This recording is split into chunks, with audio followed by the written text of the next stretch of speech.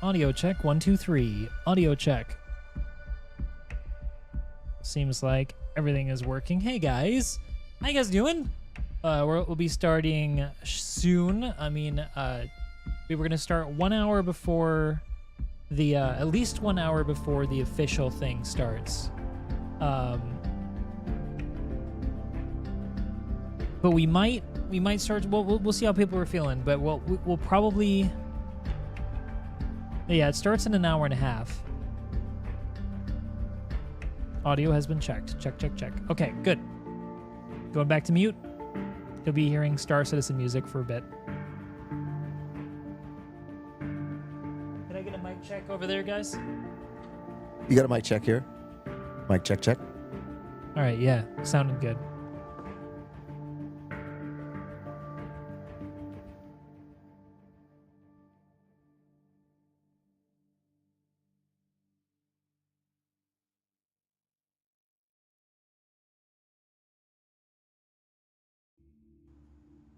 All right, we're gonna check the chatting screen. Chat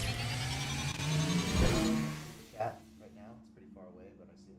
Yeah. Okay. Yeah. Just stuff is popping up on the chat. Good. Popping up now. Yeah. From Yeah. YouTube. Good.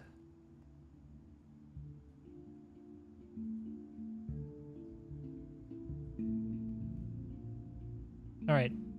We're popping back to the waiting screen, guys. We'll be starting soon. Look at that. Look at those fancy graphics I made. Haha. I feel proud of myself. All right, meeting myself. Bye.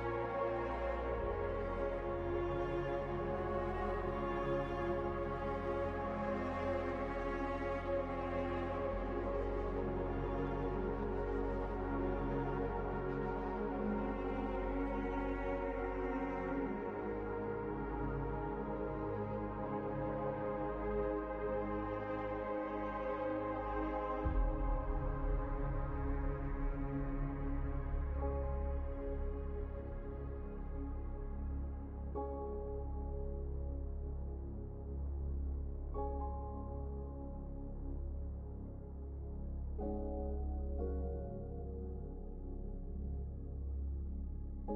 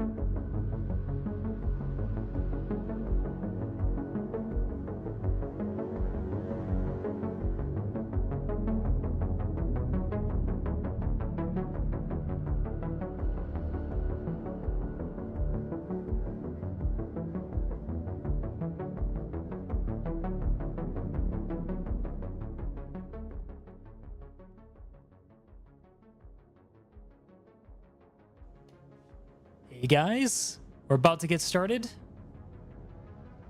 And 3, 2, 1. Hey everyone. A little bit of an interesting setup tonight. We are sitting inside my living room, and I'm sitting here now with two friends who are in the in Taiwan with me. They're also big fans of Star Citizen and content creators. To my left is Metamorph, and to my right is Seifer. It's going to be very confusing because Metamorph has a very similar name to me, so we'll just call him Meta, and we'll call me Morph just for clarity. I'm here with Meta. Hold on, no, they can't hear you. All right, so I'm gonna hand the mic over to Seifer, and he'll introduce himself.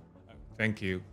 Yeah, here's Seifer, and I am a Bar Citizen organizer in Taiwan, and also I'm enthusiast in playing Star Citizen with some immersive controls like a VR or flight controller, flight joysticks. Yeah, I can play Star Citizen in some very physical ways. And then we've got Metamorph. Hey guys, how's it going? Metamorph here, and it's a pleasure. Thanks for having me. Twitch streamer, community organizer of the Legion, a little bit of a syndicate game player and PvPer, enjoying all aspects of the Star Citizen community. Bar Citizen organizer of Taiwan, and also a multimedia artist that loves experimenting with broadcasting, Twitch, streaming, and playing sci-fi games. Huge sci-fi fan. Been playing Star Citizen since the beginning of the pandemic, but been pretty big into reading hard science fiction books for, I don't know, forever. So I'm really happy to be here. Thank you, Morph. Absolutely, my pleasure. And just so you guys know, we're starting here an hour early before the official event starts. That's going to be a 2-hour special from CIG CitizenCon Direct. It's not actually going to be like an in-person event this year. That's why we're all doing remote viewing experiences. You're going to see tons of watch parties. But this is the watch party, like the official best, because it's not official, but it is definitely the best watch party. So you're in the right place. So I thought we'd start off today talking a bit about our expectations going into this CitizenCon. I certainly already put out a video, but I haven't heard your guys' thoughts about what you're thinking. And of course, we're also going to have you guys get involved as well a bit. We've got a Discord, and we'll have a couple people calling in to talk about what their concerns are going into CitizenCon. But why don't we just get right off into it? So what do you think's the big thing that you guys are hoping to see this year at CitizenCon?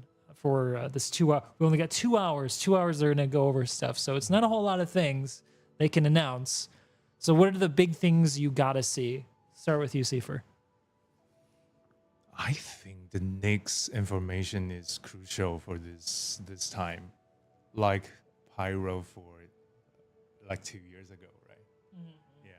I think Pyro is actually, correct me if I'm wrong, I think Pyro's longer than 2 years now. I think it's actually been like 3 years ago, And even before that, it was like 5 years ago that they announced it. What happened to our lower torsos? We need to move around a little bit for the AI to get back to work. Yeah. Yeah, or we have to get closer. So if we stop moving, the AI gets like, it doesn't think we're here. So I'm just going to fade into the background. Okay, we're here. It may be better to turn off this thing for now. There's not going to be Squadron 42 this year. So just so you guys know, they announced this ahead of time. There is no Squadron 42 being announced at this year's CitizenCon. It's only 2 hours. They're not going to cover it. We don't know when they're going to talk about Squadron 42. But anyway, we were on what we want to see this year. So Meta, off to you. Yeah, I think a big one, especially with the release of medical gameplay, I'd like to see some more things that revolve around beacons being a thing. Would be great for people that are into medical gameplay. Base building, of course, how that's going to actually be connected, and how we're going to use the tools to actually make that happen. I believe that, since we since CitizenCon and it being the year of stability, plus I think a lot of different features being thrown in and things to do in the verse, which they've been really busy doing in Stanton, a little bit in Pyro, and a lot of promises that I feel like there's this checklist of promises they're trying to upkeep, especially with giving us a worm finally, and that kind of gameplay. Maybe we'll see some extra stuff. They'll probably talk a little bit about Nyx and some other systems coming our way. Of course, it's CIG. There's a lot of surprises, and you got to take a lot of things with a grain of salt. Fingers crossed. A little bit. Yeah. A little grain of salt. Yeah, 3 burnouts later. But for the most part, I think I'm really excited to see how maybe if they're going to start giving us stronger community tools to start strengthening organizations and group gameplay, because that's what I'm really about. Especially also, taking a look at what is the sandbox and how we can do things like RP and balance those out is what I'm really looking forward to maybe hearing from them today. Yeah, you hit a lot of really strong points. I think for sure. So if you guys didn't watch last year's CitizenCon, and actually while we're talking about this, just as some B-roll, I've got a second scene put together where you guys can see it happening in the background here. So this is last year's CitizenCon. There's a guy behind us. This is a little bit distracting. Oh, there's chat too, like right on top of us. So let's move that over here so you guys can see us, real professionals here. So this is the keynote presentation from last year, the last presentation that they gave. They talked about base building, space station building, which some people said they were never going to do. But anyway, the big thing they announced last year was the vision for Star Citizen 1.0. And unfortunately, if you didn't catch it, that vision no longer includes 100 star systems for release, for 1.0's release, and instead includes 5. And the reason for that being cited was that the vision for Star Citizens, star systems back then were not the same as they were today. Back then, they weren't fully landable, fully explorable planets. They didn't have as much content and vision for them. It was much going to be more akin to something like, say, Star Wars Outlaws, if you've played that, where, there's an on-tracks, pre-recorded landing. You're not flying in atmosphere or anything. That was the vision for Star Citizen back then. But now it's fully physicalized. So they've had to bring it back a little bit for the release so that it can focus on getting all the gameplay done. But with 5 star systems, if you really think about how long it's taken for them to get out just Pyro, when they announced it, I think 5 years ago. Like, that's how long ago they announced Pyro. And they started showing off, I think, 3 years ago, and we finally got it, not too long ago. What was it, last year, the year before last year? So, like, it is taking them a very long time to get one more star system out, and the next 3, except for Nyx, are really, really hard. You've got Terra, which is a star system similar to our own. It's not to be confused with Sol, our Earth planet, right? That still exists in the star system universe. But Terra's got multiple different biomes. They've never done that before, so many biomes in one planet. So that's going to be a huge challenge for them.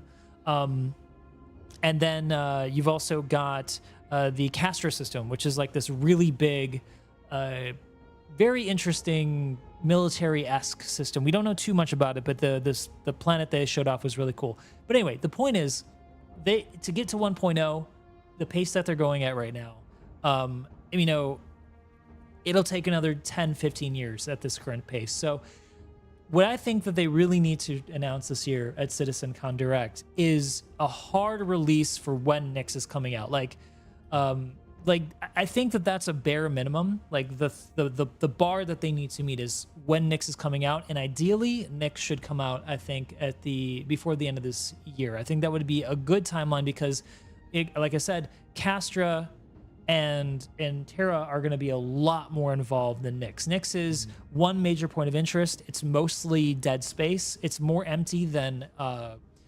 Pyro in the lore.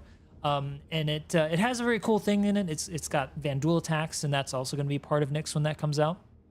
So I think that they got to get that out. But then the next thing is two other big things. One thing you mentioned, Meta. I think they've got to get community tools. Yeah. Like, we don't have any tools to get together with our community in game. There's no tags in game for our org. The game die because it didn't have community tools. Exactly. I mean, I think CIG is way better than the not to be mentioned game, though I do kind of want to mention it. Yeah, I know what you're talking about. Starts with a D. There's a lot of sand in it. There may be a giant space worm. But I think it kind of, you know, this yes goes. Everybody's got to keep moving around so the AI can actually tell that we're here. So I think we got to get, like, for sure, really strong organization tools. Yeah. So org coffers, so that we can share our ships, our money, our hangars with different members of the community. A way to identify who's who inside the Star Citizen universe for, you know, what org they're in, because it's so transactional and data transparency will be really important, so you know where it's going. Oh, that is a whole thing too. Like, when we get into the weeds of how this needs to work, it's gonna be a challenge, I think, for them to really get out iron all the problems. But I think as a baseline, we don't even have tags in game right now or like any kind of built-in org system in the game. It's all on the website, so there's no way to know if the person in front of you is actually in your org, which is really weird for a game of this age. So I think that's another thing that we got to see. And that's going to be great for everybody, no matter what kind of style of gameplay that you have, from, you know, Syndicate, Medical, White Knight, whatever you want to, you know, whatever your thing is. You know, it's a huge universe and it's a theater of all possibilities out there. But, you know, just Discord alone and then having organizational tools in game will only help us make that sandbox environment so much more richer. For sure. And then after that, the next thing I think we really need is a way to connect, as Richard Tyre said, who's the current head of Star Citizen's development. We need to get away from the islands of features and content and start moving towards connected loops, so that you're going out there mining, going out there salvaging, you're going out there killing NPCs, you know, or hauling, all for a reason.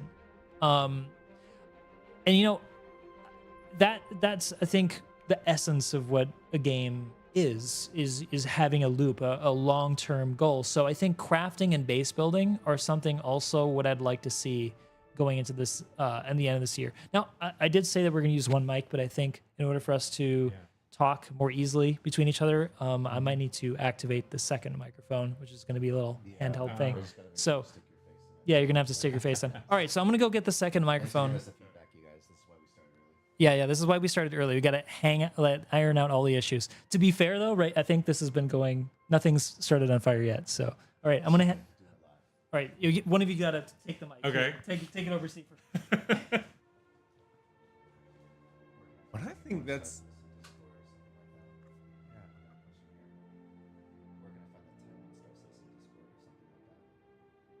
Taiwan Star Citizen Discord. My Discord is still very small, but difficult to find me because I cannot be searched. So if you're interested, I can share the link. I think that it depends. If you want to play in a Taiwan Star Citizen Discord, I think you might need to speak Mandarin, because most of the Discords are people are only speaking Mandarin. There'll be some people that do speak English in there, but I think they're pretty comfortably speaking Mandarin all the time. So if you want to be a part of that, there's a couple of them. What is Nil's Discord? Outrider Interplanetary. Outrider Interplanetary, and yeah. But also, like, I mean, we're from Taiwan and we play in Morph's Discord too. I have my own Discord, so kind of have to look around a little bit, probably in Spectrum. Mm-hmm. All right, so we've got a second microphone now, so hopefully we don't have to. Maybe we should have had everybody have microphones for this. We can pass it over. You can pass it over. Yeah. Small mic has feedback. Double audio. Okay. Oh, echo. Okay. Sorry.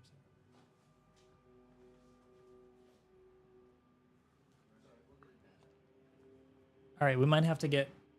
You guys were hearing double sound. Double echo. Okay. Double echo. We might have to just stick with a single mic then.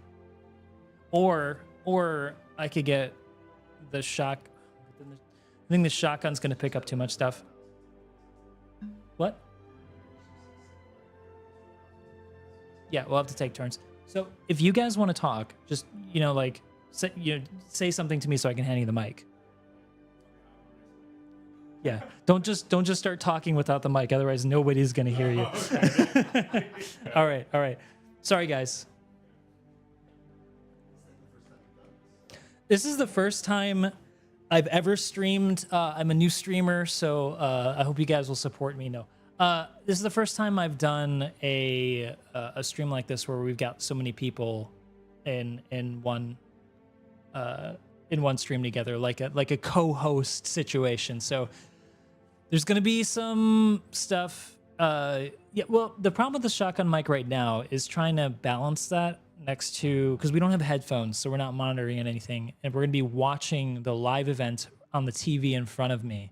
You guys can't see that, but that's the plan. So yeah, well, if I increase it, then it's gonna.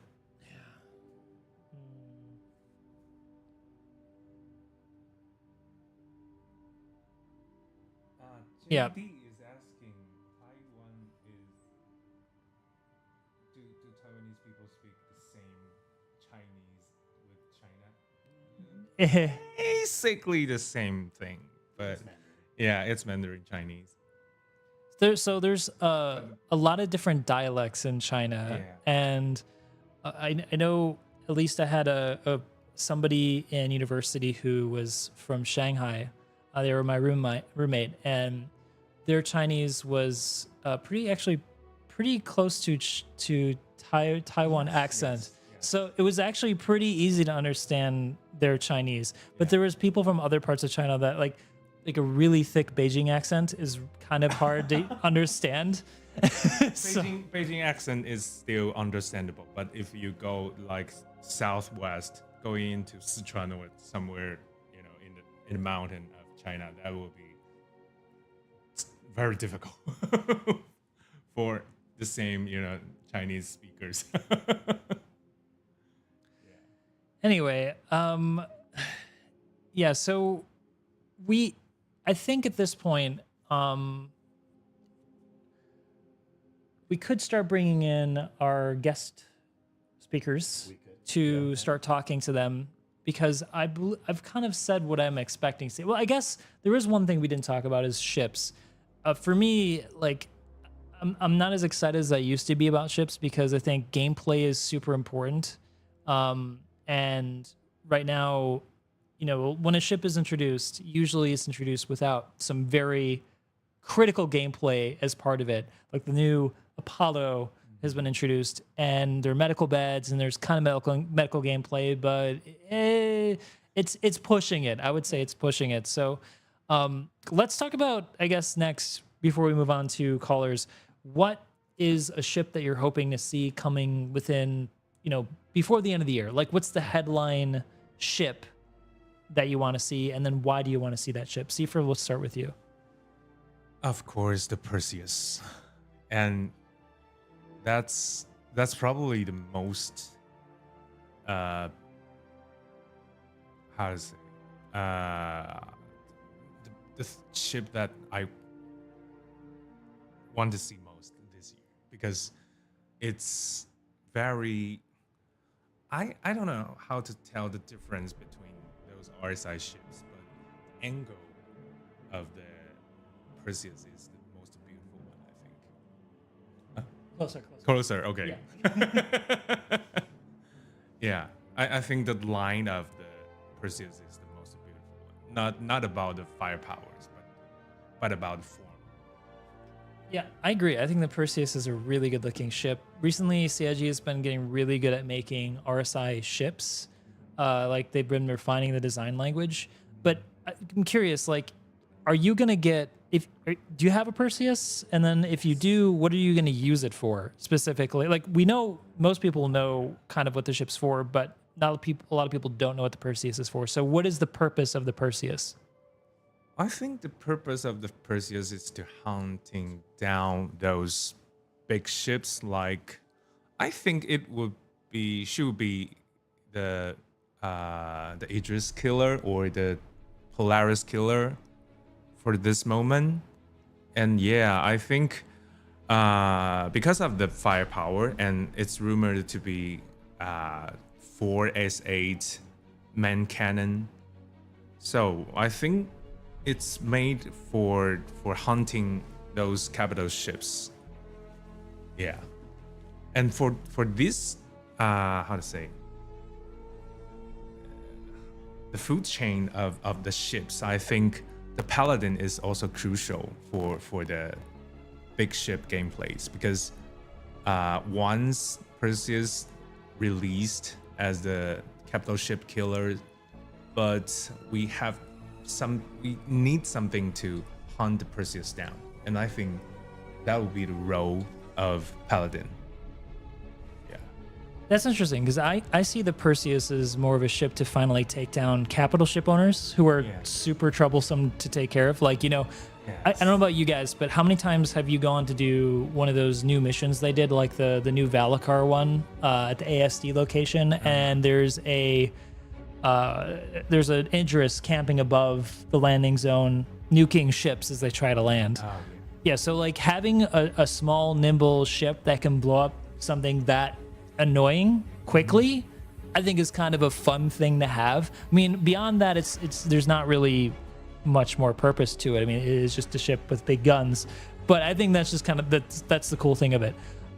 Personally, if the Perseus does come out, I would also like to see the engineering gameplay they've been working on come out with that. And my prediction for this event is that they're going to give us a keynote presentation at the beginning, and they're going to show off. And I'm going to thank actually Captain Jack on this, sorry, Commander Jack. Oh, I did exactly what people said I should, or exactly what he hates people doing, calling him Captain Jack. He's the one who also pointed this out. I think he's 100% right. It's probably going to be the Perseus with the engineering gameplay, and they're going to jump to Nyx, and that's going to be like the keynote presentation. So that'd be my one ask if that comes out. So do you have any other ships you're looking forward to? Because they've got, they said I think 6 new ships are going to come out before the end of this year, possibly. So among the list of ships, I think you said the Asgard too was Asgard? The anti big ship based Paladin. The Paladin. Okay. Any other ships? Maybe another construction building ships, but they are not going to release any concept ship for recently, right? They said they weren't going to release any concept ships, but I'm not so sure about that. I think the mic's actually loud enough now to actually pick up our voices pretty nicely. So I want to go to you now, Meta. What ships are you looking forward to and why? Well, here's the thing. We've been playing a long time. I have a lot of ships, and I want multi-crew to be a thing, and I want multi-crew to work in the ships that I already have. And to be honest, there's a lot of great ships coming out. There'll always be some hype ship coming out. I want my ships to work the way they should work. And I'm not going to answer the question because I want the ships that I have now to function. That is a pretty hardline stance, and I'm gonna have to agree with you there. I am looking forward to ships, but ultimately, like I said, prefacing this conversation, we kind of need the gameplay to back it up, right? We should bring in somebody to talk to VCR. I think this is a good segue actually into VCR. But before we do that, I just want to share my piece as well. I really want to see their work so far in the Kraken because I've been looking forward to that carrier ship for a really long time. And even though it may not add too much to the game, I would still enjoy seeing it in the game as an alternative to seeing the Idris flying around all the time everywhere. And I guess the Polaris too, but Polaris is kind of like a mini capital ship. It almost doesn't count. Sorry, Polaris owners.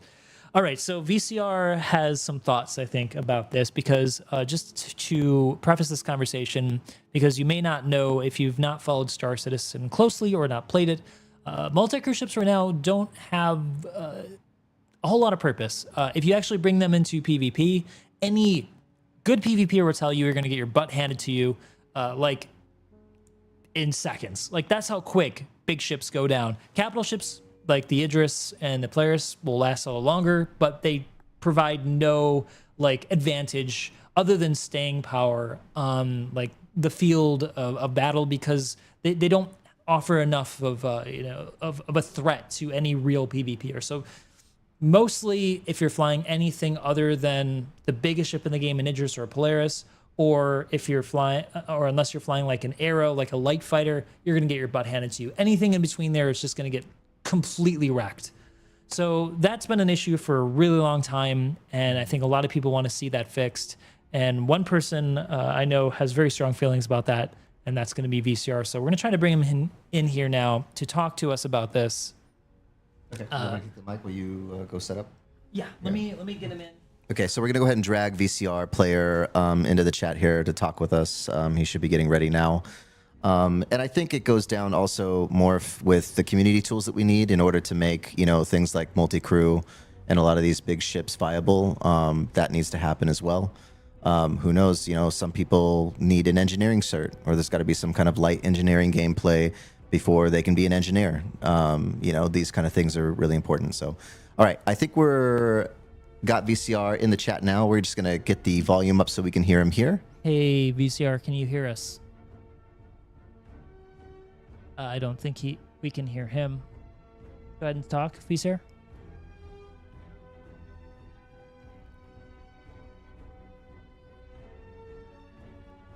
Uh-oh. We tested this before the stream, and it was working, and now it's not. We'll make it work. You guys hear him? No. Just hold on a second, you guys. Professionals here, by the way. The stream might be able to hear him, but we can't hear him out here, maybe. I'm not sure. No, I don't think the stream can hear him. VCR, talk again. No, this is on our end. Nice, JD.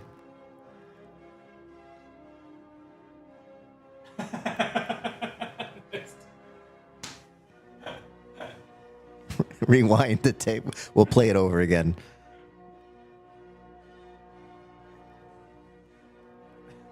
There'll be some people in chat is like, what is a VCR? All right, we can try that again. Testing. Can you hear me? Test 1, 2. Can you hear him? Hopefully someone can hear me. Not yet. I can hear you, but Still nothing. Hopefully someday. I can hear you, but they can't hear you. But we're gonna get you on in a second. Just give me a second. Hopefully it doesn't have to do with that other mic that's on the table over there. That's the lapel mic. I can hear y'all fine. I can just be kind. Rewind. But they can't hear you. Dude, VCR, you are getting trolled right now. Okay, try again.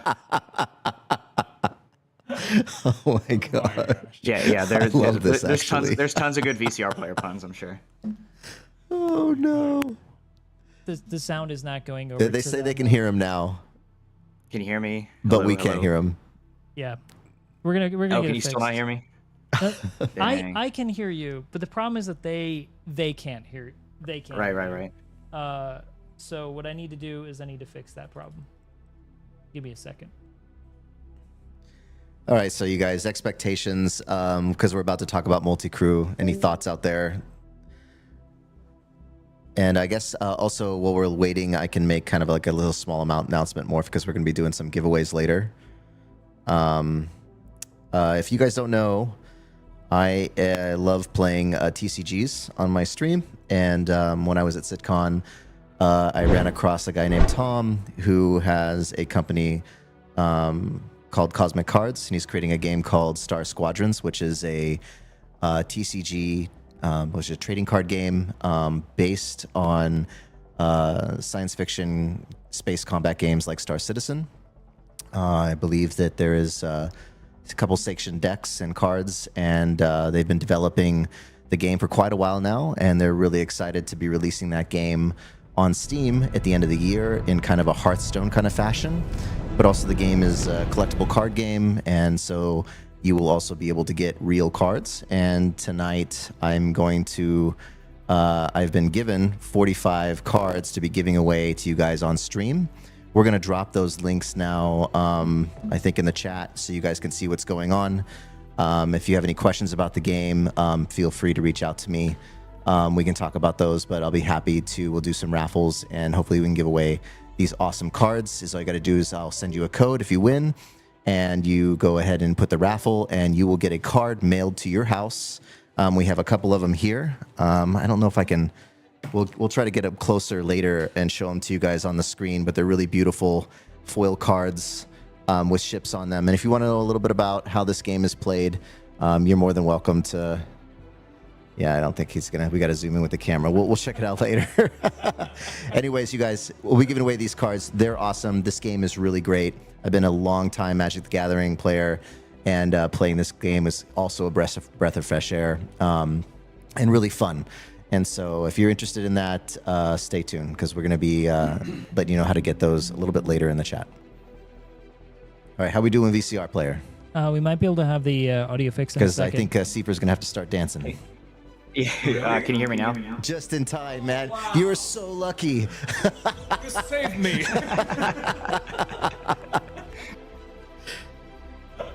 Yeah, that's funny. So can everybody hear me now? Yeah, I think we can all hear you now. This is great. Morph, get over here. Awesome. All right. Yeah, so do you want to introduce me, or I can talk? Yeah, well, how about you introduce yourself, VCR?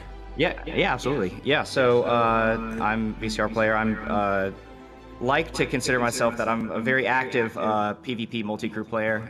Pretty active in the PvP community. I'm part of the org Sons of Ares, which is a very active and good org in the PvP community.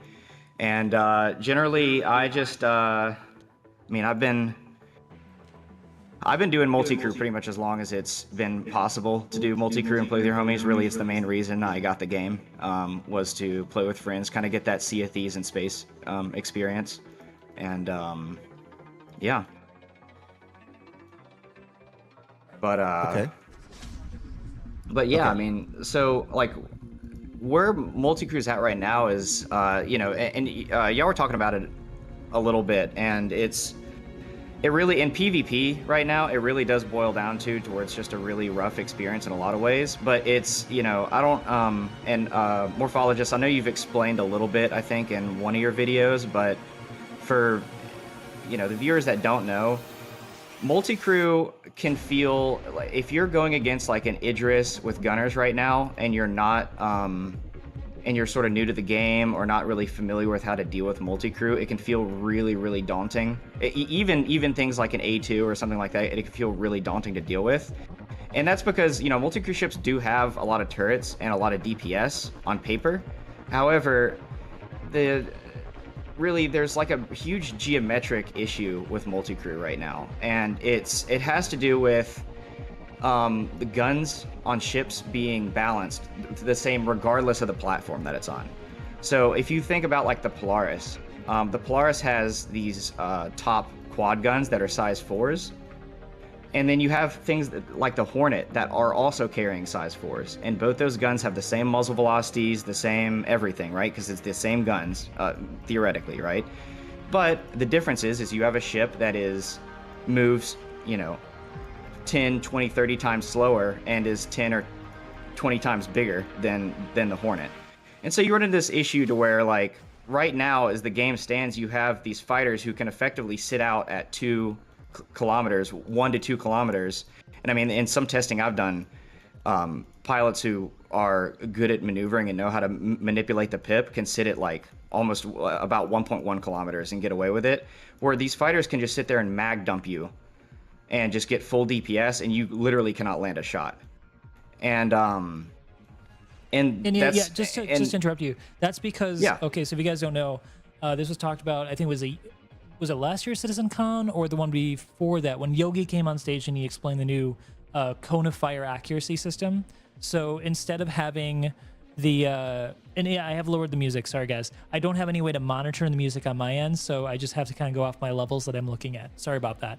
Again, super professional here. Anyway, so it used to be that there was a hard fall off for the way that weapons fire would work for ships, and they decided to go and change the way that would work and make it more of a cone of fire. So the farther away you get from your target, the more the spread is, and the less you'll hit your target. And the idea is that you'd want to close with the target to get more stuff on target, right?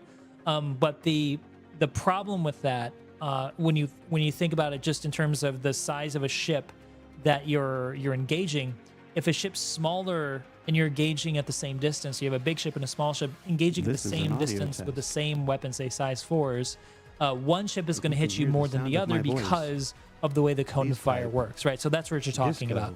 Is a real cool guy. Yeah, so it's a cone of fire thing, but it's also a muzzle velocity and a effective range thing.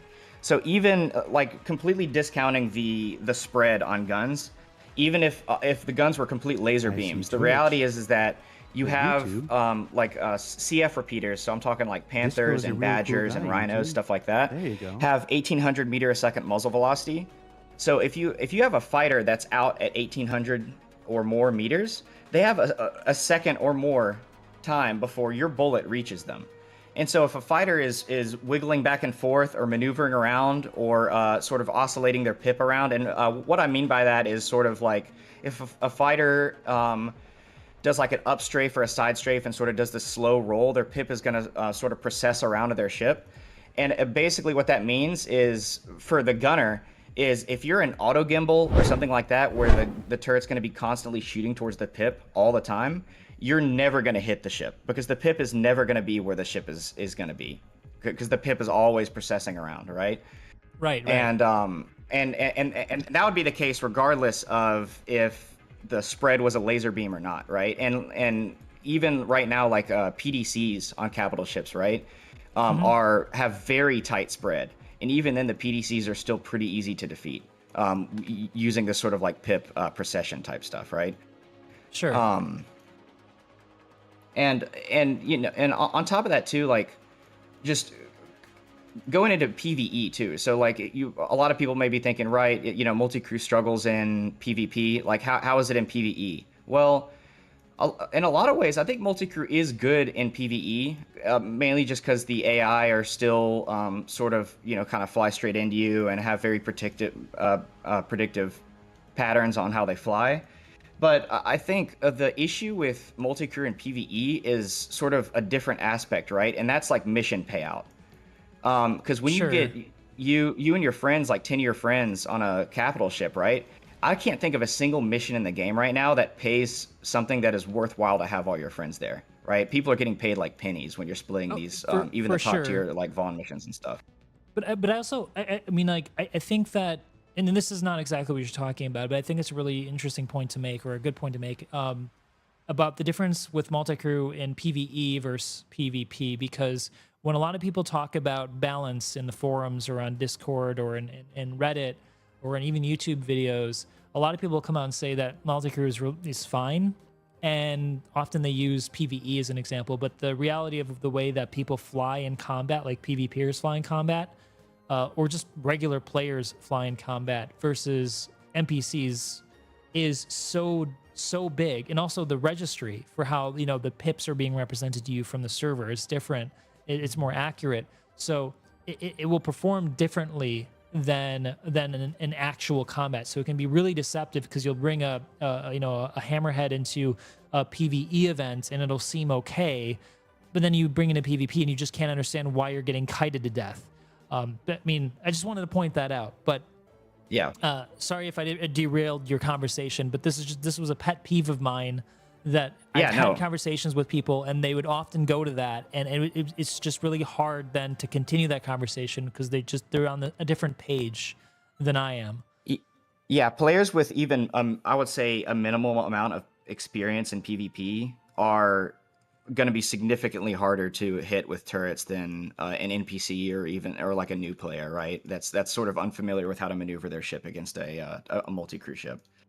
So, but yeah, like and it's, you know, as far as mission payout too, right? So there's other than like events, there's not a lot of missions that have like super good payout right now.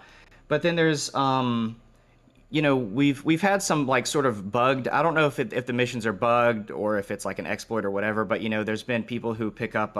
Maybe some people will be familiar with the Partilium trading, where you can pick up these Partilium shipments in Pyro, as well as like the Dupree missions, where I think there was an issue with a mission being bugged where you could pick it up 10 times and make like 1 million UEC a run, and you know. Some people are complaining that's you're making way too much money, and then other people are complaining about PvP at those locations, right? Because those locations, when they become bugged like that, they become hotspots for PvP because there's all kinds of players there and stuff like that, right? And regardless of where people stand on that, I think it's good to have ultra high value areas like that in the game, because there's and for the people who say, those areas just become PvP, like grief spots, whatever else, like, you need to think about it from the aspect of, okay, we need to approach this as an org, right? And now you can actually pay, like, those missions do pay out enough where you can pay people to escort you and pay people to gun your ship and other things like that. And those are the sort of like high value missions I think need to be in the game. We need more of those in the game to encourage like multi-crew and more team gameplay on the mission side of stuff, right? So then just to I just want to make your points really concise here. So what exactly, what are, if you can say in just like a sentence to summarize, what are the things you'd like to see them change or improve with multi-crew to make it better? What in your mind then makes multi-crew better? Yeah. So the biggest thing right now is, and there's two ways, in my mind, there's about two ways that CAG can go about doing this. And the devs have talked about doing one of these ways. We just haven't really seen it yet. But ultimately, guns or turrets on ships, on multi-crew ships, need two things. For the anti-fighter oriented turrets or anti-fighter oriented guns, they need way higher effective range. So that means giving them better muzzle velocity than their same size counterparts on fighters, right? As well as better range and potentially reduced spread. The spread is an issue, but if they massively increase muzzle velocity to where you're more accurate, the spread on like CF repeaters isn't. It really only starts to get insane at like 3 kilometers right now, but spread should be reduced, I think, a little bit. And then the other option of fixing it, which the CIG has talked about doing this, is having bespoke guns for turrets. So, and we've already seen that a little bit, I think, like with the Maris cannons on the Polaris and the, I can't remember what the guns on the Idris are called, but the ballistic cannons on the Idris. Yeah, I know the new ones that came out with the torpedo variant. They're really good. I had a chance to play with them a little bit. They're really good. Yeah. Yeah, and those are what I would consider like an anti-capital oriented gun, right? And that's sort of another issue we have with multi-crew right now, is if you get 9 people in an Idris, the gunners that are on those double-size 5 turrets on an Idris are doing effectively no DPS against that Idris. Like, we need way higher DPS guns for anti-capital. But, they need to make sure that the muzzle velocity is low enough so people aren't, like, one-shotting fighters with it, so it's balanced, right? So we sort of need that on both ends of the spectrum, is, like, better anti-fighter guns and better anti-capital. Personally, I think that some of that comes down, though, to how how damage to components works, because I think with big ships, it'd be more interesting to have to target specific systems than to just say, as a flat measure of DPS to be able to overpower another capital ship's shields to destroy it, right? I think it'd be far more interesting to be able to more effectively disable systems as it is right now. It's just as effective to blow a ship up as an HP kill as it is to try to target a specific system. I know there's some people who will like blow off engines, but it takes a really long time, and I think it's actually faster to just target the hull and blow it up. You're only blowing off engines if you want to board it for funsies, but not because it's more effective. So like I would like to see, I think, is another way of coming at multi-crew being more effective, just to have a better way to use turrets to effectively disable a target as a faster means of taking it out of the fight, as opposed to just blowing it up. I think it just makes combat a bit more interesting. But so you're saying that basically turrets have to have modifiers on them, is to summarize what you're saying. And I agree. I think I pointed this out at some point as well, and people got a little. I think Yogi is quite opposed to this, but here's my personal opinion on this. I think that no matter what you do, turrets are always going to be difficult to get people to get into because they're not as fun as flying fighters around. So in order to make them effective, you need to think outside of just how much DPS they do, because right now they suck, just period. They're not very good, yeah.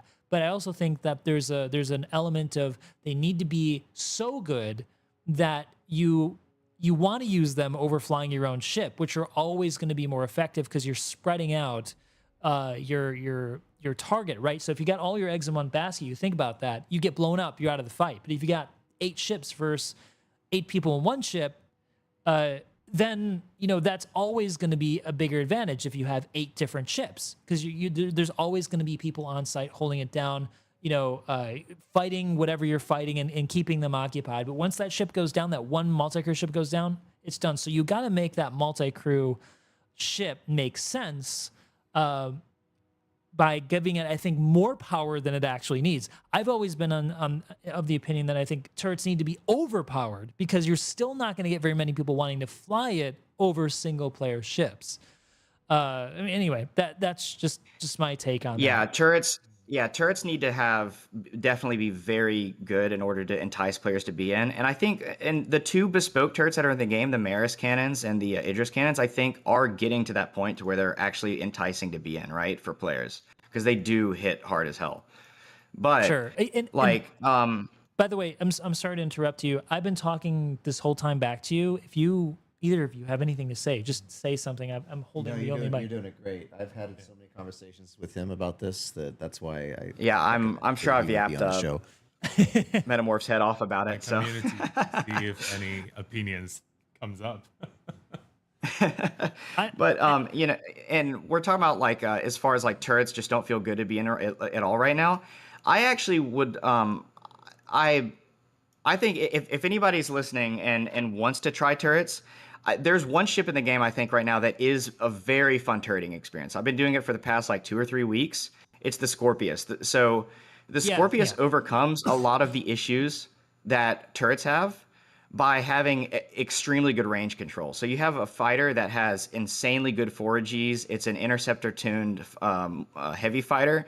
So you can get up really close if you have a good pilot with you, and the turret can just shred people. And the turret in that ship has a very high skill cap for aiming and having good situational awareness and helping your pilot, and as well as firing missiles, because you can fire missiles from the backseat on it. Sorry, go ahead.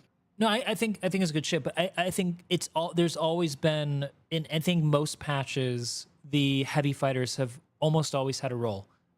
So I mean, it's good, but it's not really that surprising that it's good because the Hurricane has been good.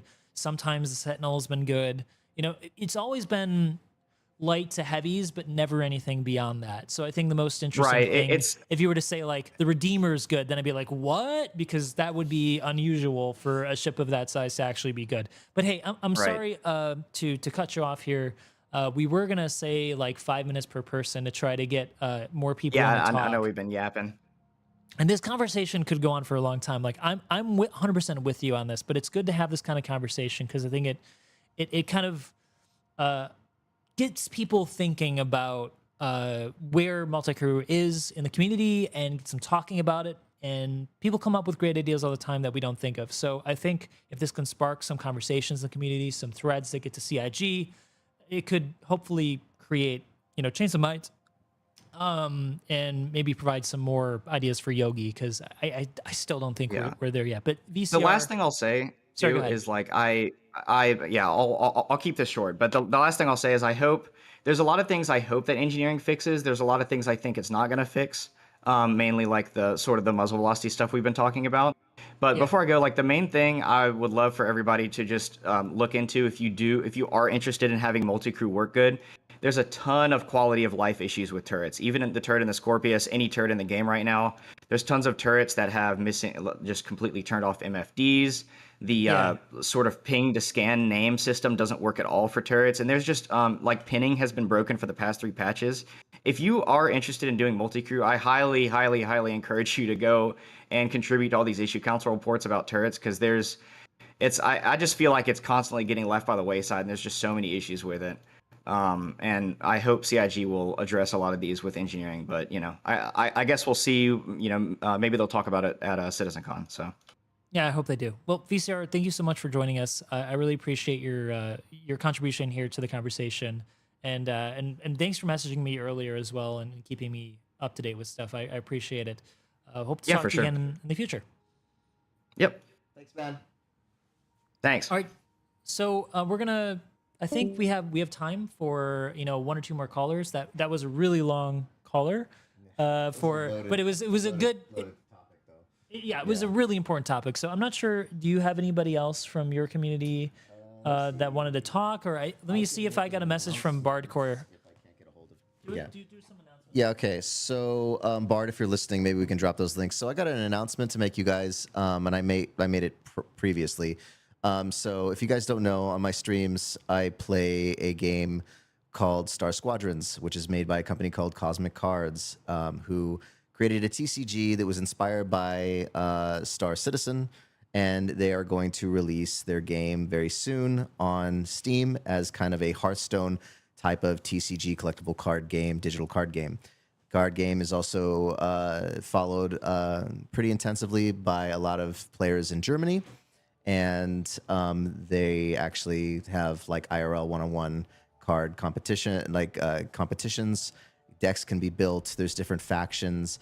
And there's a lot of things about the game that reflect the different states of gameplay that you would like to explore in games like Star Citizen. But primarily, they focus a lot on ship-to-ship combat. But you'll see some mechanics in the game of Star Squadrons that are really familiar, kind of mechanics that are available on some ships. So, but if you're really interested in that, we're going to drop some links in the chat right now, so you can check it out. I'm going to be giving away, so I'm not going to be giving away, but I will be. So I've been given 45 cards from Cosmic Cards to give away to you. So you can check out the links, see the cards that are going to be given away tonight. We got about 45 of them. We're going to run a couple raffles as you're watching, and you're just going to go ahead and fill out your information, and these cards are going to be mailed directly to your house. I brought some cards here that we're going to try to show a little bit show to you a little bit later. I guess we got to put it up to the camera, but it needs to have some kind of autofocus for Morph. So, but I just wanted to share. I'm really excited to get these cards out to you. And the game is great. I'm a long-time Magic the Gathering player. I've been playing that game forever and other TCGs like Ascension. And this game is really unique. It's awesome. And I feel like it's like not toxic like Magic the Gathering is. It's just really great. So, sci-fi, TCG, space combat card game. It's awesome. And I think you guys would like it too. Yeah. Awesome. So check it out, guys. We do have another caller, Ishton, and we've got maybe room for maybe 1 or 2 more people to call in. Bard is going to be talking to people in the captain's quarters to just see if you guys got a working mic and what you want to talk about. So yeah, you got to come in here if you want to talk to us. You have to have a mic. But anybody can come. First come, first serve. Go to the captain's quarters. Talk to Bardcore. We got a couple slots open, but I'm going to drag Ishton down. We're going to talk to him for say we got to keep it to like 5 minutes because it's actually going to start very, very soon.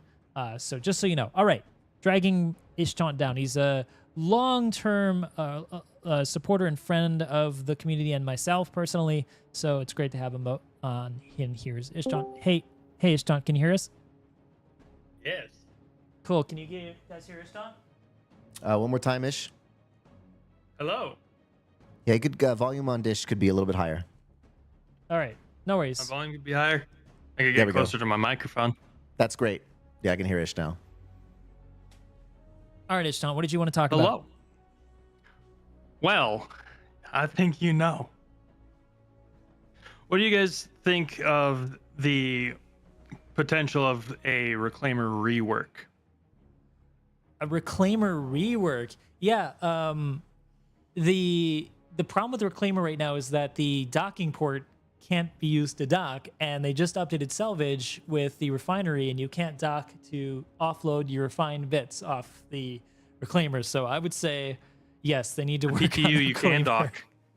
Sorry? In the PTU, they've lowered the rear engines to where you can dock. Really? They did? I'm sorry, I didn't know that. I Yep. think you were trying to get me to try it out, right? And I didn't. Nah, it's just a thing that I saw. But those are originally decontamination EVA airlocks, while the docking collar was on the top. But it's still, the entirety of the ship is still of the old metric. Yeah, They it also is. made it so that the rear elevator that's in the very butt of the ship does extend lower, so you can pop boxes out that way as well. But it's okay. still outdated. Yeah, I mean, I think that's a problem. It's a real problem, I think, with a lot of ships in Star Citizen. There's a huge backlog of outdated ships, and the Reclaimer, unfortunately, is one of those ones that is on the older side. It's one of the oldest ships in the game. Not the oldest, but one of the oldest. I think next to the F7C, the Constellation, the Gladiator, like those like ancient ships that are relics of a time before they even had metrics. So yeah, I would love to see that updated. I'm not sure we're going to see that for CitizenCon's 2-hour presentation, though, Ishton. I think that's a little ambitious. Yeah, we'll see. We'll So, see.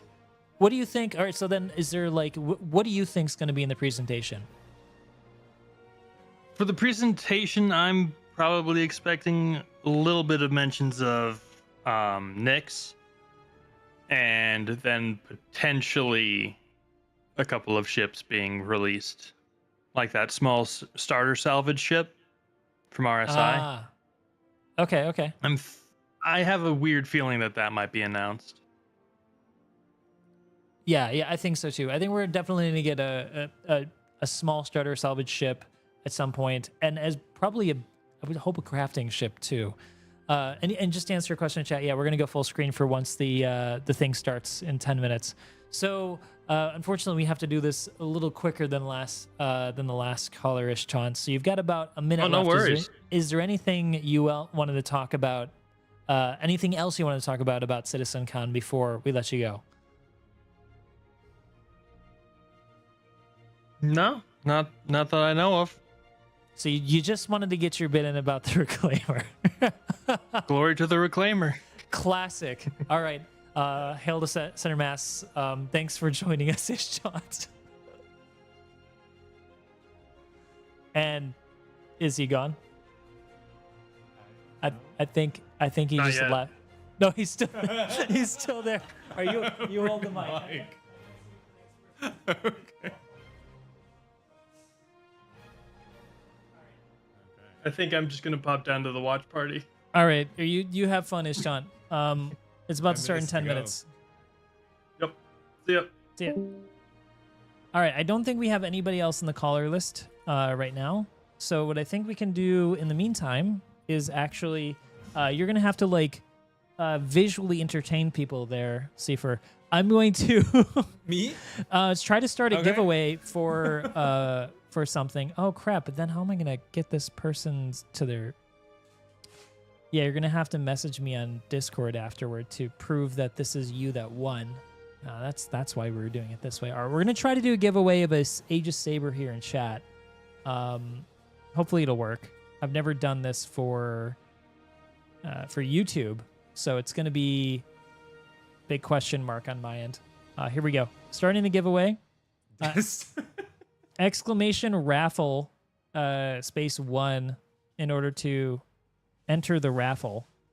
And then I'm just gonna pick a winner. We'll do this like real quick. This is going to include an Aegis Saber fighter. It is Oh, yeah, people, it's working. Cool. It works. It works. This includes a Star Citizen package, courtesy of CIG.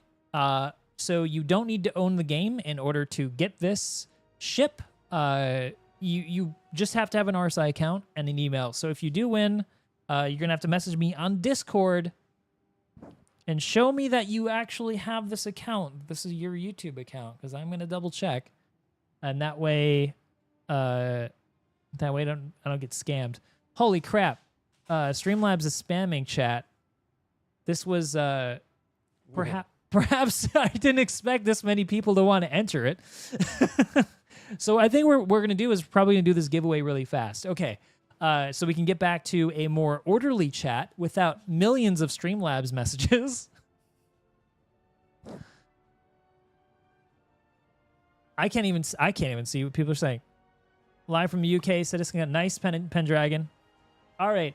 We're going to close it in a minute. So you guys have until 8 minutes countdown for CitizenCon to get into this giveaway. We're going to do the giveaway really quick. We have more giveaways for later. Of course, we also have the cards giveaway too. So I don't know how we're going to run that meta. How are we going to run the card giveaway meta? Meta is out of the room. No, he's sitting next to you. No, he's not. Oh, he's not. Oh, He's not. oh man, the stream is so delayed. Okay, for what I'm seeing on the live thing. Oh crap. I'm so nervous. Sorry. That's my fault. Okay. All right. We're going to close the user count in 5, 4, 3, 2, 1. Don't worry, we're gonna have more people, like 178 users, and drumroll, and the winner of their very own, very special and free Aegis Saber giveaway is X Dice at X Dice. Congratulations at X Dice for winning. You're going to have to message me on Discord from our Armco community. You can find the link. And you'll be able to get your... Okay, raffle's over, guys. Stop spamming. We're good. Raffle's over. We'll do another raffle later. Congratulations, X. Oh, wait. There's a big delay in the stream, so of course that's not going to work by telling people not to spam exclamation raffle 1. At X Dice is the winner.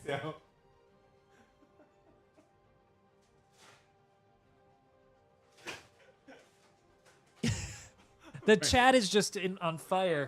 Oh my god. Okay. I will have to write this down too so I don't forget. Because I sometimes forget. I want to Wait. get mine. I got something to drink.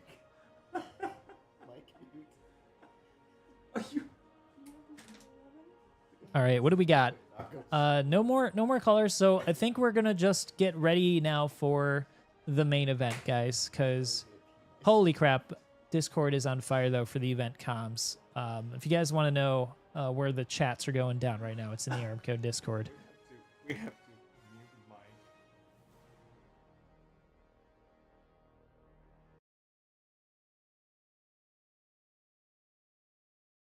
Actual stream audio now.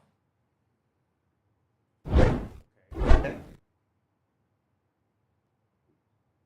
Oh, this is great.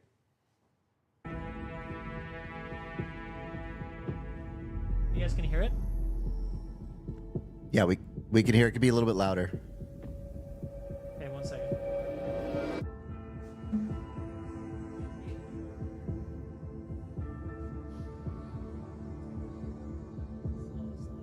As long as they don't get a double. I think it's actually quiet.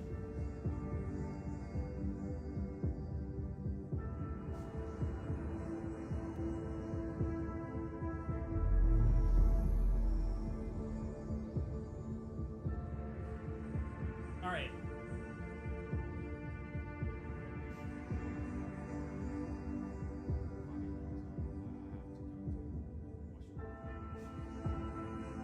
Yeah, go. That's what I got. I had to get. Dude, my back teeth were floating. Yeah.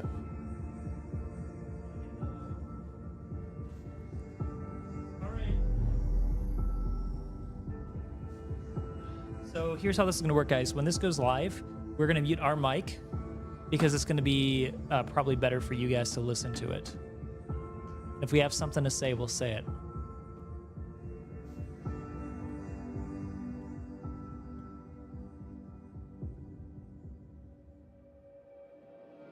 Second.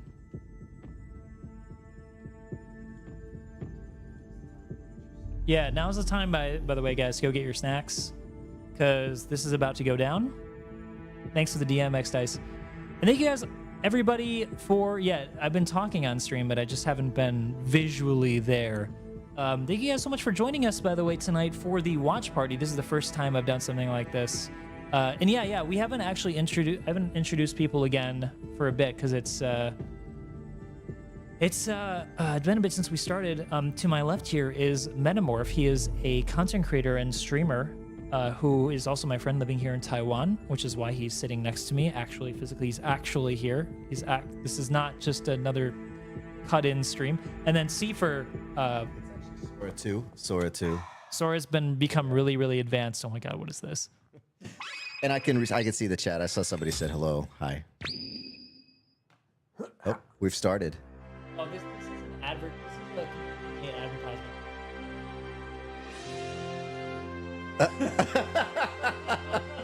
What is this? Oh my God, this is ridiculous. One day. That's it? Yeah, Cute. Little quickie. Yeah. So are we reintroducing ourselves? Just See Dr. Jack here. You're Meta. Yes, I'm Metamorph. On Twitch, I stream with Legion and Armco, also living in Taiwan with Morph. And I'm into a lot of syndicate styles of gameplay, PvP. And it's kind of also just supporting communities all around. Been a part of the Taiwan Bar Citizen for a little bit. And enjoy just streaming and creating multimedia art. It's a great time to be a multimedia artist. And it's really great, exciting time to play Star Citizen. All right, and then to my right and your left is Seifer, a Taiwanese Bar Citizen organizer. bar citizen. You? Yeah, you introduce yourself and then move forward so that you can. Okay, so I won't disappear. Yeah, this is Seifer, and I am Bar Citizen organizer in Taiwan, and also a content creator, new content creator, and play Star Citizen with some immersive gadgets like VR joysticks and trackers or something like that. I can play Star Citizen in a very physical way. So he's got like one of those fully sensational suits, and when like he gets blown up. No, I'm kidding. Yeah. That's not what it is. He's like Ready Player One. Oh God, that conversation could go with places. No, I know it's lower now because we're chatting. I'm gonna turn it up once it actually goes live. I've got that slider right there on my screen. I'm gonna bring that up. Do we think CIG will be on time? Yes, but I need to use the restroom. So if I don't get back in time, you slide that slider all the way up. Okay. Good. And then hopefully, I guess at some point we'll need to start giving away some cards with some more raffles going on. I don't know how Morph is doing that, but we're going to do that with Cosmic Cards. So here we go. So I'd like to ask a question, and without just saying anything, and besides what's happening now, and you had to reminisce for all those people that have been playing Star Citizen for a really long time, what was one of your favorite versions of Star Citizen? I'm going to go first. I think mine was .17. Yours? .17+1. But yeah, it's a long version, but still very stable and playful. Yeah, so I think .17. But in the end of .17, it's some kind of we were so frustrated because yeah. But the show goes on. I just remember Jumptown being so awesome. Oh, we started. Morph, shake it off. Let's go. That we can build an architecture to deliver a universe with incredible detail at massive scale, seamlessly, and where thousands of people can all play together. Server meshing has been working pretty much flawlessly at scale for the past 9 months. It has brought a more populated and active verse with up to 700 players online and in the same space at once. It's greatly increased server performance and delivered a much more responsive player experience. I couldn't be prouder of the team. They delivered something no other online game does presently. There may be other games out there that claim large player counts, or even the ability to mesh, but none do it at our detail, scale, and seamlessness. Of course, there will be continued improvements to server meshing and to Star Engine, but having moved past this last big technological hurdle has allowed us to finally focus on quality of life and stability improvements, something that has long been overdue. We're about to deliver our 9th patch in 10 months, with content that has brought Star Citizen storytelling into new and exciting directions and more than 2,000 bug fixes. And while there is still a long way to go, the game has gotten more stable, performant, and fun as a result. We see this in player metrics. More of you play every day. The daily average users is up 45% from last year, and your play time is up 15%. So more people venture out into the verse and stay there longer than ever before. And through all that, we've told the dual stories of the Frontier Fighters Assault on Pyro and the moral compromises being made to combat the regen crisis. Now, as those stories come to a rest for the time being, it's time to look forward to the next chapter of Star Citizen, where the instability in Pyro and the callous actions of some pave the way to new adventures, new locations, and new threats. Last year, we announced our next star system would be Nyx, home to the People's Alliance of Levski and bordering the Vandal threat. Today, we're proud to share that your adventures in Nyx begin not next year, but next month, when Star Citizen's third system comes online in Alpha 4.4. 2 new systems in 1 year. That's only possible because of the tireless work of our development teams, server meshing accelerating what's possible, the support teams behind the scenes, and most importantly, all of you. Now, I do miss that we're not all together under one roof this year, but in many ways, we're more connected than ever. Across the globe, many of you are gathering at watch parties, 9 of them with our developers in attendance, and countless others springing up in communities everywhere, and all happening simultaneously today. So even if we're separated by oceans and continents, we're bound together by the same passion for space, for discovery, and for this incredible universe we're building together. Whether you're at home or alongside your crew at a watch party, grab a drink, sit back, and let us take you inside our up-and-coming plans for the next year of Star Citizen.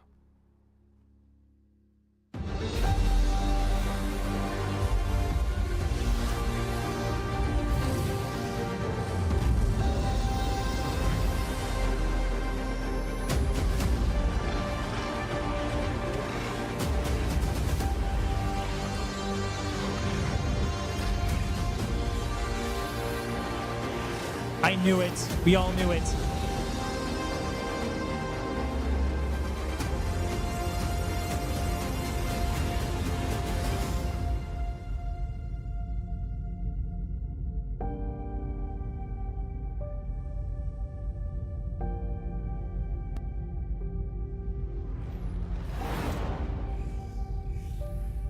Next before the end of the year. Yeah, 4.4.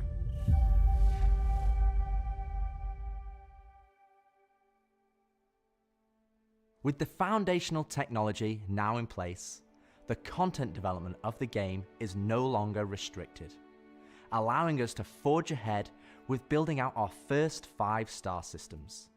Nyx will see the much-loved Levski landing zone added back to the verse, while also bringing you one of its most iconic landmarks, the Glacian Belt.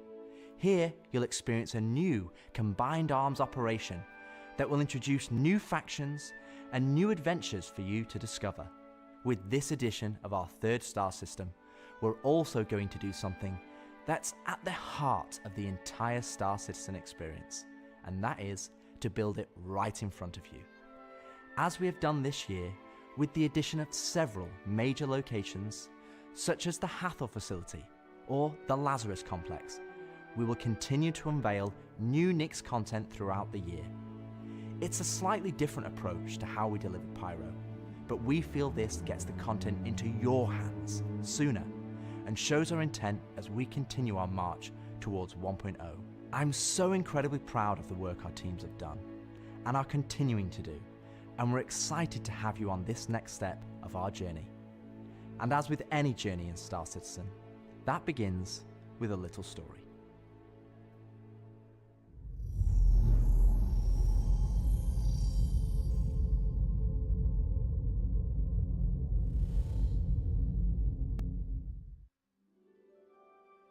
In 2025, we introduced two major storylines spanning multiple patches, creating a living backbone for adventure across the universe. The first was Pyro Must Burn. It connected Stanton to Pyro and introduced the Frontier Fighters, who are relentless, brutal, and determined to wipe out any threats that cross them. And with this month's release, you'll now take part in the conclusion to that storyline. The second was Science Run Amok, with the Regen Crisis throwing the Empire into chaos, and you all jumping in to help the various corporations respond.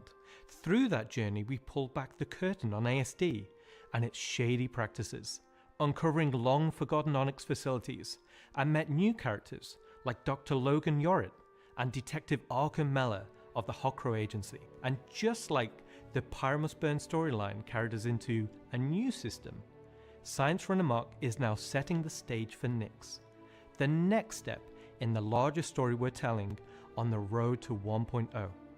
As this new chapter of Star Citizen begins, let's hear from just a few of the team members working to bring this next era of our universe to life.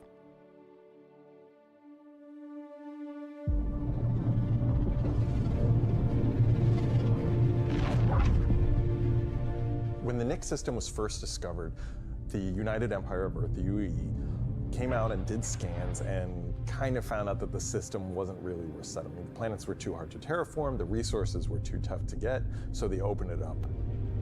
And one company saw opportunity where the UE didn't, QV Planet Services. And so they expanded into the system and tried to mine as much as they could, making a very slim margin by the sheer quantity of resources they were pulling out. The system itself sort of ran its course from sort of a large corporate interest perspective, and then was mostly left abandoned. Now this ended up being the ideal situation for the People's Alliance, who were a group of revolutionaries who were trying to overthrow the dictatorship of the Messer regime that was going on in the Empire at the time. So they went to the Nyx system and established what became known as Levski. They wanted to make it everything that the UEE wasn't at this time. They set up what they saw as their ideal society, where everyone's voices would be heard, where everyone would be equal. But they've fallen onto hard times. So Nyx today is kind of at an interesting point in its history. Now that the UEE has kind of transformed itself into a democratic society, what is their role? What are the People's Alliance rebelling against? And they still see the Empire as being inherently unfair. They see their role as still trying to create a free and fair society. But on the other hand, they have more problems than ever, and there's new threats lurking around every corner. And they have to ask, are they prepared to handle that? Or do they need to turn to the UEE for help?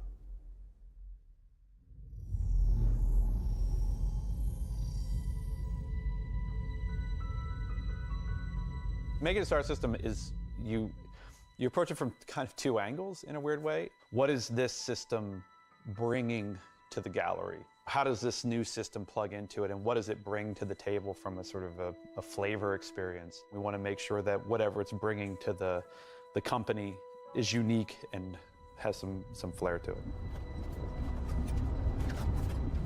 So the Nyx system is a remote system where people want to go and live free outside of the pressure and influence of the UEE. It's a remote and rugged system with a lot of hostility coming from the ever-present threat of Vandal. It's kind of like a frontier-esque thing. It's not lawless like Pyro, it's just kind of out there. Pyro's more like a Mad Max wasteland, and Nyx is more like Silverado or like Deadwood, right? It's kind of like a smaller scope. The emptiness and the loneliness is the defining factor. You're still going to find gangs, you're still going to find hostile presences, but it's where people go if they want to live off the grid.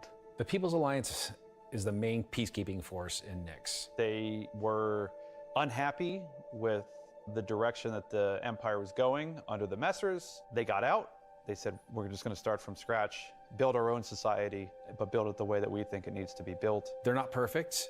They're just people, but they're doing their best. They want to help keep Nyx safe and make it prosper. They are trying to do the best that they can, but are faced with the realities of dealing with people, which is tricky. The Pyro star is quite a warm star. Stanton star is quite neutral. And the Nix is a little bit cooler. The system has its star, and it has this dark, really, really dense gas, sort of nebulous cloud. And it has points of light scattered around it, and those points of light in this gas cloud is really, really hazy. So because Nix is bordering Vandal space, it was important that we have a gap in the Nix gas cloud where you could sort of just, in between the clouds, see a piece of the Vandal space. It feels so close that it's even like protruding some red light.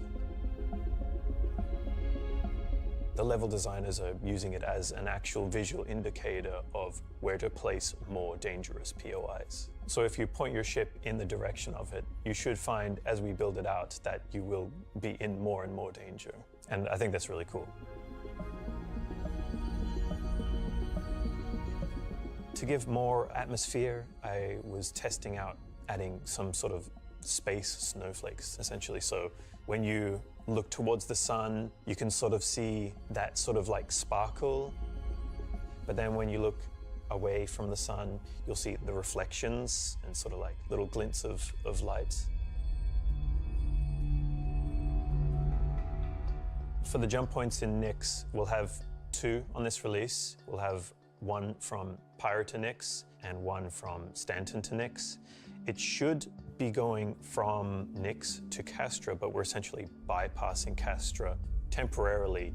Hey, we want to make sure you can get there any way you want. Glacian Belt is a huge asteroid belt that is in sort of the middle of the system. Glacian Belt is a combination of a bunch of technologies that we already had. The asteroid fields we use for planetary rings and the gas clouds, and it's combining them to make something completely new that we've just not seen before. It's full of resources that are still left unharvested because it's kind of a tricky spot for mining. It's not the easiest place to go, but that means that there's still a lot of opportunity for independent miners to go out there. So the rocks in Nix are a bit more sharp, like sorts of like icy look, rocky, cliff-like, very different from those in the Pyro and the Stanton. One of the big differences too is all of that extra added movement that just adds a little bit of extra flair. It's also a good hiding spot for people who are trying to elude capture, maybe set up ambushes, that type of stuff. Always feel way more interesting flying in those spaces than just, you know, through empty void.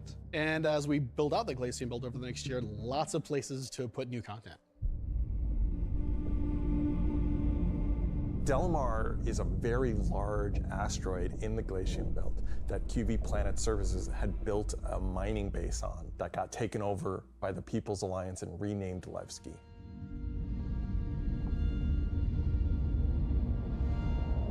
Levski is our first and biggest social outpost for Nix. It's kind of like the place where you stop before you do your panning. So it's kind of a San Francisco before you go out to the gold rush. It's going to be the central hub for trade and hauling and all of the commerce within Nix and also from Nix to other systems. But it does have a CD underlayer to it. Over the years, you're sort of improving the generation method of those asteroids to culminate towards this specific point to make large, explorable location. When you fly towards the Levski, you see this huge gas ring around it. It's scattered small, mid-sized pieces of the asteroids. Well, Levski is immediately apparently unique by the fact that it's a facility clamped onto the side of an asteroid. The breathtaking views of looking into the belt instantly gives it a unique charm and flavor. As you approach, you'll initially see a very dramatic borehole that goes all the way through the asteroid. You'll also see growing out from there and alongside Levski, there will be landing pads along what I'd call the spine. Lots of industrial pipes and transport systems to bring out the refined mining materials when it was a mining station.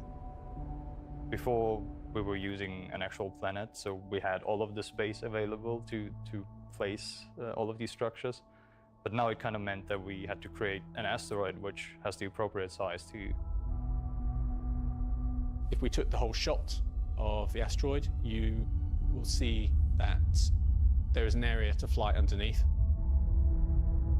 We plan on bringing in hull C gameplay, so this is exterior cargo elevators, so as a team you will be able to load and unload cargo.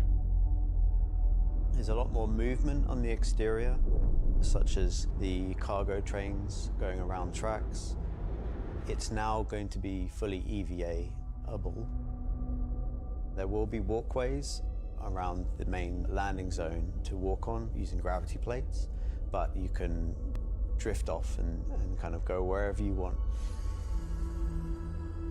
They can explore fully the whole place, which is great.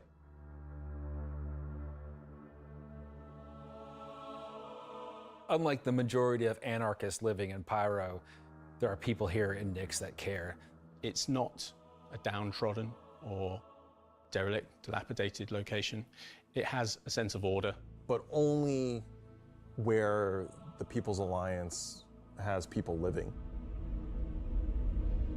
We've had Levski before, and we've updated it quite substantially to be more in line with the newer features that have been put in since, but also visually, and there's been a lot of quality of life fixes that we've wanted to add and bring up to like a good standard for a landing zone.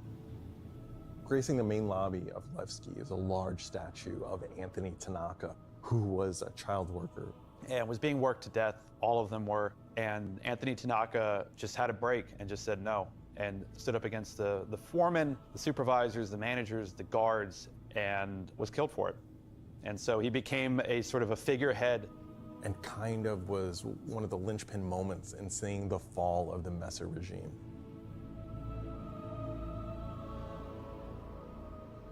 So if you take the elevator up to the top deck, you'll see the top view and the cargo area as well. So you can go through the cargo shop. You've got your normal kind of cargo needs.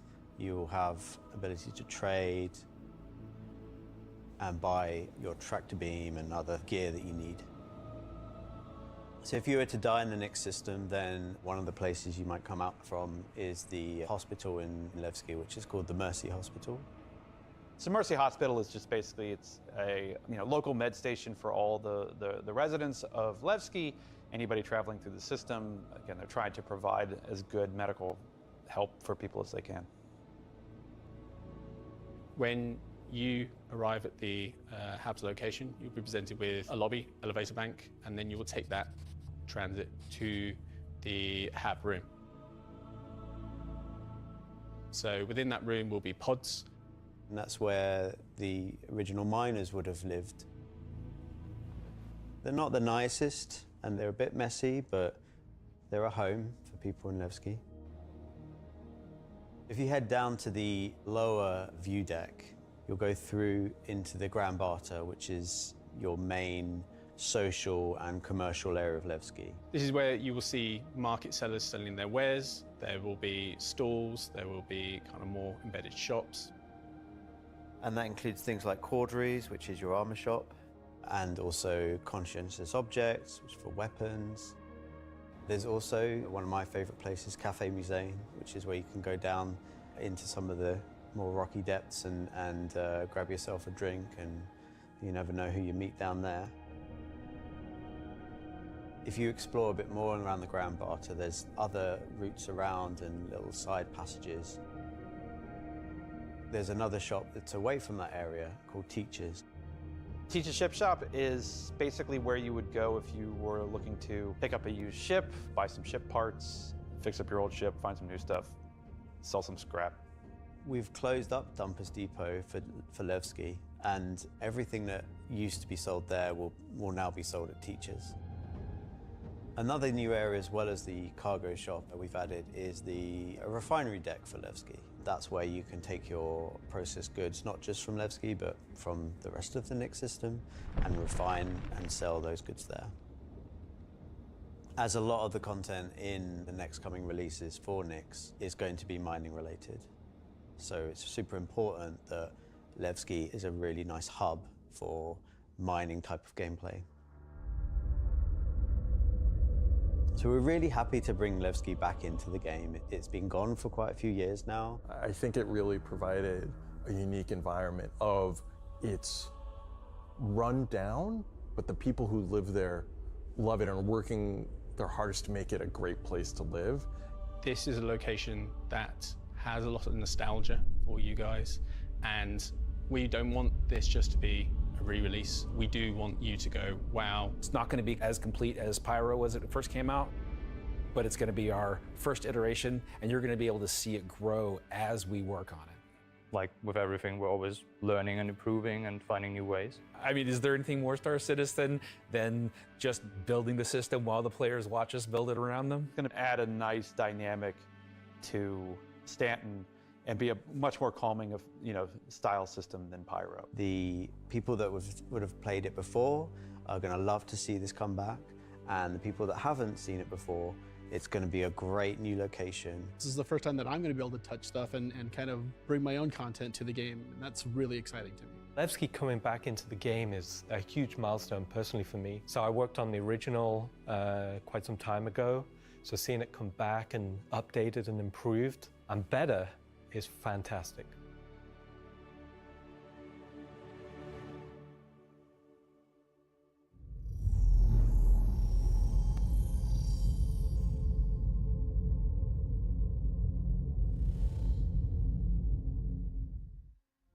So we've talked about Levski, we've talked about the Glacian Belt, but you're probably asking yourself, what's the new gameplay activity we're going to be doing? So let's find out.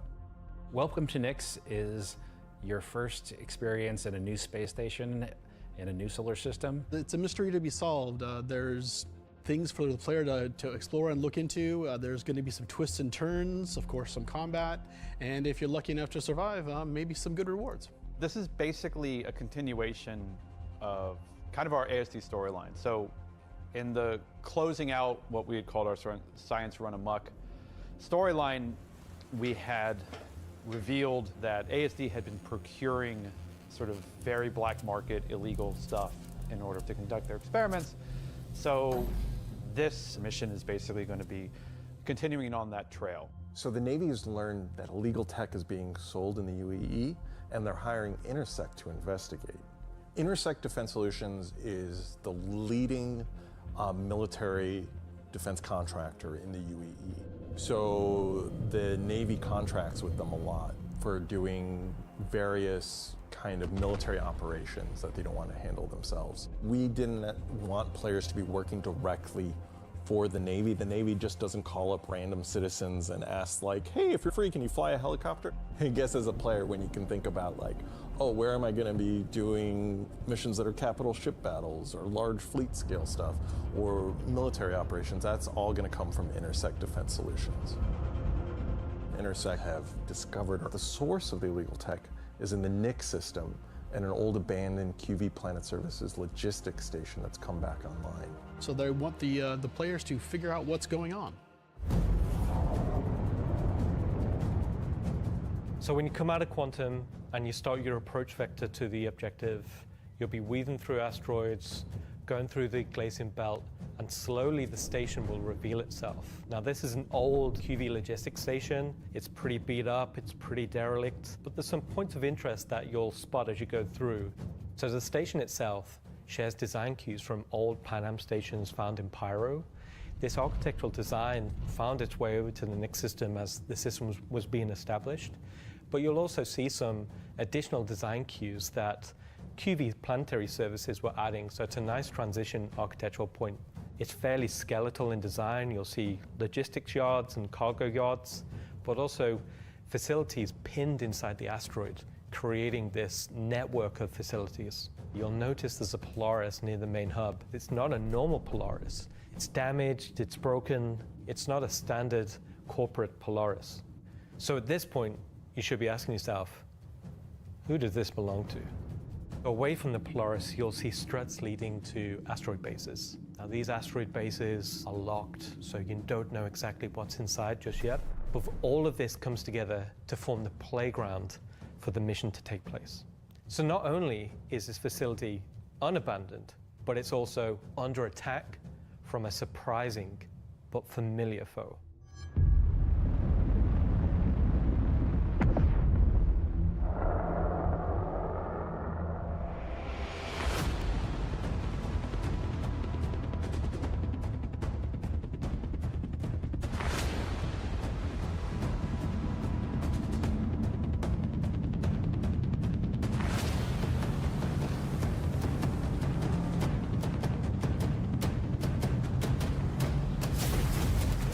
First time in the PU, the Vandal.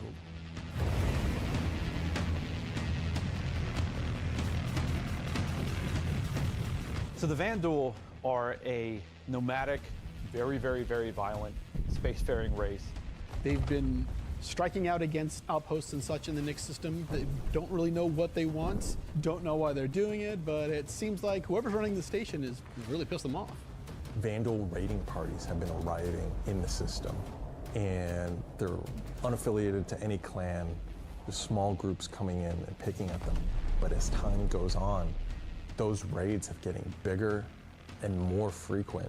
They'll be the scythes that you're familiar with, glaives and blades that we all know and hate, and a new craft for the PU, the Vandal Stinger.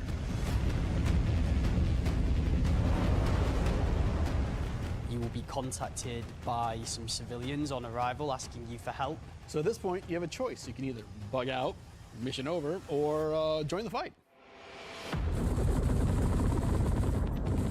This will be the first time since the PU launch that you'll be able to fight against Vandal aggressor ships. This fight will be intense. The player should be able to deal with them, but they will have to be prepared and they'll have to come back in to fight off this initial wave, and that won't be the end of it. After you fight off the Vandal ships, the mysterious inhabitants of the station invite you to come on board. Which Insect sort of will encourage you to do because it'll help further their investigation against what's happening here, why these QV stations have come back online. You dock your ship, you board the station, and it turns out the inhabitants here have a real surprise for you. The player will be immediately ambushed. These guys are not your friends. Of course, it's not going to be easy because the people that are inhabiting the station are going to fight you every step of the way. The fight will be challenging, but this definitely will be the warm-up phase of this mission. This will be the players getting a sense of what exactly is going on there, who these new people are. They'll be in unfamiliar armor. They'll be wielding unfamiliar weapons. And we want you to get a sense that you are in a new place, in a new territory, fighting a new faction. So after you survive this initial ambush, you get back in touch with Intersec, and obviously the question is, who are these people? Why are they attacking? Why are the Vandal attacking them? At this point, there's more going on here than anyone thought. The directive from Intersect is to explore the station and collect as much information as you possibly can. Along the way, you're going to get to explore some new areas. It's not just the space station. There's the disabled capital ship. There's asteroid bases nearby with obvious installations there, other forces that the Vandal have been attacking. There's a debris field.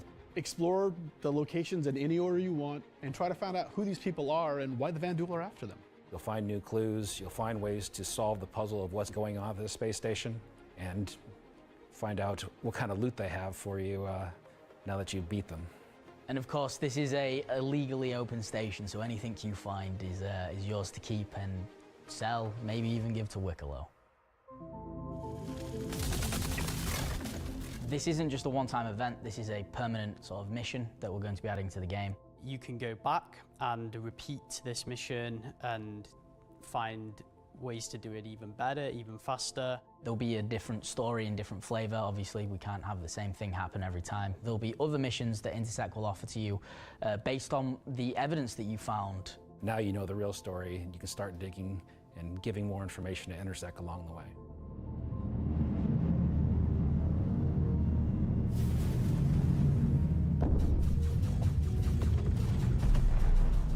I'm super excited to finally see the Vanduul in the PU. I'm excited to bring cool Vanduul ship combat to SC. Players in the PU will now get to face down these awesome ships and get a taste of like we already have it in Arena Commander, where you get to fight the Vandal Swarm, and being able to do that in the PU is going to be, I think, a heck of a lot of fun.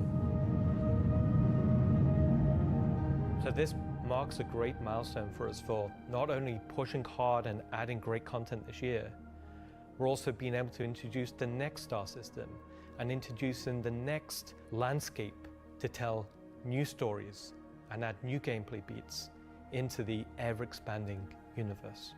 So we'll leave 4.4 there. If you're at one of the watch parties, please raise a toast to the great work that all the teams have been doing this year. And I'll be right back in just a few minutes to look ahead at some of the things coming in 2026.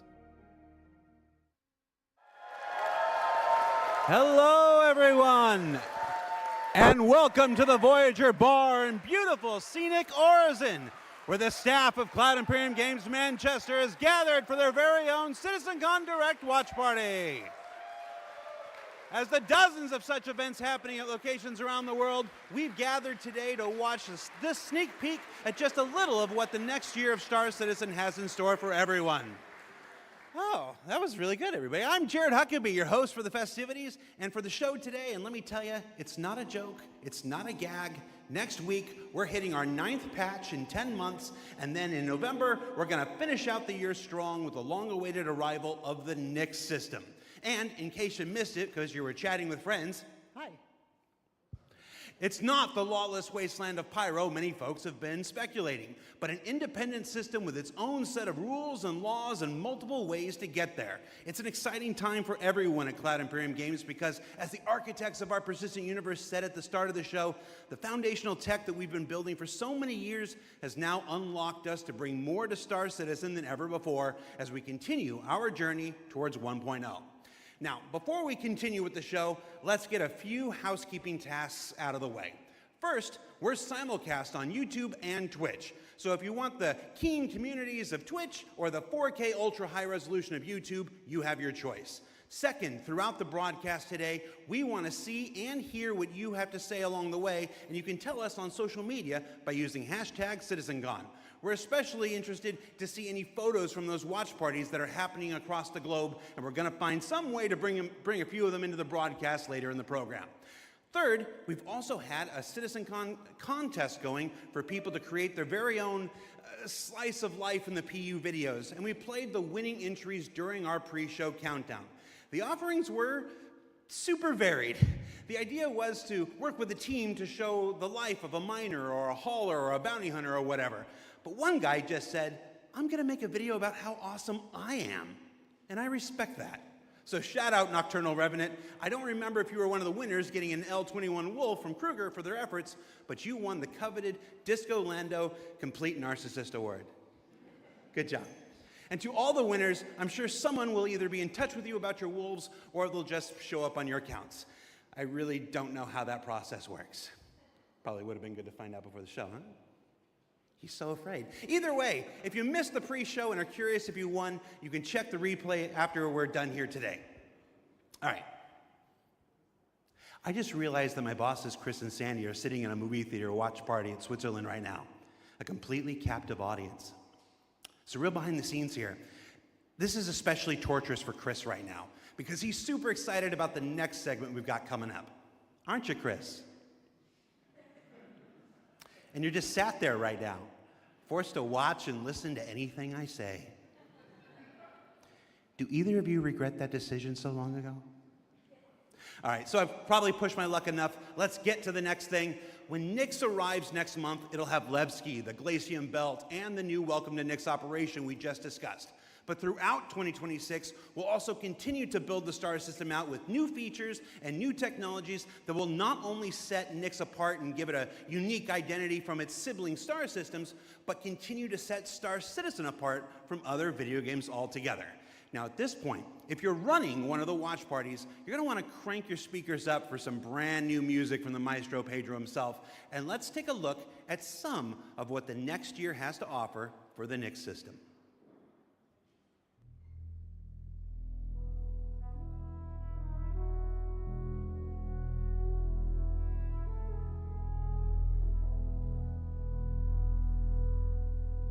At Cloud Imperium Games, we believe art inspires the best technology. And through the development of that technology, it pushes us to create even better art.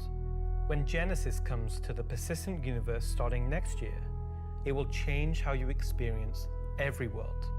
And not just in the building of the new planets for the Nyx system.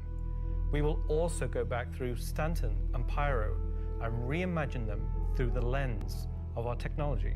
Previously, and more traditionally, we'd create slices of biomes, like deserts or forests. This approach moved us forwards and got us this far, but solving the scale was always tricky. And for Star Citizen, we like to do scale on another level.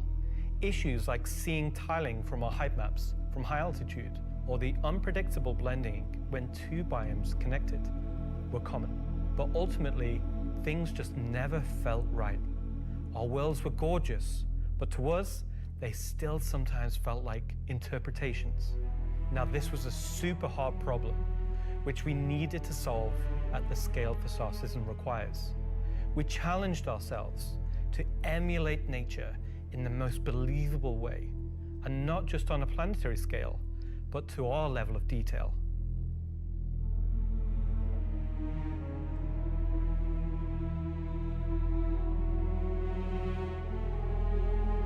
With Genesis, we've made a complete paradigm shift to how we do things. Biomes are now created based on the physical data sets, with the assets being spawned whenever and wherever the correct criteria is found. So when you see a forest or a meadow, it's no longer because an artist painstakingly crafted it there. It's now because it simply wants to be there. It fits inside our rules. Genesis also ties into our other gameplay systems. Our new planets are built from the information we create for our different datasets, like height maps, humidity, temperature, soil types, soil amounts, geology erosion data, to name but a few. This means you can now tell where to find valuable minerals as the geology looks like it would be suitable for it. Where scree piles exist below sheer cliff faces, and where rocks have broken off over time due to erosion. Of course, these new tools still give us the ability to direct the look and feel we want. The attention to detail from the tallest mountain to the smallest flower is still our core DNA. With Genesis, we can now keep that detail-orientated mindset as we focus on the quality, and it provides the quantity. Genesis provides our planets with the ultimate sense of exploration and adventure, discovery in the purest emotional form. We want you to find that perfect place, with the planets providing an abundant resource to harvest. This is a major part of what exploration is for us. We want that feeling of finding a corner of the universe that you'll fall in love with, and where you want to settle down and build your home. Now I'm going to hand you over to Will to go deeper into what we have built that allows Genesis to realize our vision. As a reminder, some of the visuals you'll see will evolve and change as we continue our technological development and hone in on the final look for Nyx. Thanks, Ian. So, in case it's not already clear, Genesis is our name for a group of technologies that are improving our ability to build worlds, refining those that we've already created, and ultimately expanding our persistent universe to the scale and quality that we all expect. I work on planet tech, so let's talk about how that's continued to evolve since our presentation Holy last year. crap. And instead of just highlighting some really cool biomes that we can create, let's go ahead and show how all this work applies to the upcoming planets of Nyx. So there are 3 planets in Nyx. Nyx 3 is a gas giant, and I think it's blue. It's not going to surface. I don't really know. Nyx 2 is a yellow, toxic. It's got like this high pressure atmosphere, and it's like a very volatile planet with high risk reward gameplay. It's going to have some really interesting biomes for you to discover, but for now, just know it's going to be dangerous, because today we're going to focus on what we consider to be the hero planet of this system.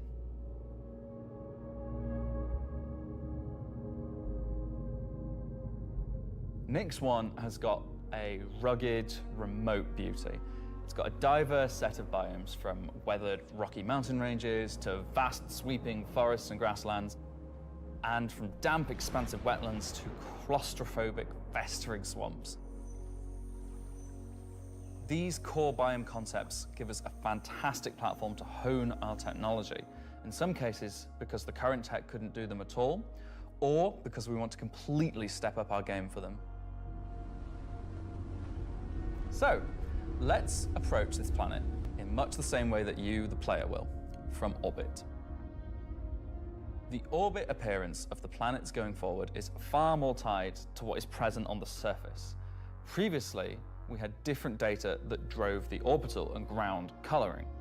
That's because the orbit was designed to look like vegetation that we'd place on the surface, and the ground coloring was trying to be a mix of soil, rock, and the organic compound coloring that forms the kind of colors there. Now we author much more of the data in a unified way. When you look at Earth, you see blues and greens for ocean and vegetation, and brown or yellowy tones for sand and soil. We wanted to keep it as simple as that. The same set of textures and data that define the color of the soil, sand, and rock on the ground are used to create the orbital look. We then assess the presence of vegetation and competition between different species on each part of the planet, and use that to blend in tones of green, including variations due to species health and the current season. This creates a far more complete image and allows you to identify features, geologies, and potential points of interest all the way from space. Let's go down to the surface and start with something closer to what you're used to, but in a whole new light.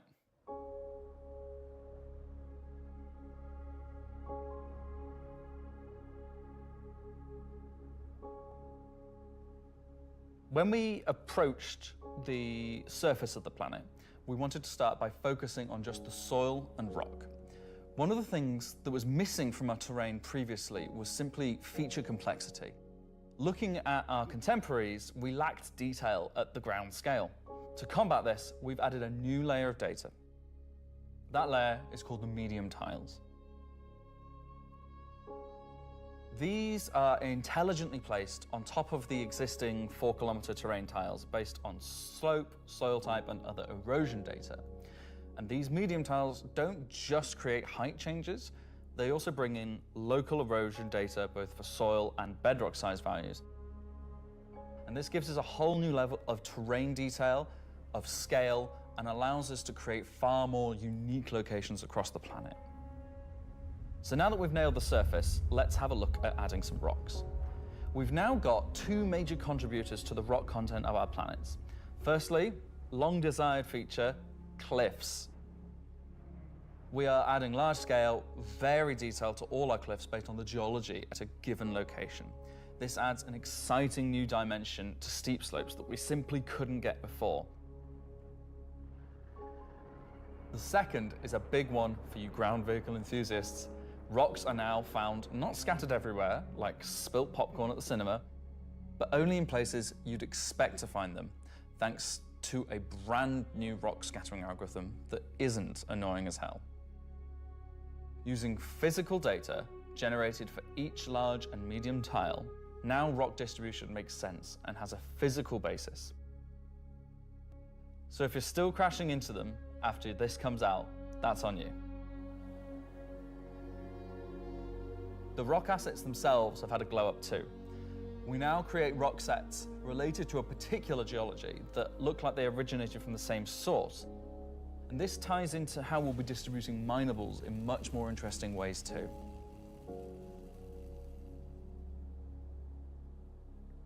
So now that our base terrain and rock scattering looks good, let's add some vegetations and explore some additional biomes.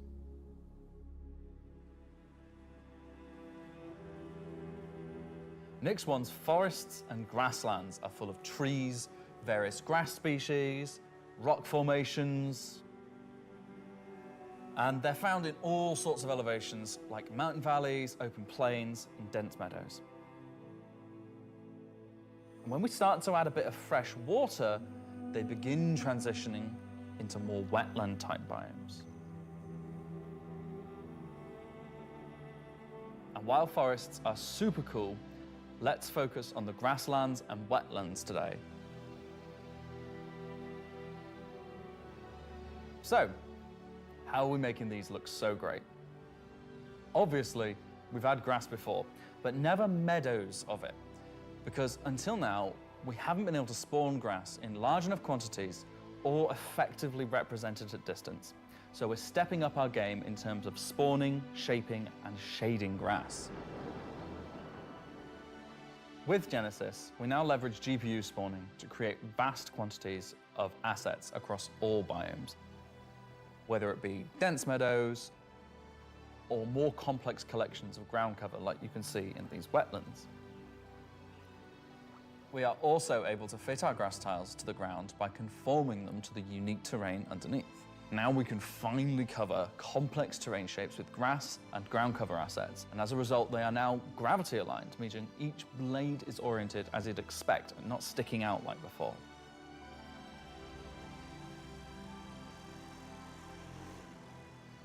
Next, let's take a look at how we light our grass.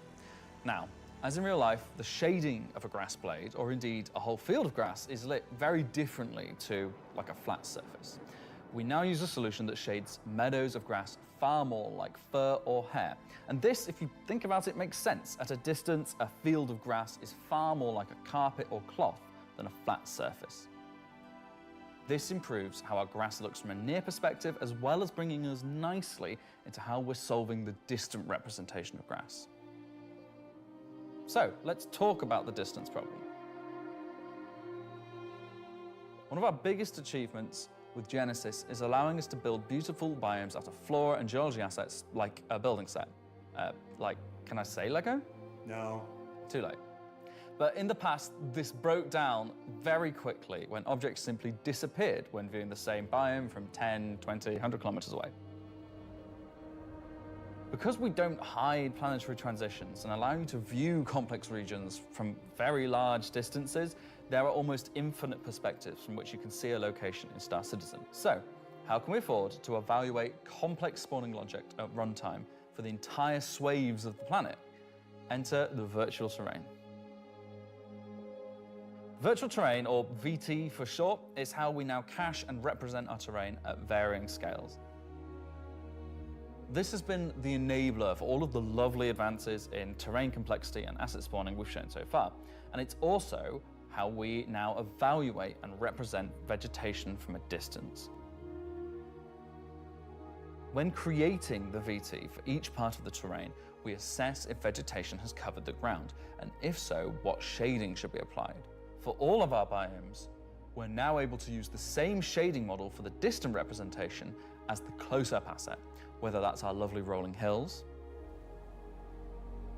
some more dramatic rockscapes, those muggy wetlands, or even our festering swamps. So yeah, we didn't forget about the swamps, and they're coming to Nyx 1 as well. Built using the lessons learned and all the technologies we've developed, these swamps now spring into existence from the planetary data.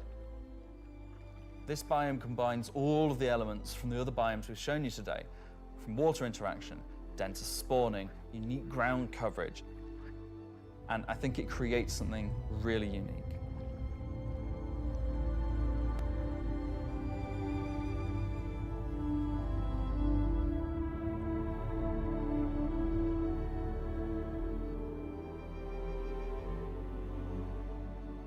Anyway, that's our update on the Planet Tech portion of Genesis and how we're using it right now to sculpt the identity of Nyx-1. And I hope you're as excited as we are to explore this and everything we haven't shared yet next year. As you can see, Genesis is now inspiring everyone here to create planets of the quality and believability we've always strived for. A meeting of technology and art that I truly believe will set our worlds apart from anything we've done before. And with that said, let's move on to a little travel between systems, literally.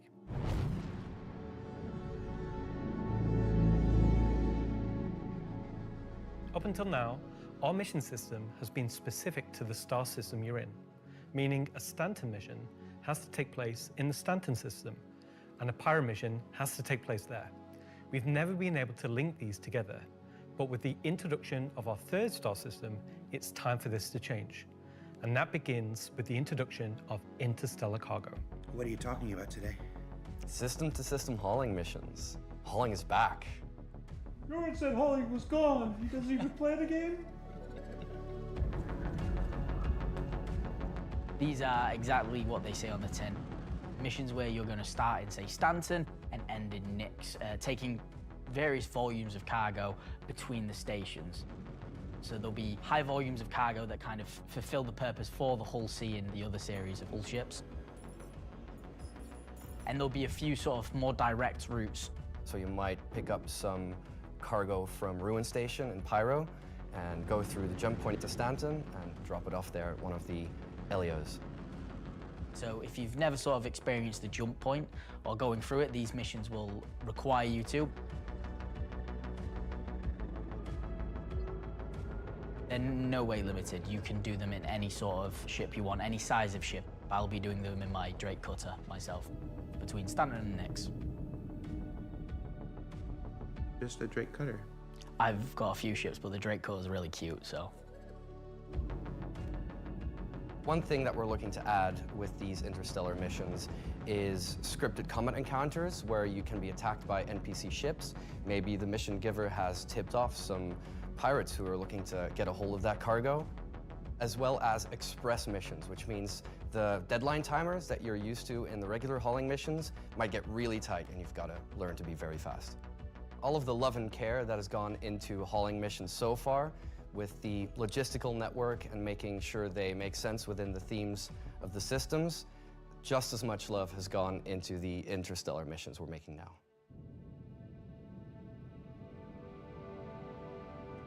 At the start of the show, we said we was going to build out the Nyx system right in front of you after 4.4 launches next month, and why we want to keep as much of what we're doing behind closed doors so you can discover it for yourself, in-game and on your own. We still are excited to share with you a brief look at one of our up-and-coming locations we're calling Rockcracker.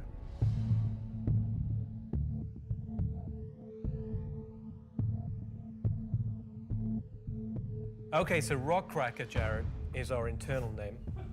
Rockcracker is where you have to crack a rock.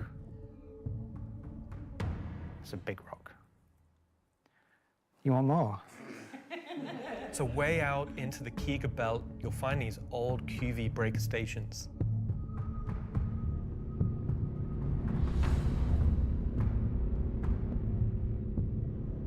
These were originally industrial facilities breaking apart large asteroids and mining them down. But since they've been mothballed and been left abandoned. So you're going to have to find your way inside and thinking about how do we bring this facility back to life. It's not just about flipping a switch. As you bring these stations back to life, you'll be lighting the beacon and calling attention to these long forgotten places. One of the main features is the laser head, which will require certain things to get working.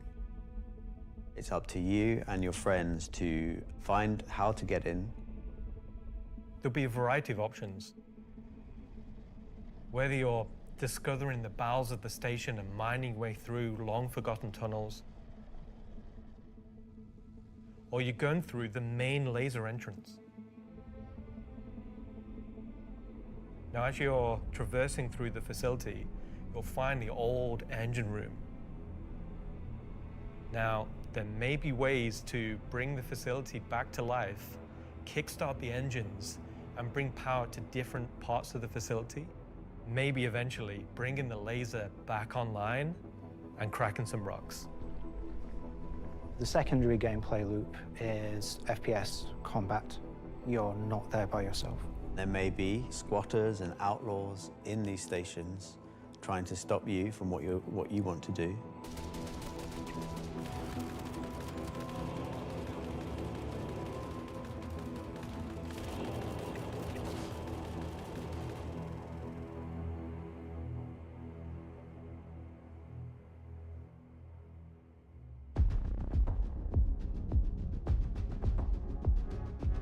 So you've found these old facilities, you've brought them back to life. You've systematically brought power to various functions of the facility. You've activated the laser. You've fired the laser. You've broken apart the rock. And then you'll be able to fly your ship inside and see what's there. So you fly a ship into an asteroid? Yeah. You just get into your ship and fly in and start searching around and trying to find the pieces that you want to mine.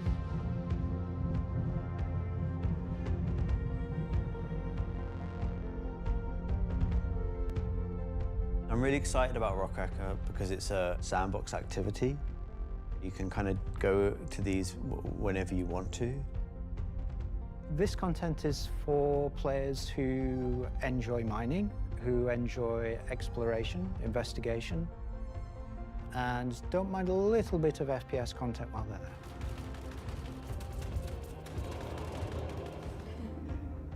there. It will be a very new experience compared to any other asteroids, because this one, kind of like Alan and mine, will crack open and show its secret. And one presumes you can make a decent amount of scratch on an asteroid that's big enough you fly your spaceship into it.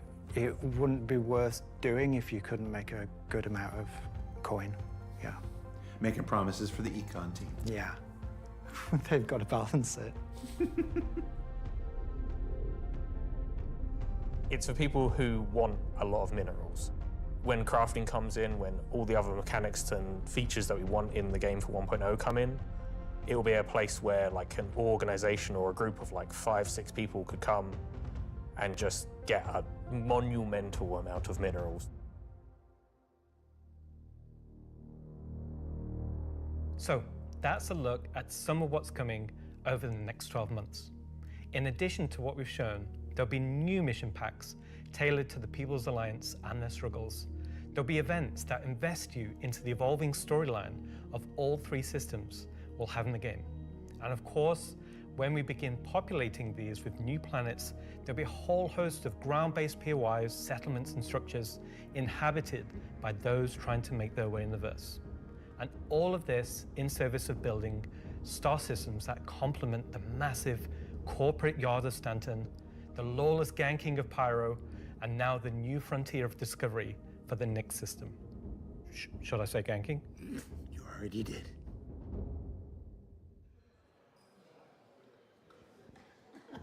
Good job, everyone. So yeah, a whole lot to take in there. Interstellar hauling is the beginning of a massive expansion to the mission system that'll let us connect these 3-star systems like never before. What else we got? Rockcracker. Rockcracker is just one of the next operations that'll be coming to the Nyx system in the first half of next year, where you're gonna fly into an asteroid and do that thing that miners love more than anything else. Complain about PvPers getting in their way. No, I'm being told it's mining. It's mining. And of course, one of the most anticipated features coming to Star Citizen, Genesis, and what that means for the planets of Star Citizen, including the ones already in there. So let's talk to Will Hain and find out more. And I'm just remembering that Will Hain is in France at the watch party. Okay, France. Ask Slarty Bartfast over there how they're going to use Genesis to update the planets and moons of Stanton and get back to me, all right? and see if we can get some fjords. What else we got? The Citizen on Digital Goodies Pack. That's a hard thing to say. That went up for sale a couple weeks ago and has a whole bunch of mysterious items in it, and that's where I can tell you now that almost all of them are tied to the Nix system in one way or another. So let's find out what's actually in there. There's a gunship flight suit and helmet, 2 armor sets from that mysterious faction causing a ruckus with the Vandal, and an Intersect BDU sweater and outfit, a couple of crazy weapons that I'm certain we're going to learn about in just a few minutes, some slick Levski swag, and finally, to celebrate the long-awaited addition of the Vandal to Star Citizen, a cool Vandal knife and adorable plushie, which I swear to love and squeeze and cherish forever. So yeah, it's a pretty solid haul for this year's Digital Goodies Pack, which you can still pick up right now on the RSI store. So now, let's go ahead and transition into our next segment. Much of what you see in the show today has been the culmination of a lot of people's work in... What's up? All right, I had a dream about like this once. Yeah. Okay, so against everyone's better judgment, the thing has finally happened. Can I help you? How do you think the show's going? Good. We're getting the Nix Star system and the Vandal are coming. Kind of been a lot of Nix, right? Well, yeah, but it's a major milestone and it deserves a major showcase celebrating everybody's hard work and... You got more, right? Well, yeah, there's spaceships coming up. Cool. Wow, it's like they only scanned the original community portion of me. If pictures steal your soul, imagine what face scanning in PCAP does. Well, this has been super cringe. So I'm gonna head out. Bye. Oh, regular Citizen Con is still better. You should have done that. Of course. Thank you. Part of me that isn't a soulless marketing puppet. All right. No. Let's just go to some spaceships, shall we? Hi, my name's John Crew. I'm the Vehicle Director here at CIG, and welcome to Talking Ship, where we're going to talk about 3 new ships coming to the persistent universe.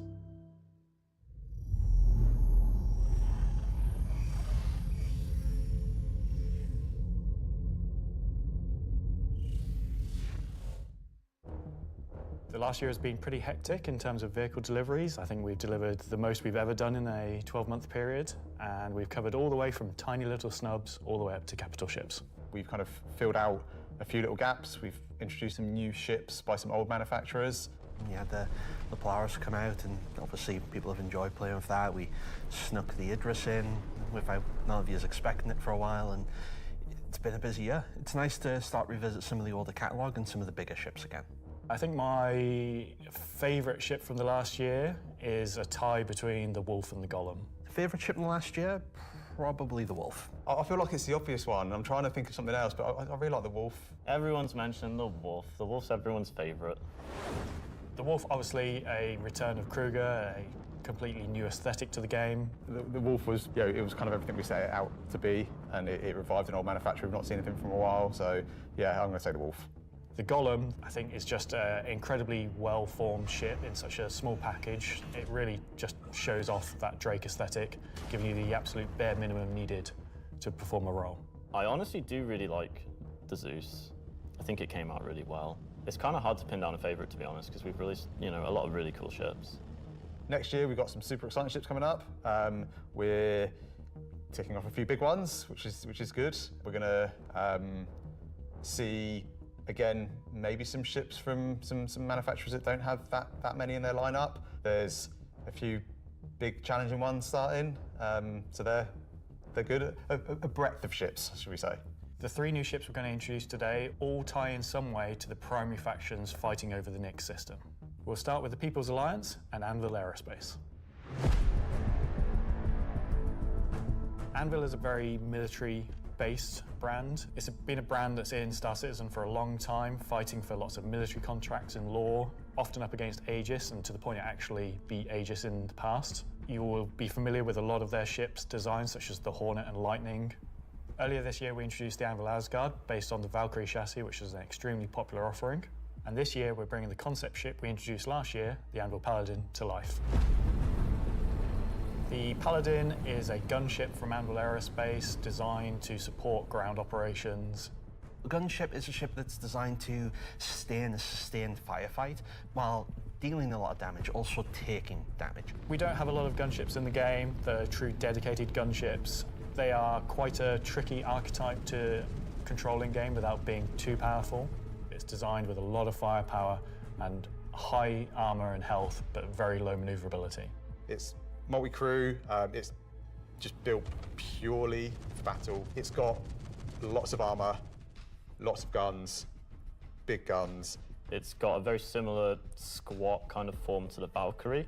It kind of reminds me of, I guess, like a pit bull, obviously a very menacing silhouette. It looks quite forward-weighted in its stance.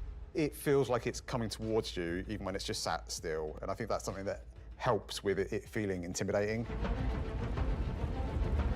If we swing round, following the ship round clockwise, what you'll then see is the first of the side turrets.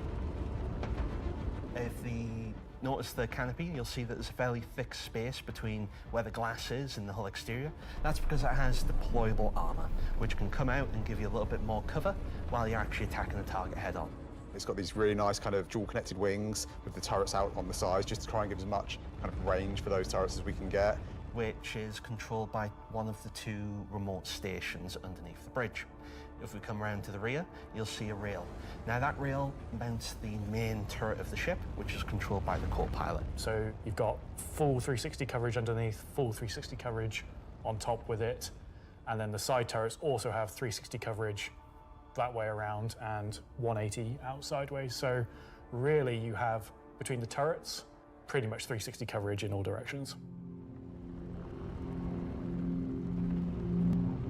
One of the unique things about the Paladin is all the turrets are remote and all the crew are located in this one central two-story room. A lot of our other gunships, the crew gets scattered across the ship, but with the Paladin, you're all sat together with a nice, cool experience, so you can really feel like you're playing as a group. You've got the pilot, co-pilot up top, and you've got the gunners underneath, and I think that helps with the intention of what the ship does, because you've got this really nice kind of like gunner viewpoint down, kind of giving this lower coverage. We added a glass floor just to keep the two connected. I think that really helps with the feeling that you're all working together and communicating. That said, if you don't have the ability to fully crew a Paladin, you can still fly it and engage in combat solo. Obviously not as good as if you have a full crew, but you can't always guarantee your friends are going to be online. As a solo ship, it's pretty capable of doing a variety of missions within Star Citizen. So if you want to run this ship solo, you can take on combat missions that, say, other heavy fighters like the Scorpius or other ships such as the Drake Cutlass could do. Coming aboard the Paladin, you enter into this sort of armory, ready room area. You have a variety of suit lockers and weapon racks in this room. Everything's very militaristic, stripped back, simple. It's a very functional space, but you'll find everything you need in there. One of the improvements from the original concept is we've added a small dedicated cargo bay area, allowing you to store actual SCU crates. Forward of that is the route to the lower gunners, and then upstairs you have the bridge area, and then off that central area you have the dual living quarters, one on the left, one on the right, and then at the rear you have the main sort of engineering area where the majority of the components are. Also within the upper traversal area you also have a little breakout area with seating, food machine, toilets, etc. I think it's a very cool looking ship. I think we did a really nice job of taking what was there in the concept and adding an extra level of detail and trying to kind of push things forward. I think it hits the nail in terms of a really solid military ship. It's really complementary to some of the other ships in the Anvil lineup, so something like the Valkyrie where you've got this big drop ship. You know, the Paladin's there just to make sure it's safe, make sure no one messes with you, and just basically scare people away.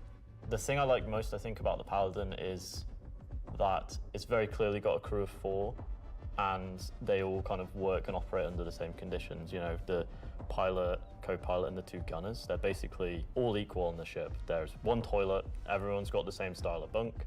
When they're at work, everyone's at the front of the ship together. It's really odd to me that you call that, you like that there's one toilet for 4 people. Well, you know, it's you all work together. You're all equal at work. The toilet seat never gets cold. Toilet seat never gets cold. Yeah. So that's the Anvil Paladin. Whilst originally a military-built craft, it's the perfect ship for folks on the frontier trying to defend against threats. And talking of threats, let's move to our next ship, a replica from Hesperia. Hesperia are a high-end manufacturer. They specialize in recreating exotic and particularly alien spacecraft. Effectively what they're doing is they're remanufacturing them, making them a little bit more suitable for kind of human flight. And the latest offering from Hesperia is the Vandal Stinger.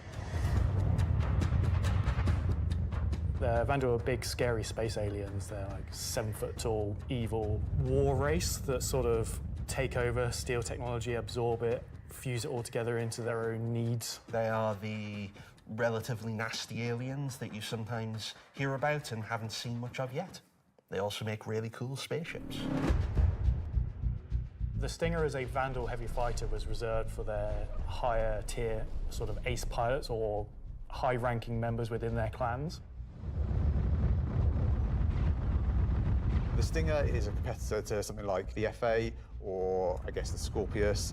It packs a lot of firepower in quite a large frame, so it's a very, very tanky spacecraft. The firepower is almost unrivaled in terms of just both the number and the size of them. So it's there for players who don't want agility. They don't want to be in and out quickly. They want to be there brawling with big guns and taking all the hits.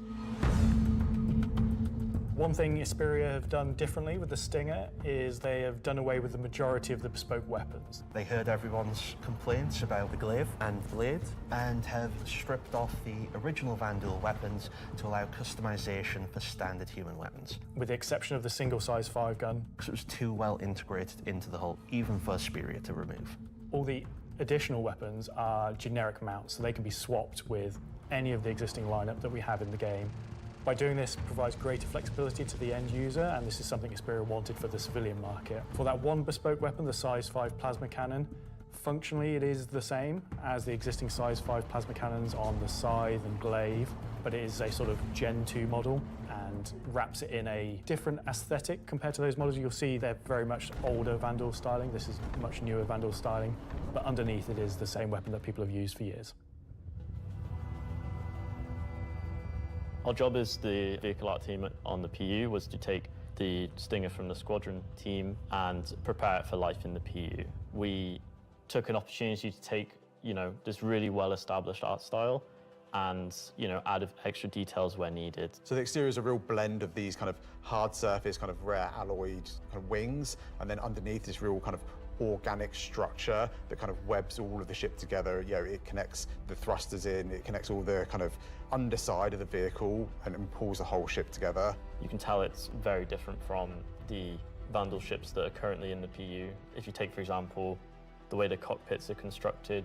Up at the front, we've got this big kind of bubble dome that gives the cockpit quite a unique shape compared to some of our other ships, and also gives the pilot a unique position within the ship and kind of gives great visibility out the front. Boarding the Stinger is a little unusual compared to other ships, obviously being alien in nature. You're going through a ramp at the rear, and it leads you kind of straight up into the belly of the ship. There's, lots of organic detail, rib cages, kind of strange alien forms.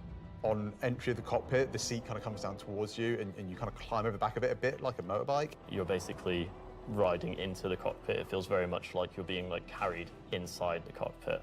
Into the traditional prone flying pose that Vandal pilots use. I'm very happy with the Stinger. I think the team have done a really good job of making something that feels different, it feels alien, but it suits our lineup of ships and it suits our universe. I think the guys did a really good job of respecting the direction and vision from the original Stinger and Vandal ships and Squadron. We've tried to take a lot of inspiration from movies and other science fiction material, but I think it sits well within the Star Citizen universe. So we have the Paladin for the People's Alliance. We have the Stinger for people that really like Vandal and want to try and pretend to be them. But what about the other mysterious faction we have running around? So Gray Chowdhury got his start as he was working at a cargo center out in Odin. He started being able to get his hands on some stuff that other people couldn't, items that necessarily you couldn't find on a store shelf, but you wanted anyway. I think Gray is interested in, happy customers. Gray just sees themselves as a conduit to get these things in the hands of people who would appreciate them. And I think that his latest offering is really going to turn some heads.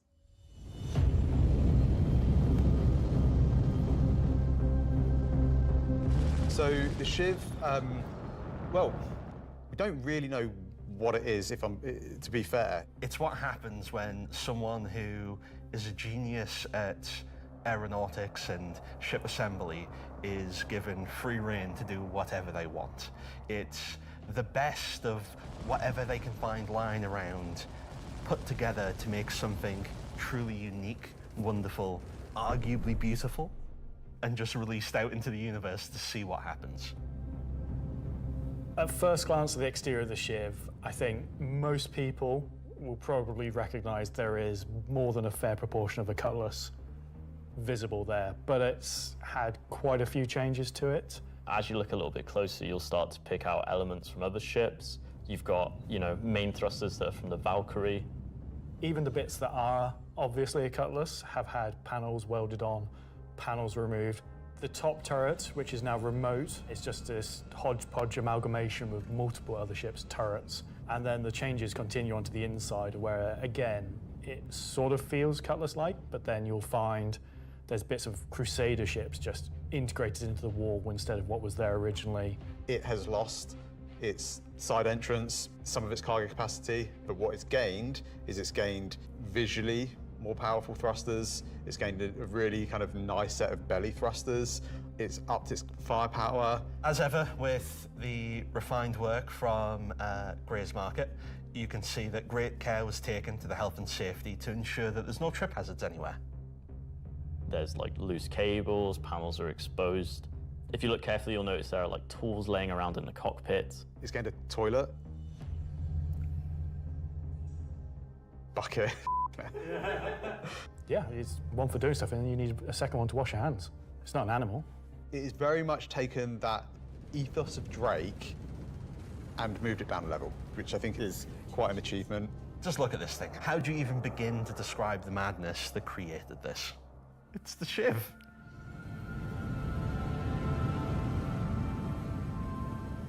This is something new and different for Star Citizen. Where did it come from? I'm not going to answer that. Just Nope. nothing. Just No comment. Gray goes to places and talks to people. I mean, there are just many ways to find these things that, are they legitimate, manufacturers? No. Are they operating on the right side of the law? Maybe not, but, money's money. Does Gray have a motto, an ethos to live by? It probably comes down to, don't ask where I got it, don't ask how we got it. Don't worry about it. Just ask if you want it. I think the Shiv is for someone that is looking for something a bit different, a bit away from the norm, that just wants something that's unique. It's definitely for people who like a rustic aesthetic. It's a fun ship, but it's also really strong, to be honest, and it's absolutely a statement. I'm happy with the 3 ship offerings. They are obviously very combat heavy. There's something we wouldn't normally release all at once, but honestly, all of them are a different statement and they're all cool. As always, super excited to release these ships into the game and just see how players react and play with them. It's always fun to see the quirks and the shenanigans that people get up to with them. So that's Talking Ship for another year. So. Yeah, you can do the thing with Lexi. Talking weapons. So I've just been informed that we have to do a bit of a timeshare agreement this year, so we have to throw it over to Alexi for Talking Weapons, which is an extremely original name.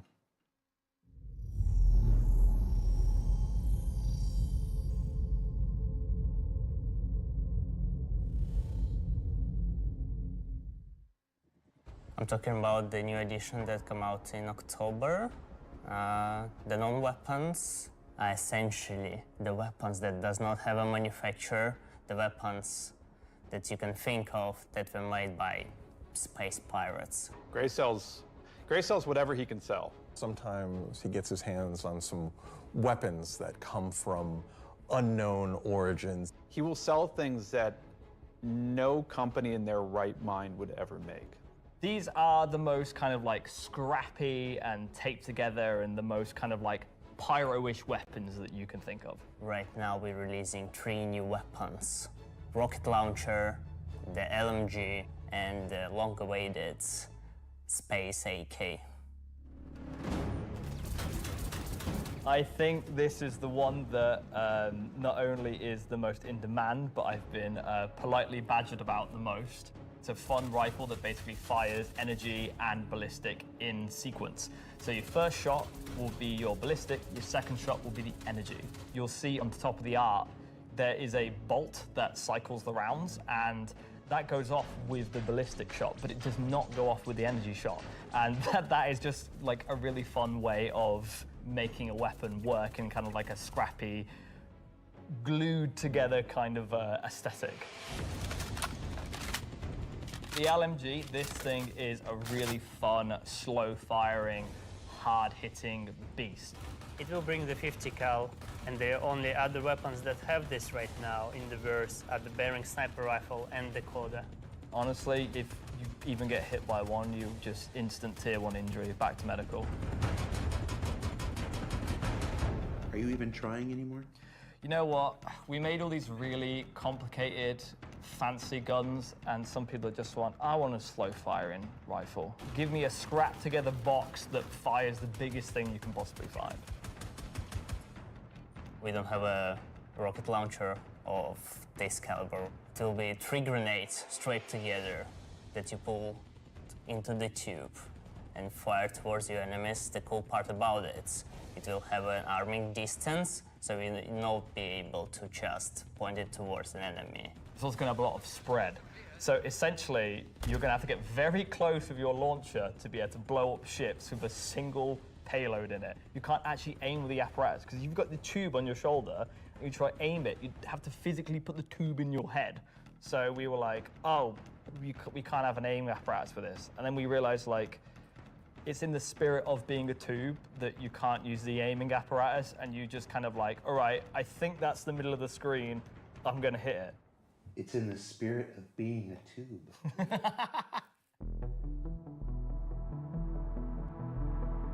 Are we gonna talk about binoculars? Binoculars are really cool. We don't have anything like this in the verse, and I think it will be really convenient to use something that's dedicated to look for the things, especially far away, instead of using your sniper scope, for example. Will the binoculars have glint? I'm not aware of this one. Probably not, because binoculars are not something that you need to be aware of. It's really funny because obviously, due to glint gate, as you know, I beautifully internally call it, basically there was a lot of community feedback basically saying like, oh, I really like spotting people. I really like playing a spotter. And essentially I was like, oh, this community wants to be able to spot people from distances.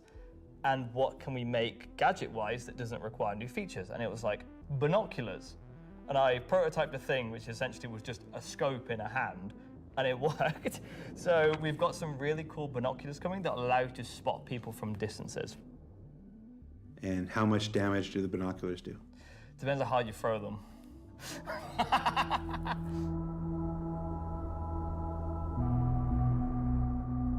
Thanks, Alexei and Zach. That's the end of this segment for this year. So that's talking ship and weapons, unless anyone else is going to come and tell me something else. It's been an exciting year, and I think the next year of ships is going to be even more exciting and expansive than this year.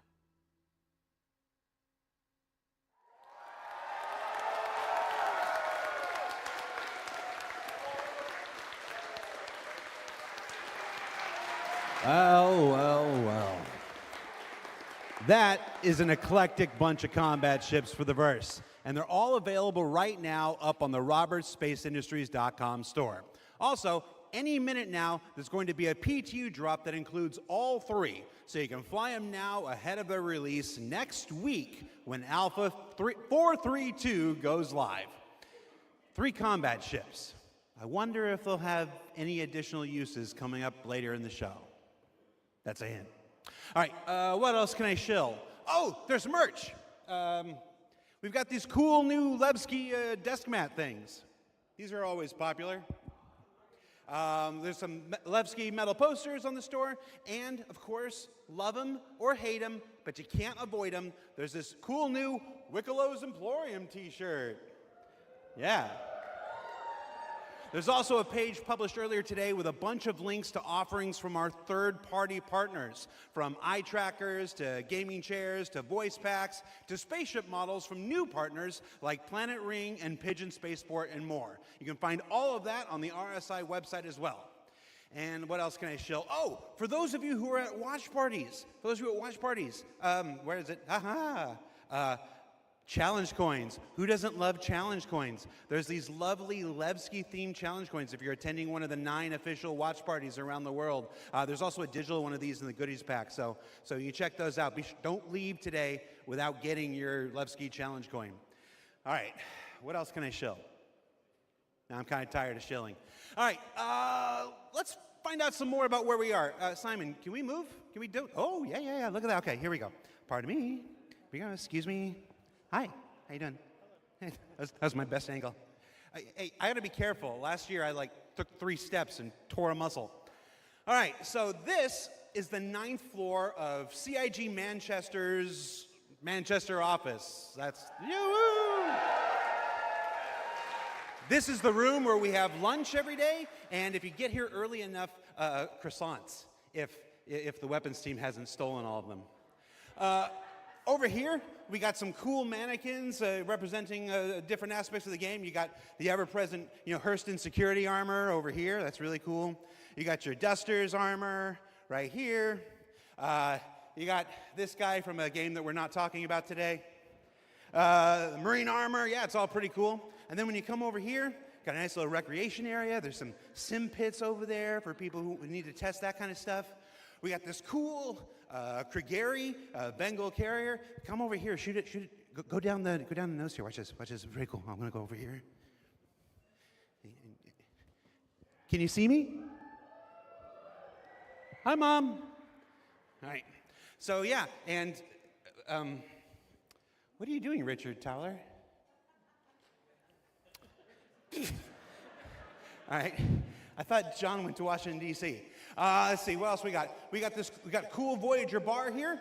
This is where we get all kinds of breakfast goodies, coffee, stuff like that. Hey, who remembers the big coffee controversy of 2016, where everybody took to Reddit and pondered the question, do devs deserve coffee?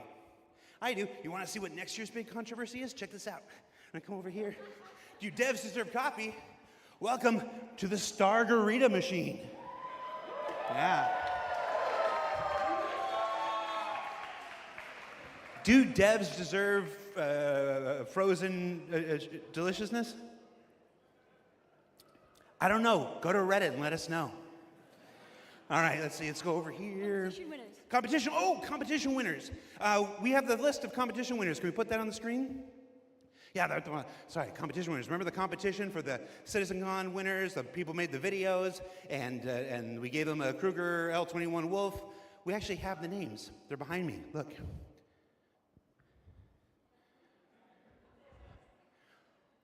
Oh. All right, that's cool.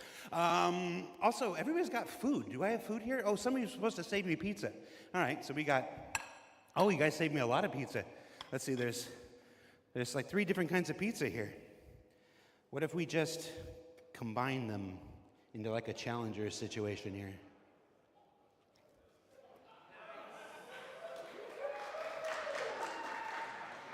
That's a CitizenCon throwback if you're not familiar with.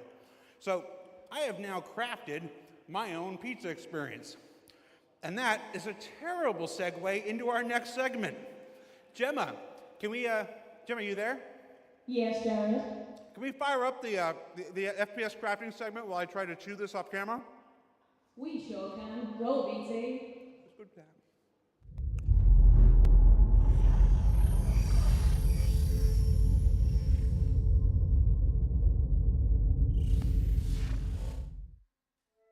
Star Citizen, at its heart, will always be an enormous sandbox experience, where you can set out to tackle the universe in whatever ways you want. But that doesn't mean we can't shape parts of the universe here and there to better suit our needs. That goes for both you and us. Let's start this part of the show with a look at how crafting is going to change everything from resource gathering, refining, and even combat when it comes online in the next few months.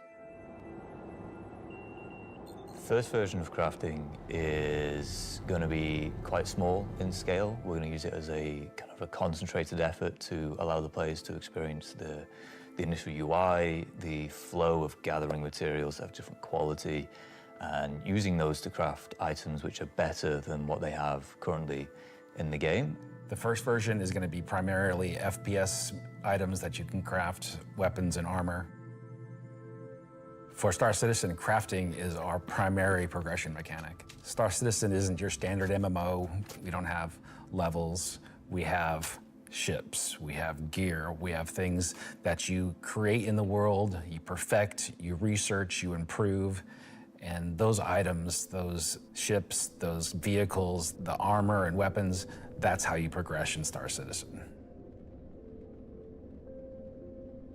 Crafting isn't just a progression mechanic for creating new items, it's also a fundamental change to how we handle resources in the game. The materials that you collect, how you refine them, quality matters.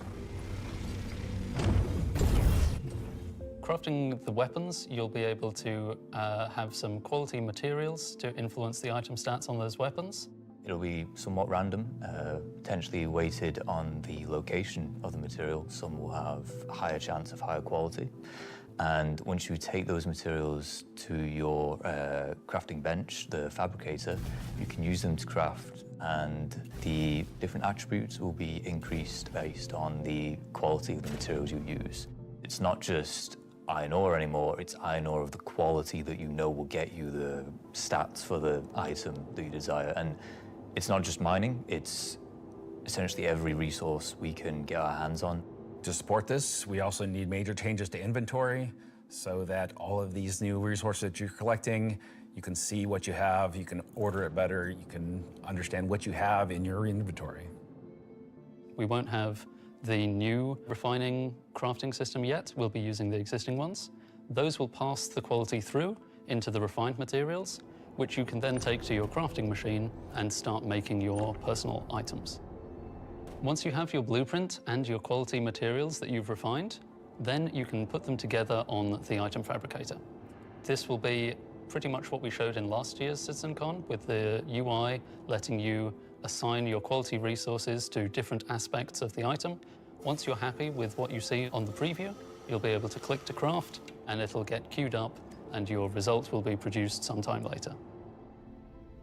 You'll be able to get the new crafting machine from shops in most landing zones. You'll be able to bring it up on your freight elevator and use it in your personal hangar, or tractor beam it around and stick it on a ship if you want to use it from there.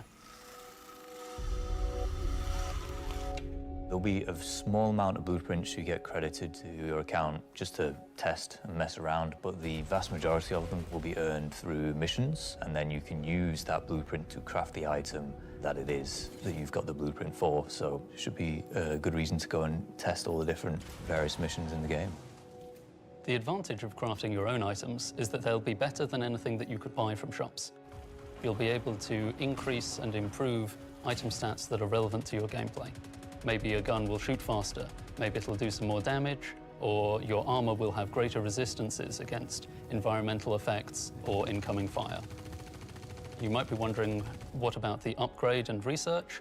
That will be coming in a subsequent release.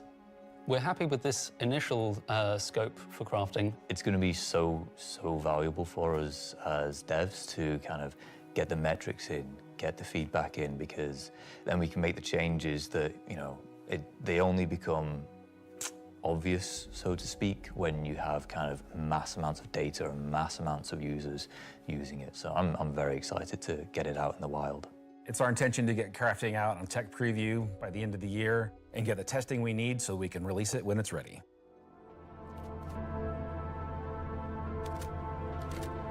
So that's one way you'll be crafting your own experiences in the Star Citizen universe. But what about us? Where do we get to hone in and craft a bespoke experience here and there, specifically tailored to individual or small group play? Well, that's where instancing comes in. And I'm going to let Benji tell you a little bit more. We're bringing instancing to Star Citizen in 2026. Why are we doing it, and how will it work? So if you've played any content in 2025 in Star Citizen, you know that most of these areas were in actual PvP zones where other players could interfere. Instancing is a means to create an environment where designers can create tailored content that's tuned to a specific group size, but it is also protected from outside interference. It's not to say that we don't love PvP. I'm a PvP guy. PvP me, bro. But like most MMOs, a good balance between a dangerous overworld and a protected instances is needed. Right now, we don't have this ability, and this is something we really need in order to give you a sense of progression that is tailored and balanced to a tunable amount of groups, so the difficulty matches the group size. There's a beginning and an end. It doesn't mean that that doesn't fit in our overworld strategy, meaning getting to the instance is dangerous, exiting the instance is dangerous, or can be interfered with others. But at least when you're playing the content, we can actually make something that's curated for one experience. So before anybody says this is only a PvE thing, this technology can also be applied to unlock curated PvP experiences that are as seamless as the PvE ones. So it's not about one thing or the other. It's really about unlocking developers' ability to create curated content. So that said, how will it work? Instancing is really an evolution over static to dynamic meshing. We want your instances to be as seamless as your instance hangars, meaning that when you take an elevator, you exit the elevator, you're inside the instance. A gateway opens, you cross that gateway, you're now into your instances. Could be also a quantum jump into an instance that you don't even see. The transition is just like a dynamic mesh transition. And so throughout the universe, we will be able to add these areas that are open or closed instances that allow you to join in either with a party and have a reserved instance for your party, or join an open instances that has a number of slots. And so some of those areas will be completely instanced on different servers. This allows us to leverage the compute power of the entire mesh. The closed ones will be really to drive one piece of content. You enter and exit seamlessly, just like we do with your instance hangars currently. Let's go and find out what one of our first instances will be. Siege of Arisen was an event we did previously, which created a gameplay scenario where the player had to run through and progress through contested islands of Arisen. This was a high-paced, high-intensity event, but it struggled a little bit from its technical execution. But now with the introduction of instancing, it gives us an opportunity to evolve it and modify it and make it better for you and a small group to work through that activity. It is an event that I had the honor of pretty much solely designing and building all of the logic and having the stress of trying to get it working. Agent Dooley from the CDF puts the call out for volunteers because basically the Nine Tails have taken over sort of a cluster of floating platforms in Orison. And you are there to kill these sort of lieutenants of this terrorist organization and take back control. So in our current thinking, Siege of Orison is designed for about 15 to 20 people fire team. So you, your friends, or your org will go in, you'll all have sort of dedicated roles. Some of you might be the tank who brings in the heavy weapons and sort of pulls the fire. Some of you might sit at the back and be the sniper and pick people off who are a bit further to make the advance easier. Some of you will be the medic whose sole job is going to be revive and look after the rest of your team and the health of them. And some of you will be the people who push for the objectives to try and get sort of most of the mission done. The event was designed for about 15 to 30 people, but when we released it, we fixed the problem with 2 DGSs on one server that was fighting for resources. And with that, we also upped the player count to 100. So when it first debuted, it was already too full for what it was designed for. It was a massive operation at the time. I think that bringing it back and giving it a refresher will be a fantastic addition back into the PU. So imagine if Siege was a instance that you could go in and play solo, or if it was a public event that you could go with your friends, or you could join up with random players on the server. There's lots of ways that we want to take a look at Siege, how we can make it a more approachable piece of content. I'm excited, to say the least, to bring back Siege of Orison to Star Citizen and to sort of have it be one of the first tests that we have for instancing and really get it back to sort of a core experience point where it should be. So while the next season is quite heavily focused on Nyx, I'm also very happy that we're not really ignoring our other two systems of Standard and Pyro, and we're going back there and we're sort of improving and expanding on the player's life in those two systems as well.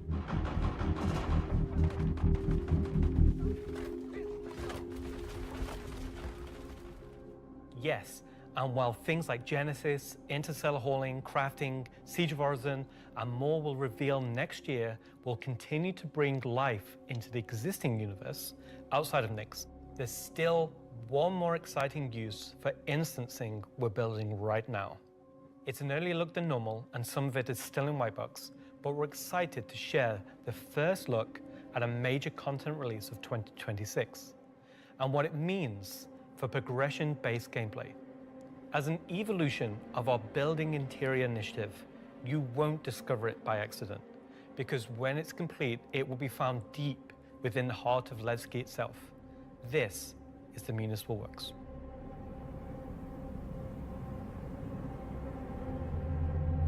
So inside the facility, you'll find huge vaporization chambers, old processing plants, industrial tunnels, and eventually into the old turbines, which are still pumping heat into the old rock. So this is the true history of Levski. This is a place where you won't see in Lorville, you won't see in I-18 or the other landing zone. It's the pure basis of Levski. You will have, of course, metal and tunnels and more structural place, but you will also see a lot of rock and cave. So it's not a place you go to take vacation. It's really a place you go to fix stuff. Not everybody has what it takes to come down there and do the job that needs to be done. All of your sewage systems have stopped working. Everything's going to quite literally. And so the player is tasked with their group, most likely, to go into there, take out the outlaws, and get the facility working again. So let me get this straight. This is literally a mission to fix the toilets of Levski. It's not just the toilets. You're also trying to turn on the air. Air is a bit more important. It still works in Levski, but they have like maybe polluted air because it's not being cleared properly. It's not just for the toilet. Poop mission. It's also a little bit more exciting than just going into like some vents. It's like a 3-layered system where there's 3 chapters. This will be mission-driven and repeatable. Everything from mining to salvage to combat to investigation, a variety of roles. Narratively, it's a real sandbox. Every progression you do will unlock a new area that will link back to previous areas, complexifying the play space.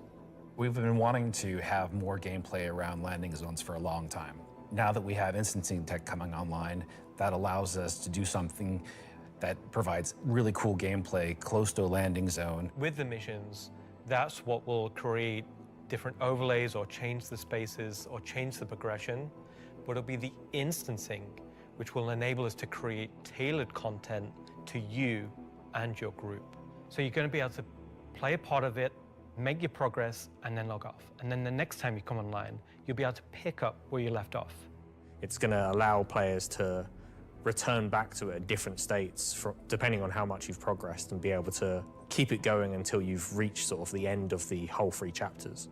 Where you're not going to have other people getting in your way. It's you, your team, your party. It's a way of giving players content where they know exactly where they're at and they can keep going back to it and improving sort of their own progress and ability to jump through them in faster and faster times as well.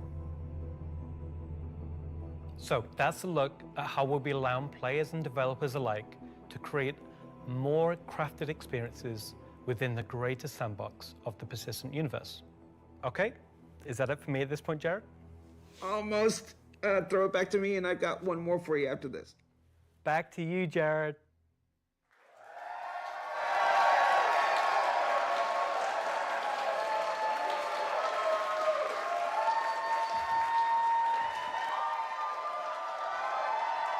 Sorry, but I want more content, not more Jared.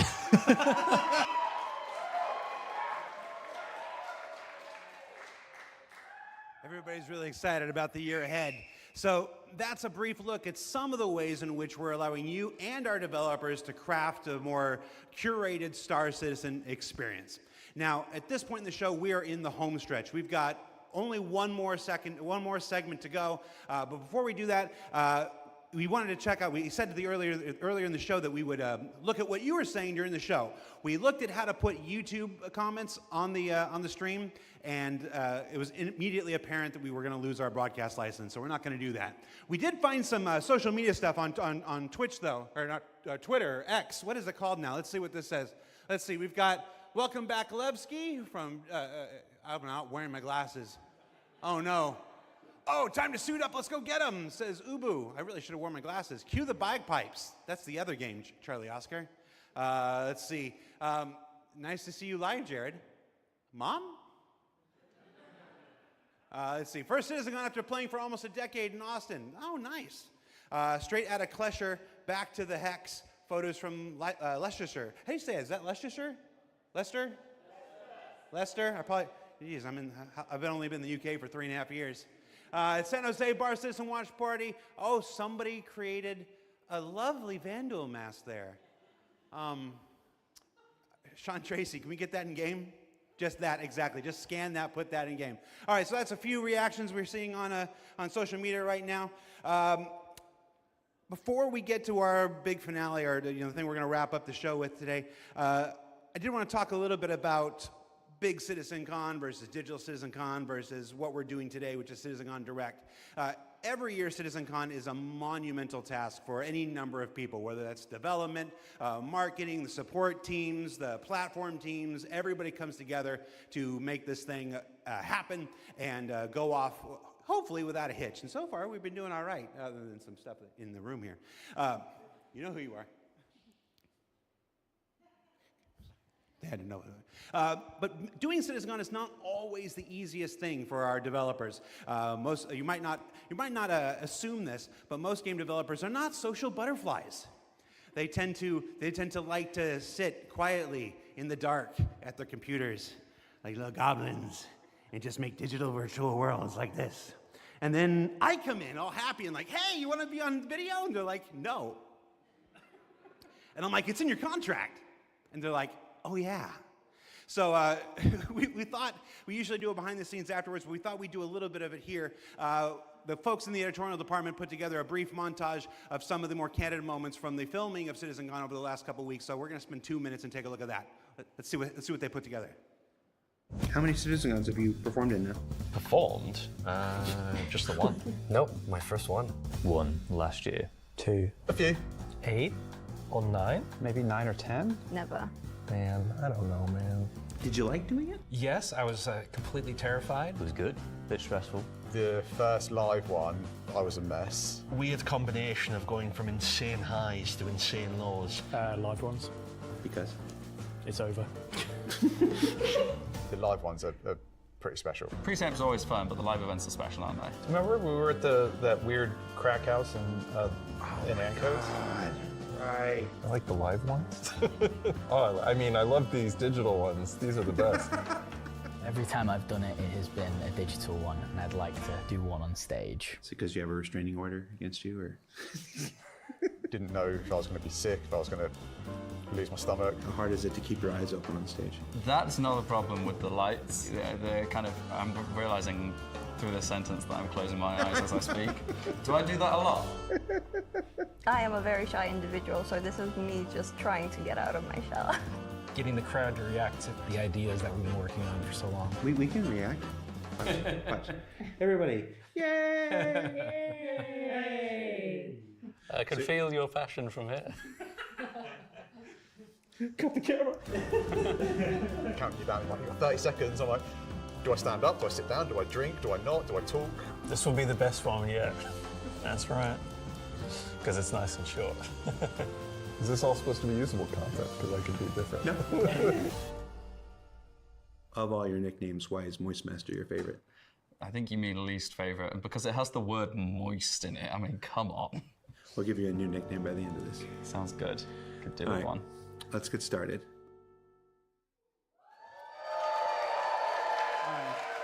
So for those of you watching at home or at the watch parties, you're like, why are we showing that?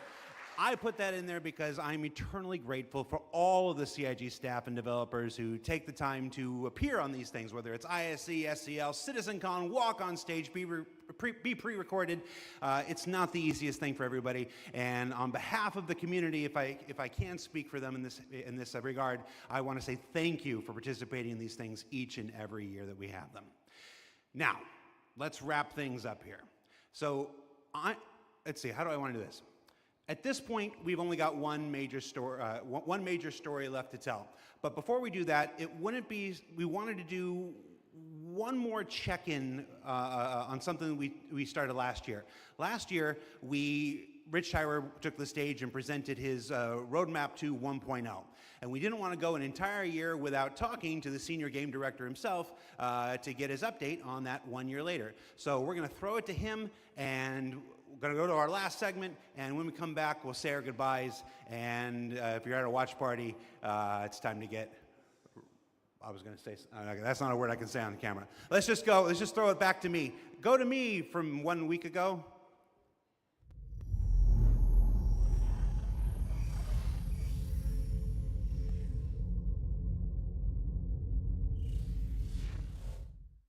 Last year, Senior Game Director Rich Tyler took to the stage and revealed our plan for 1.0. Now, before we end this year's CitizenCon Direct, we wanted to take a few moments and follow up on that reveal from last year, to do as we've done today and look at the year ahead. So, Rich, thanks for taking the time to join us. Well, you're welcome. All right, so we're going to jump right into it. Everybody knows the only constant in game development is change. So I'm going to ask you outright, what's changed about the road to 1.0? Well, fortunately, nothing. It still remains our North Star. The team is busy working towards that goal in the background, and every patch this year has moved us towards that goal. And if you haven't watched the Star Citizen 1.0 presentation from last year, I highly recommend you do so, because everything in it is still relevant as of today. You mentioned every patch this year has moved us towards that goal, so I want to dig deeper into that. We've done, at this point, 9 releases in this year, more than any year prior. How does each one of these not just sit as their own moment in time, but move us forward on this road to 1.0? Well, last year I discussed the framework of 1.0, how all those complex systems can tie together. And one of the core aspects of that was the main story, which became the spine of the universe, which brought all of the locations, mission givers, guilds, and all the different areas of the game to the players. Now, what I didn't talk about from last year was all of the content that was going to support that framework, add the flesh to the bones, should we say. And I think that's where this year has moved us towards that goal. If you think about previous events of previous years, they've generally been locations that we've put into the verse, but they've been transient. We've taken them away, like Siege of Orison or Zenithreat. We've added them to game, and then they've been moved away.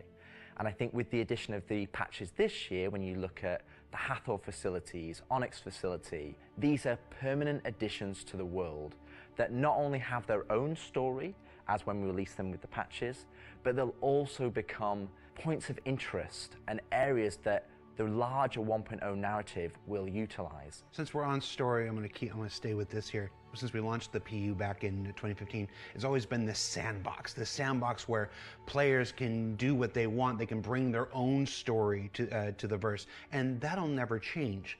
But how important is it that we also build this concurrent narrative of our own, this crafted experience, if you will, alongside that? Well, we're trying to create a living, breathing universe. And that includes both the player stories that you mentioned, that they can go and enjoy and create their own memories together. But it also means that we want to have a universe that gives back. We want areas and locations to feel like they're believable and real life locations. And if you look throughout this year and the patches that we've worked towards, we've had an overarching story that's moved from patch to patch, and we're going through some of those cycles right now. We've also been introducing mission content that has fully voiced dialogue and facial animation, which allows us to inject some of the meaning and the why to what you are doing as a player. And I think story is integral to Star Citizen as a connective tissue that ties all of these different complex systems together, because it takes players on that journey throughout the game. to see this big turn this year to start injecting story into the verse. I think people are really responding to it. So everybody knows, and you mentioned just now, that this year we changed a whole lot about how we operate and how we release things. How do you think that's gone? I think it's gone very well. I think if the mantra that I've always been pushing this year at the beginning of January was patch always goes. And I think this year has seen a different development strategy for how we've been moving the game forward. That's where this different strategy has allowed us to really take a wider approach. And we also have to remember that Star Citizen is played by tens of thousands of players every day.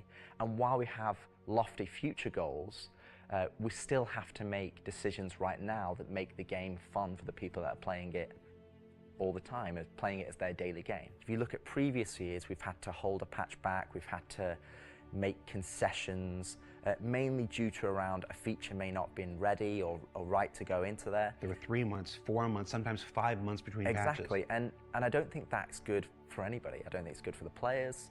I don't think it's good for the development team. I think it's better to have regular cadence of drops. One good example is this year for A Line of Mine. People probably don't know, but A Line of Mine, when you turned on the laser, it was actually supposed to reveal the sandworm Valakar. And I played it, and it didn't hit the quality that I wanted to go into the game.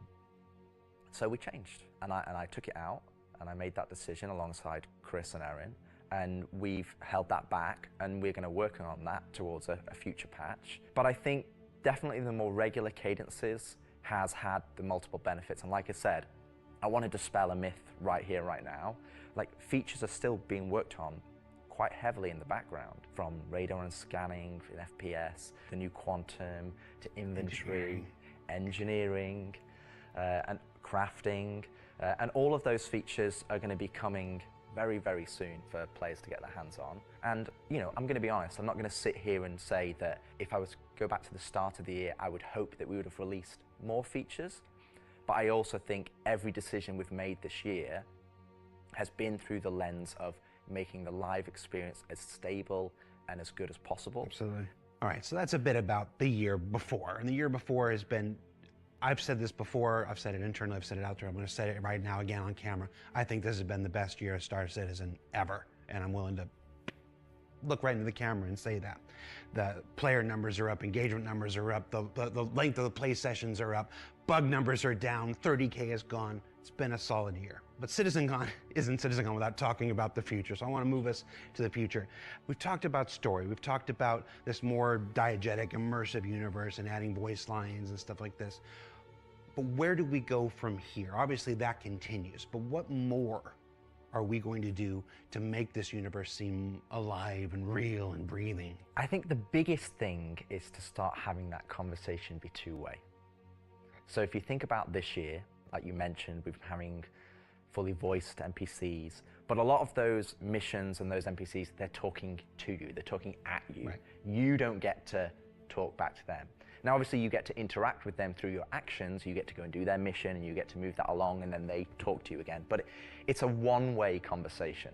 We're missing that conversation wheel. Exactly. The next part would be physical mission givers. That's something that we're going to be working towards very soon, with Battaglia being the first one coming back in the verse. And just to be clear, we will be bringing all the mission givers eventually back, and we want them to be an integral part of the verse and the story that players go and enjoy.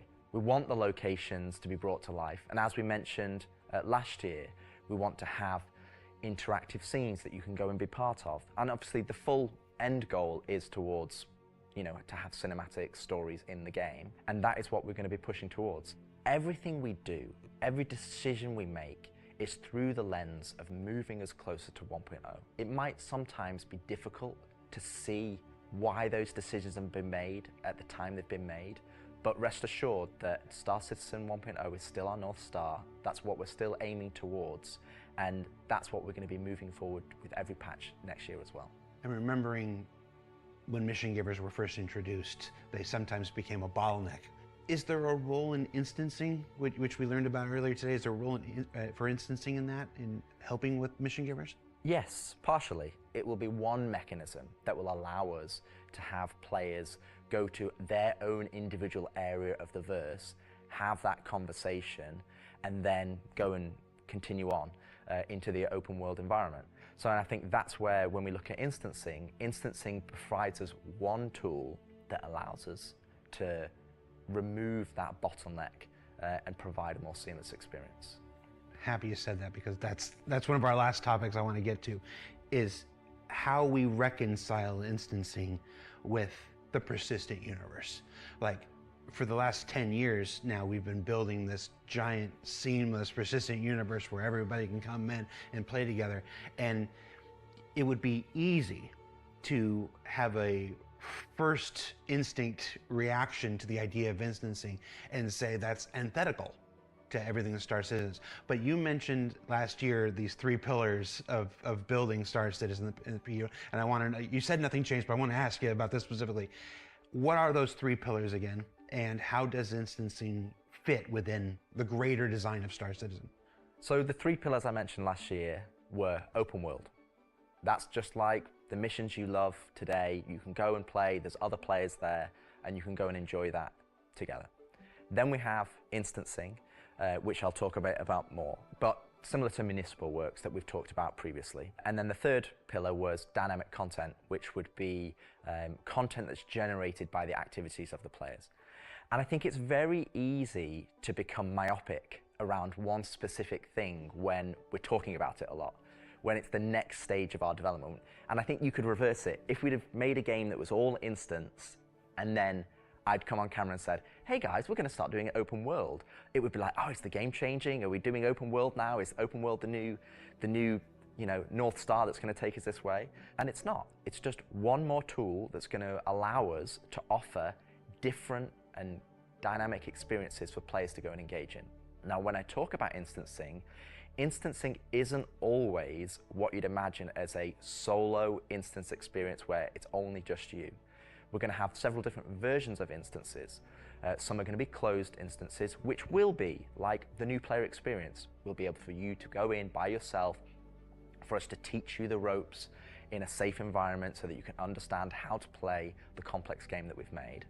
But we'll also have open instances like a cantina or a bar, where we might say, hey, we only want 50 people to come in here because we've got mission givers and we've got other NPCs for you to talk to, and you would just walk in and it would be seamless. You wouldn't know that there was an instance, it's not going to get a loading screen, you would just seamlessly walk into that location, it would be full of other players and NPCs, and you can go and enjoy the content. And that's, I think, something that instancing is going to provide us. It's going to give us a tool to offer different dynamic content, or curated content, as I'd say. It allows us to create experiences that are different to the open world experiences that we've already made. And it's not to say that we won't continue our open world development or only do instance content. It's going to be a mix. And like I said, this is one of the pillars that will move us towards 1.0. We will eventually work on dynamic content that will move us towards 1.0. And all 3 of those pillars will interweave to create the full Star Citizen experience. All right, so we've hit a lot of the bigger topics, the feature work, engineering, and FPS crafting coming to tech preview soon, stuff like this. We've talked about instancing and how that's going to work within the universe. But I want to ask you this one last big one. It's very easy to say Star Citizen is this kind of game and that kind of game. Those of us who spend our days making it know better. It's an everything game. It's everything we can make it game. It just is. But at the core of this is still spaceships. That life of spaceships. What more can you tell us about spaceship gameplay in the future? What can you give us? What can you tee up for us to look forward to for those of us who are really into Star Citizen for the spaceships? Our intentions going forward are to make sure that every ship or ship archetype that you acquire has a role and has content that you can go and enjoy in the universe. For example, right now I know that we're working on more robust mining missions, more robust salvage missions. We're going to be working on refueling missions. And we want to make sure that each and every one of the ship has a purpose and has a reason to exist in the game. That's from the smallest Argo MPUV, as well as ground vehicles, all the way up to the large capital ships. We want to give them purpose. And I think it's something that we are absolutely aware of. We want to make sure that we're building that spectrum of content to allow players to go and engage in. And I think 2026 is going to be a very good year for Star Citizen. And I think there's going to be something that's very interesting and something that a lot of people have been waiting for. But rather than me spoil it, I'll let Ian and the team go into the details on that. He had a twinkle in his eye. Ian, take it away.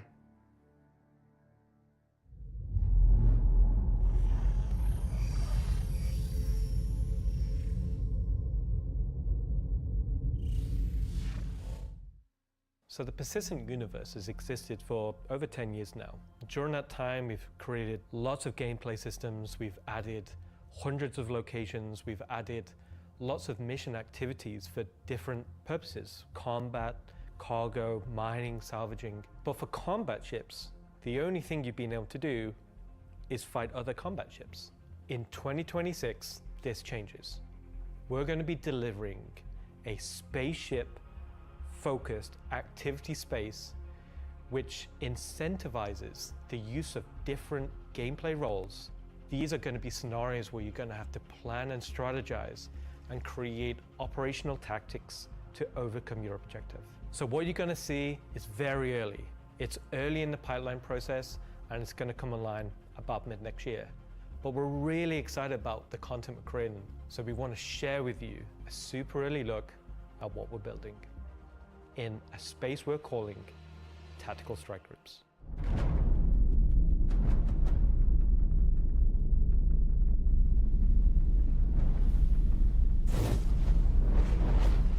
The People's Alliance are still trying to get to the bottom of what this new faction is really doing in the Nyx system. They've sent a capital ship to check out a station and run it into more than they can take care of themselves. Unfortunately, that team came under attack and members of their groups were taken hostage.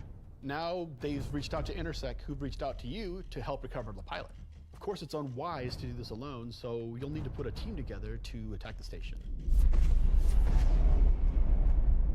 When you arrive, you will have this big asteroid, kind of broken asteroid, and on this you will have this base where you will find three big arms. You will see in the middle, you will have this big energy core. Everything here has a purpose. It's not just for the show, just something nice to see. You'll see a People's Alliance-owned Idris that's just on the outside, and it's going to be getting harassed by this unknown faction that you have met before. So your first objective here is to clear out the ships. There'll be waves of these ships, so this is where you want your light or your medium or your heavy fighters, whichever playstyle you prefer.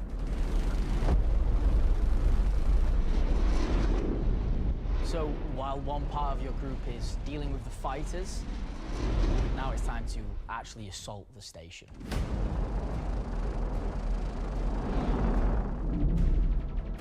This station has been outfitted to resist all of the obvious way of attacks. Somehow they've incorporated Vanduul capital ship killing turrets. These turrets ignore small fighters, and they have the firepower to destroy even the biggest capital ships. Your Polaris and your Idris, if you get it close, it will get shredded. The idea of these is so we can sort of make it so we can mix up that ship combat, and not everyone can just bring the biggest ship and win just because they have the biggest ship.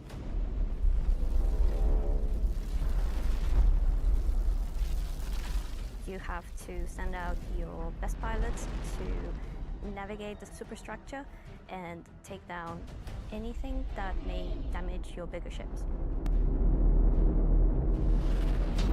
So at this point you're thinking, destroy the turrets. But it's not that easy. This turret has shields that you've never seen before. It won't take any kind of damage. Your missiles won't do anything, your lasers won't do anything, your ballistics won't do anything to them. But like everything, they do have a weakness. You have to cut the power to their shields. To do that, that actually brings you to your first objective, the power relays.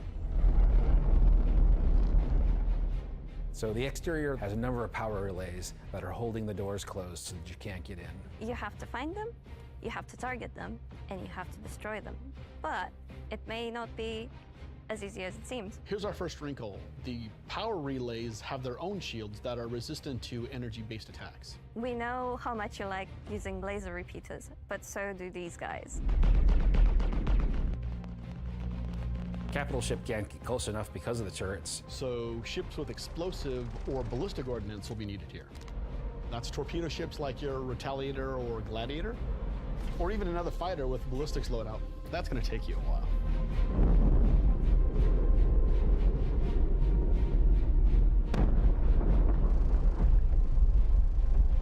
Once the power relays have been taken down, the station opens up. And this is where things get really cool. Now it's time for you to fly your ship inside the station. Yeah, you, in your ship, fly into the superstructure of this station. How cool is that? I feel like this is a proud dad moment. Thank you, Jared. We're just going to call it what it is. It's a trench run. Trench run.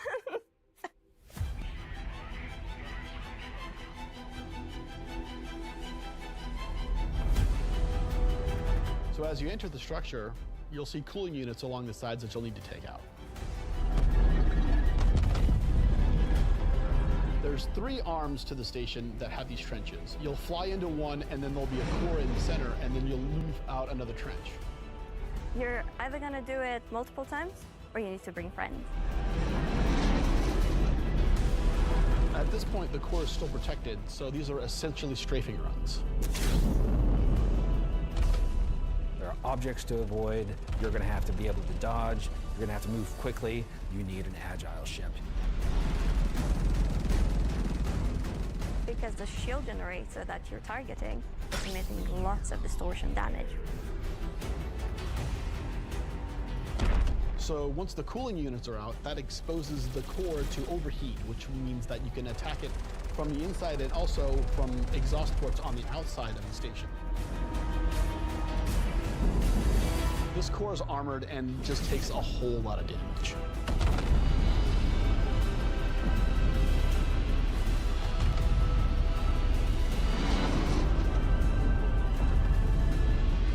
Once the power core goes down, the turrets come down, and then the capital ships can get closer.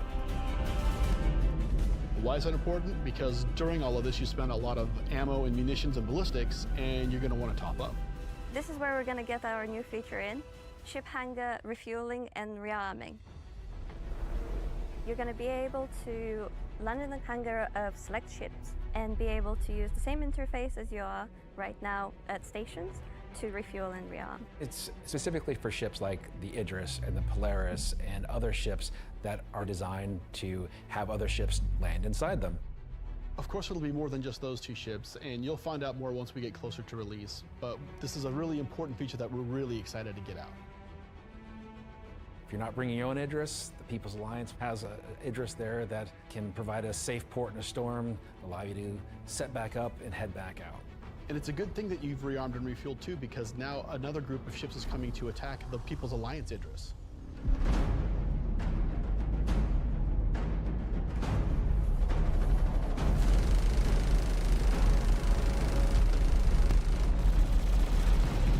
So while the fighters are protecting the Idris, what's happening at the station? Well, that's where the dropships come in. Now you've got to take a fire team in. You've got to land, you've got to fight through an onslaught of FPS enemies that belong to this unknown faction, and you've got to open a hangar door which will allow you to release captives from the station.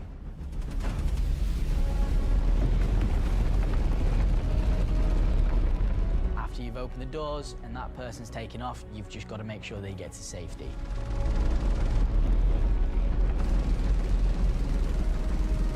So at this point, all of this sounds pretty simple, but there's an additional complication. So up until this point, it's just been you versus the enemies in the station. But the enemies in the station have their own enemies. The Van Duel neighbors who really don't like these guys for some reason will come in and wreak havoc on everything. And they're not going to discriminate between you and the station. They're out for blood. When you alert the Van Duel by destroying the power core that the station's now vulnerable, you're on a time limit. Van Duel are coming, they're going to come hard, they're going to keep coming, you're going to have one hell of a fight.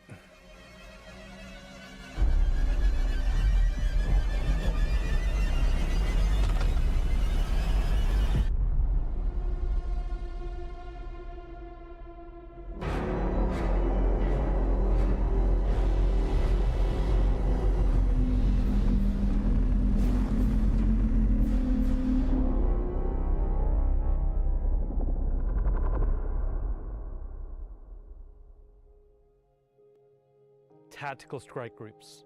I'm personally so invested in this. So throughout 2025, we created a variety of content. Some of it was very focused on FPS combat. So personally, driving a more vehicle-based experience was very important to me. This is a defining statement that I want to do in 2026. We're a spaceship game. There are prized possessions. To the objects we fall in love with. This is the content we want to create, which creates scenarios and roles for you to use those spaceships. We won't get to all roles initially, but we should see this as a landmark, a position where we can see a gameplay space which incentivizes the use of different ships and scenarios to clear objectives and complete missions in a variety of roles.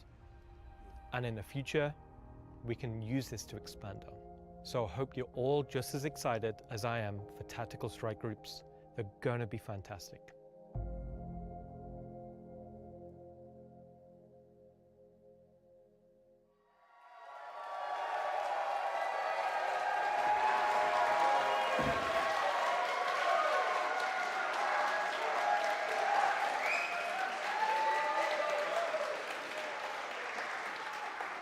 Okay.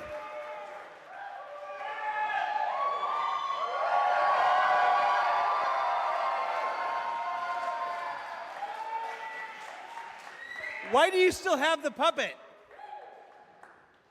John, come home. All right, so tactical strike groups. You know, it's been a long road for the last 10 years that PU's been around.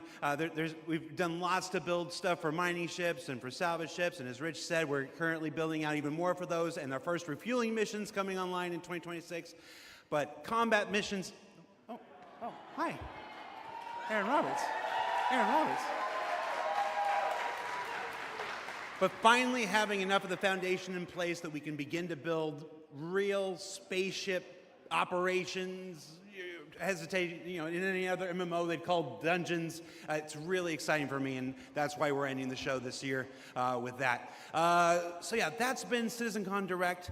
Thank you for taking the time to share this with us. Again, this is just a glimpse at some of what's coming in 2026. I've seen the Twitch chat and the YouTube chat like, oh, you're spoiling everything. I promise, we ain't.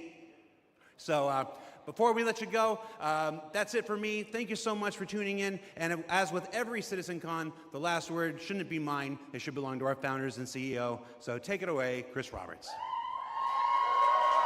I hope you enjoyed this glimpse into some of what the team is cooking for the near future. Of course, we're not going to spoil everything that's currently in progress, and many features we haven't discussed today are in active development, like base building, social, and trade tools that are very much a priority. These, along with bringing the final polished features from Squadron 42 into the persistent universe, will make next year the most exciting yet for Star Citizen. Finally, I want to extend a heartfelt thank you to everyone at CIG for working so tirelessly and with so much passion to deliver something that is already special and will only get more so as we continue. And of course, to all of you for making all this possible with your support and feedback. We couldn't do this without all of you, something that I and the team appreciate every day. We are very lucky to be allowed the time and the money to build a game of all of our dreams, something that is only more apparent as the video game business becomes more monolithic. We are one of the few large independents left standing, and there is no way we would be allowed to dream as big as we are on an original game and take the time to achieve that dream if we were part or funded by any of the few remaining mega game companies. So thank you, and I look forward to seeing you all in the verse this coming year.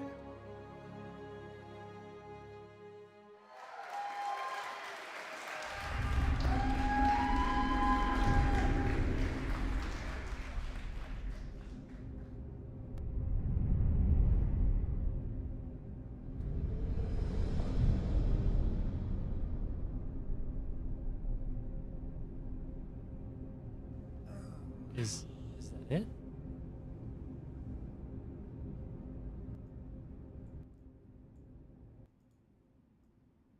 We'll leave it up in the background just in case anything else comes up. But I think that's it, guys. I think that's the last of the presentation today.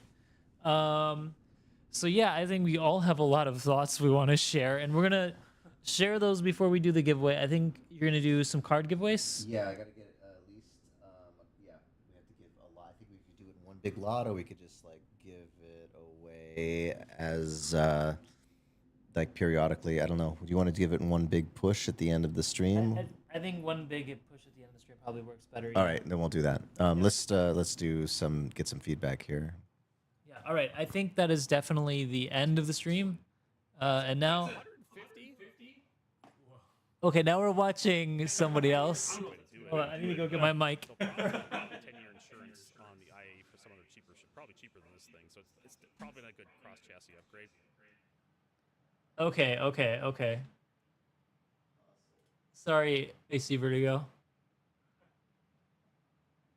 We can't watch you just yet. All right, we're gonna put that down, and then we're gonna go to the.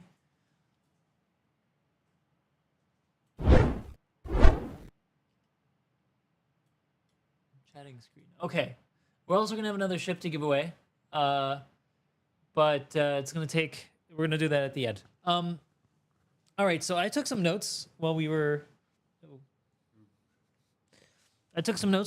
Watching, and I think we should just start from the top and work our way down. Okay. Let's start with what they started off with. The reveal of the Nyx system.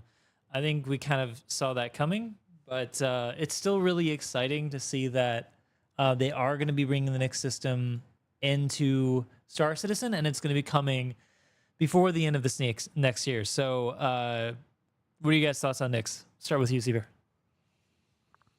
About Nyx? Maybe meta?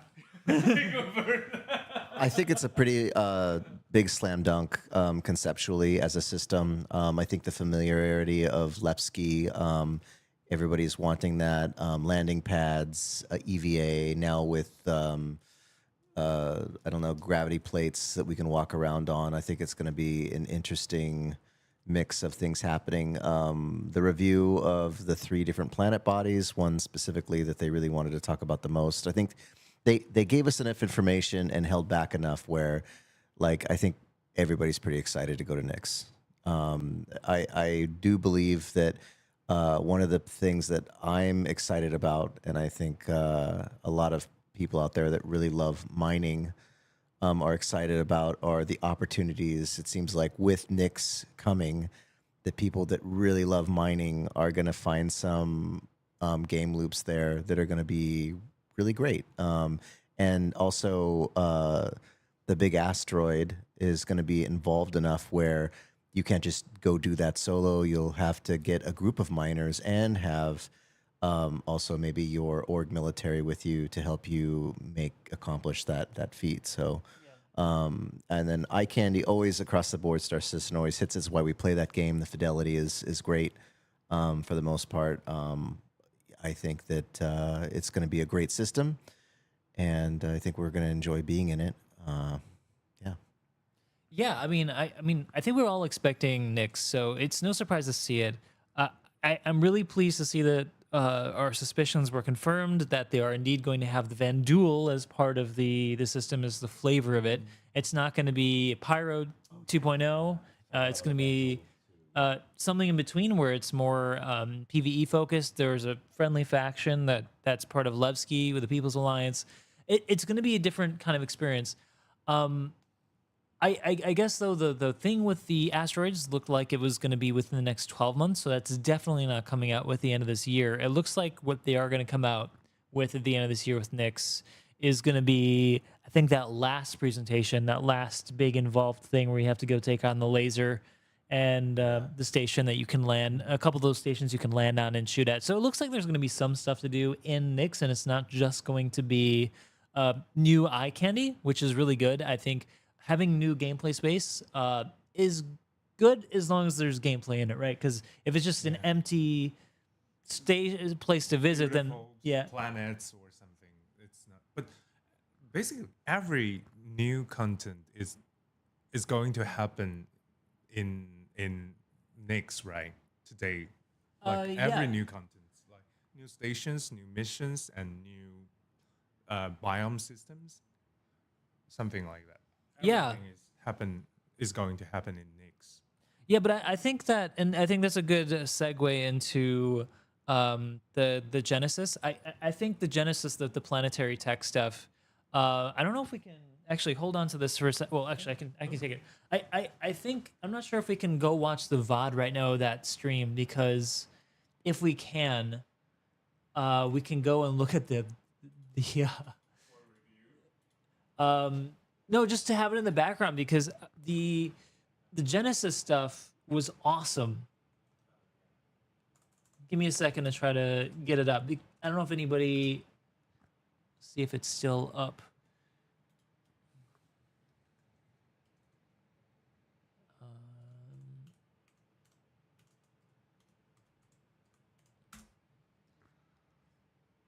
See if I can go back on the watch. Yeah, I can. Oh, fantastic. Cool. All right, we can go back to...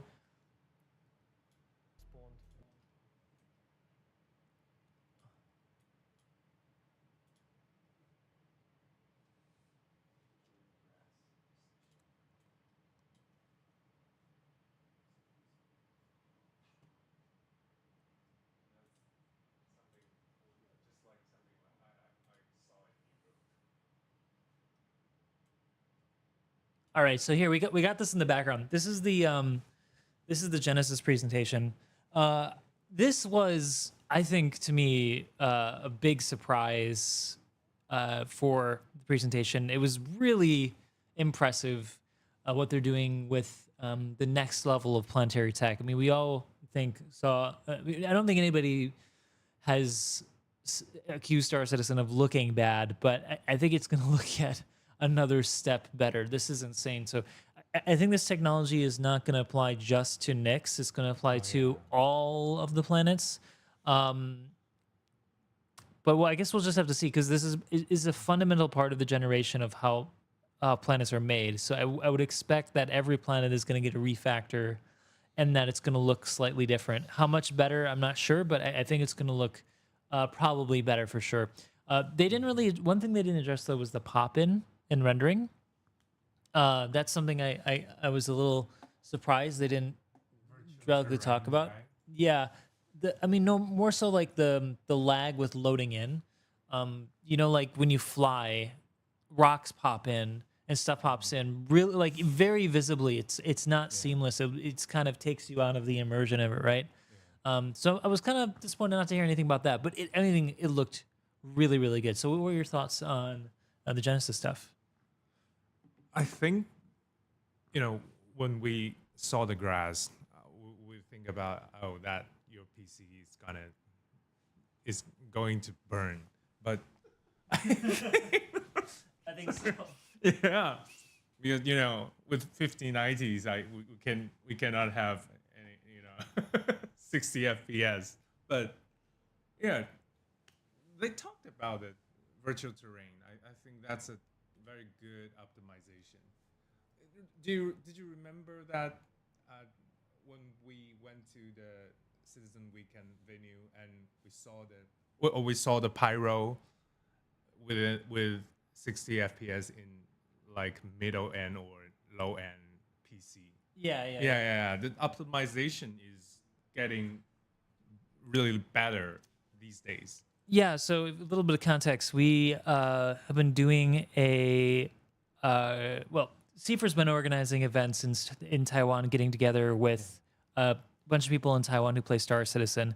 And one of the things that we do in this event is play Star Citizen at this kind of PC cafe. And all of them have 3060 Ti's.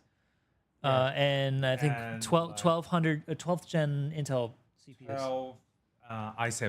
12th gen i7. Yeah, they were getting 60 FPS or higher. They ran perfectly smoothly. Now, they were only 1080p screens. 1080p, but 60 FPS.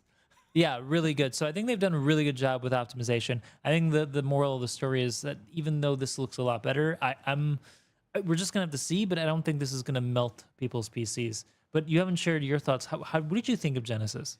I think what was really impressive was the data-driven progression of how the world building is going to work, kind of based off of a more organic process of like he said, about erosion and how that when they're building a mountain, the rocks are going to fall in a specific area. There'll be an alluvial fan that moves down into a valley, and we're not going to get this like kind of very evenly dispersed sense of rocks everywhere that you're going to run into. There'll be just like this clump of them. I think it'll be different way for like people that are into mining, engaging the environment to find the rocks that they need, for that matter. And I also think that on top of different levels of instancing that they want to put together, it's going to be a really beautiful experience walking through these worlds, and hopefully it's not going to be a slideshow. Yeah, I mean, I think it's going to be a slideshow for some people, but it doesn't seem like it's going to be a slideshow for every. If you're working off a 1080 Ti, you may want to. Well, you may not have to pay for heat this year when we get to winter. So, and it looks like the planet we were seeing in this presentation will be coming with Nyx at the end of the year. That's one of the planets that will indeed be in the patch. So that's really good, really good. All right, Nyx. I think that was Nyx 1. Well. Oh yeah, some of its concepts. So one little caveat to the release of the Nyx system, they said that they're going to be releasing it piecemeal, kind of like how they did Stanton back in the day, where we just started with the with Port Alisar, and then they introduced the moons, and then they introduced the planets. It seems like they're kind of going back to that a little bit. In my sense of the reason for that is because they need to have some content for us to play, and if they wait for it to be finished, we're probably going to have to wait for another year, 2 years. So I think this is a good way of doing it to keep us sated while their focus is clearly still on Squadron 42. So yeah, I think Genesis for me is an unexpected high point of the presentation. But there were some smaller things they talked about. So they talked about they're going to have hauling missions from system to system, great for people who love industry. If you guys want to talk about that, it's just a small thing, but I think it's important. Scripted encounters in those. Express missions with a timer. I think people are going to have a lot of problems with that. Timers in Star Citizen. I mean, come on. If you played Star Citizen before, people are going to get pissed off with that. The Rock Cracker mission was really cool. I know you talked a little bit about it at the beginning of this conversation. I'm really excited for that as well, but that's 12 months out. It was very conceptual. Plus Vanduul, yeah, the Vanduul are very cool. I think that's going to be for sure in the Nyx release. We're going to have a bit of Vanduul incursions, so that's cool. And of course, we had some ships in this presentation. We had the Anvil Paladin, which everybody was anticipating. I think that's for $350 on the website, pretty expensive. The Stinger, the new heavy fighter for the Vanduul, $315, and then the crappy $150, still really expensive. Drake knockoff. I think that's really cool. That ship, funnily enough, that ship was actually revealed years ago in a CitizenCon presentation as a shipjacker ship. It was exactly that ship. Yeah, it was years and years ago. So that's actually been in Squadron 42 for a while. So, I mean, again, I think what we're seeing is that they are still focused on Squadron, and they're bringing some of the resources over from Squadron into Star Citizen, kind of being more efficient because so much of it's devoted right now to Squadron. Golden standard crap? Yeah. Yeah. Well, I think what's really interesting about this year's ship section is what they didn't talk about. So, no. Everybody knows. They can just say it in chat right now. Yeah, like I mean, everybody. I was watching chat when this was happening. Everybody was kind of like question marks. Where's the Perseus? I'm really shocked about it too. Does that mean it's not coming this year? Not so sure about that. I think it's probably still coming in IAE, but I'm really shocked they didn't show it. But if they show it, this week, they have nothing to tell in IAE, right? I mean, I guess, but you still have to wait to buy it in the IAE. I mean, sure, I guess it's not too long away. And then there was nothing on any other ship they're working on. There was nothing on Banu Merchantman. There was nothing on the Kraken, which we know that they started on. And yeah, talking about ships, no mention of engineering at all. Not once. No, wait a minute. I think that Chris did kind of mention, hey, at the end, or maybe in the beginning, that we're still working on all these things. And he did drop that in there along with a lot of other stuff that he mentioned that they're working on in the background. Maybe They just wanted to show us like what's in store for now, and they're going to keep working on what they talked about last Star Citizen con, and that that maybe they don't need to be redundant to tell us one more time, because they still have to fine tune those things, and we're going to be getting those drops. But I don't know. I mean, we thought we were going to get fire on board our ships that we had to put out. That was a big thing, and then they pulled that. So I don't know. They still have a lot to work out. So they're also working on crafting and seeing the skeleton bare bones of what that is like in the works. I don't know. Like, there's a lot of questions about this. I'm sure people out there are like kind of disappointed. Yeah, I mean, it was a really short CitizenCon presentation, only 2 hours. They couldn't talk about too much, and I think even if they would have mentioned anything about engineering, I wouldn't have wanted them to devote too much time to it, because we've seen them talk about it ad nauseum for years now, and at this point, I think people just want to see it done and polished. So it's surprising that it wasn't mentioned and it wasn't shown in like a keynote presentation. And actually, to that point, there was no keynote presentation, really. There was like no, this is the presentation about Star Citizen this year, like they've done every year. So that was a little surprising. It wasn't bad. It wasn't a full CitizenCon. It definitely felt like CitizenCon ultralight. In a way, it felt like kind of like a bit more honest than other Citizen Cons. Yeah, maybe it was honest. It's like, hey, we got a lot of work on our plate and all this other stuff. Here's 3 ships and a new system. Have a nice day. Yeah. See, here's the thing. CitizenCon is like the big event that everybody looks forward to like hype up the next 12 months. So it is surprising still that they didn't talk about big ships, because big ships are what people get hyped for. But I mean, they're just ships. So I think it's better. I think we move on now to talk about crafting, because crafting is a really, really big deal. It seems like a very innocuous small thing, but it's something that ties all of the gameplay loops together, and hopefully starts solving things like progression, because the economy, yeah. Right now,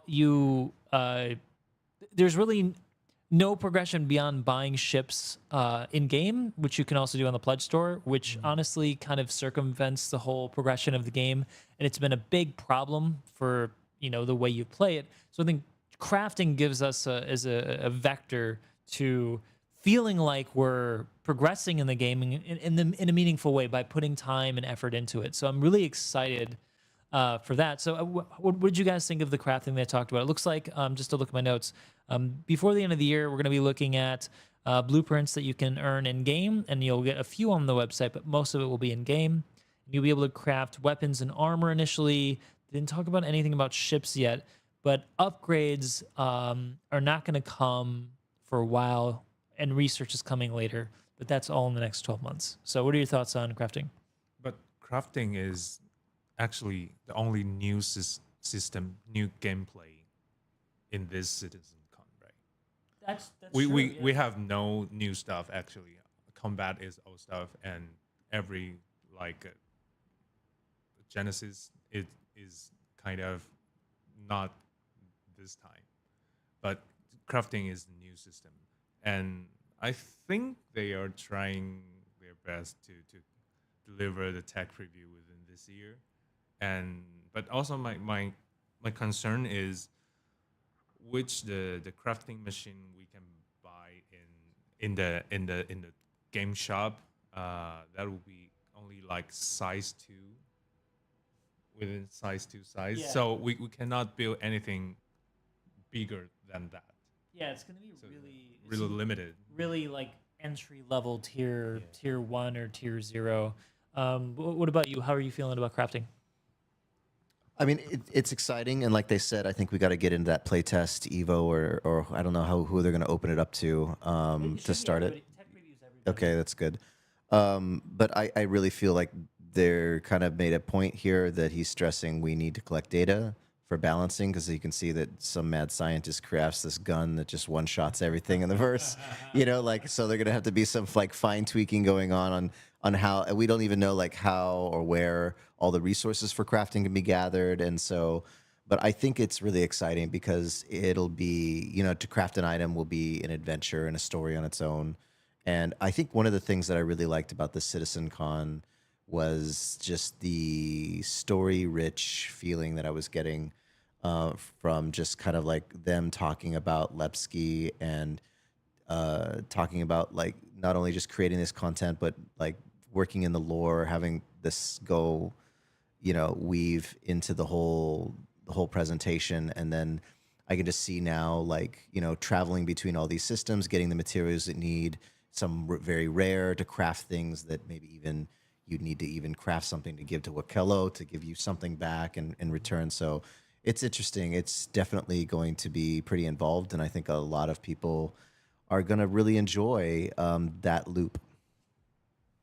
Yeah, I think so too. I'm really intrigued by how they're going to balance it, how each material type is going to play into the effect on the weapon or the armor, and how much better it's going to be. Interestingly, though, they didn't talk about how it's going to affect store-bought items. So, so that one of the big concerns I think a lot of people have had is whether or not you're going to be able to just circumvent everything still on the website. So. We didn't hear about that in this presentation. Hopefully they address it not too long from now, because I think it's a big problem. Didn't they touch base on something where you would be able to take those items and go sell them somewhere specifically? Yeah, so they announced a little bit ago that they're going to have as part of the new item recovery system, that stolen items, stuff recovered from players, once they've reclaimed them from insurance, there's going to be a timer on them where they shut off and they're no longer usable. Just kind of a weird, like you're be wearing armor and then just stops working. There's still some question marks on it. And that you'd have to take that item to a special NPC who would convert it to you for like credits or like a base version of the item. I still think that needs some balancing, but yeah, that's supposed to come in. I mean, again, all this stuff about how real money purchases work and how it gives you an advantage, or if it doesn't give you an advantage, like that's still all a big question. And personally, if you ask me, I would like it to be that if you play the game, you become more powerful, and you don't become more powerful by swiping your credit card. And how about you? There's a lot of people in this community, maybe not a lot, but there's a very loud minority maybe that very much like the mobile game type experience where you pay for power, and they like that kind of thing.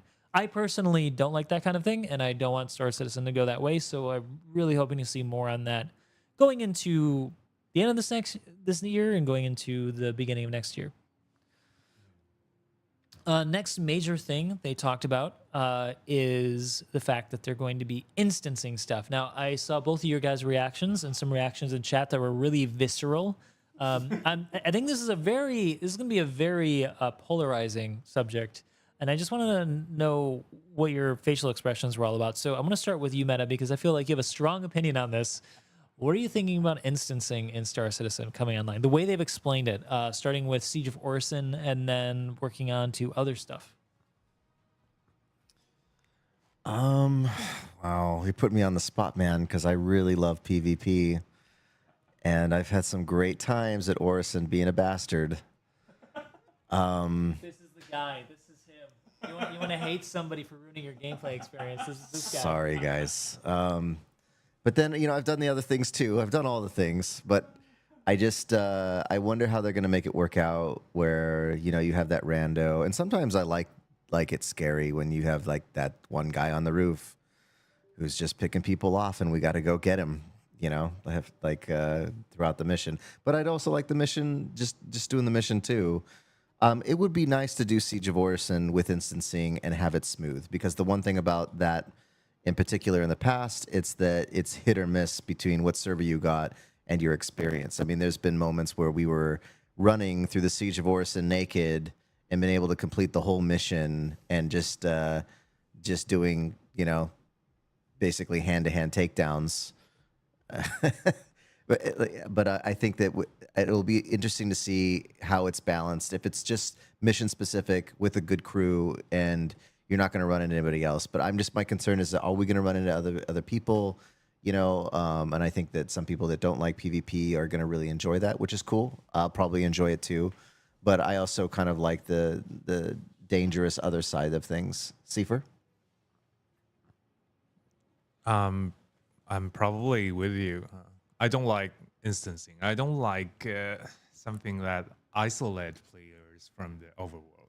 I love the feeling of everything is connected, and you can just walk in and walk out.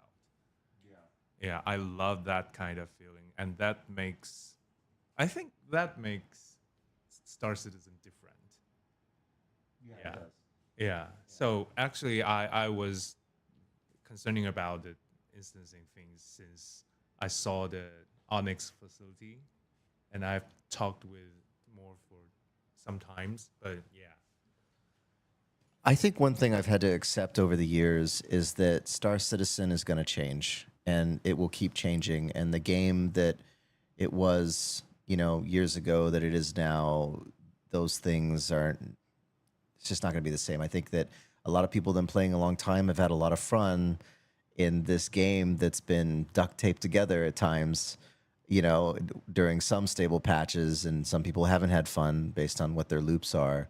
But I have to keep reminding myself that it's still evolving. And the one thing, even with all this instancing that's going around right now, and why I think that it needs to be implemented and it needs to be a lot better in place, because there's even things now that really bug me that I want to have, a lot smoother. Just recently at Hathor, I tried to just go and get some loot, and things in boxes were clipping around all over the place and phasing through the floor, and it was like a hot mess. And I guess we were in a kind of a poor server, but and then at the same time, there's things happening with inventory that are so hot, which like clicking on a piece of ammo and then it not, you have to drag it over to get it equipped to you, which has been bugging me at ASD facilities constantly. And I don't know if that's anything to do with instancing or the server or what's going on sometimes, but I feel like there's this just whole parallel dimension of hallucination that happens in Star Citizen that, drives somebody nuts after a while, and it'd be good to have things just work the way they're supposed to work. Yeah, I absolutely agree. I mean, it'd be nice to have things work the way they're supposed to work. But I think that this, Star Citizen is changing, but the way I looked at the instancing for Orison was actually a little different. I don't think the reason why they're changing it is because of the problem with PvP.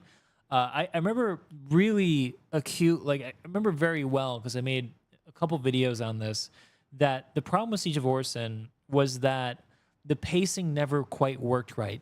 If you didn't arrive when the event rolled over, and even if you did, there were problems where people would be halfway through the second or third stage already, and they would start completing objectives. And if you were just starting off in that, you wouldn't really be able to follow the story because things were happening so fast or disjointed. You didn't know where you had to go. People were over here or over there. Sometimes you get shot by players. It was just really confusing and a difficult time to play.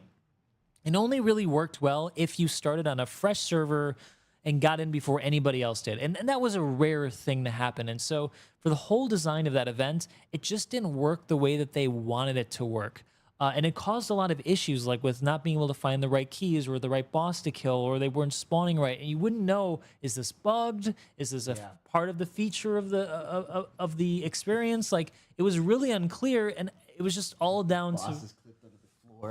Yeah, the boss is clipped under the floor. Yeah, and some of that 2 hours of trying to get him out of the floor or go down and kill him. Oh my god, yeah. Put down the box, sit on the box, clip through the wall, go down under the floor, find the bastard, kill him. Then we can move on with Siege of Orison.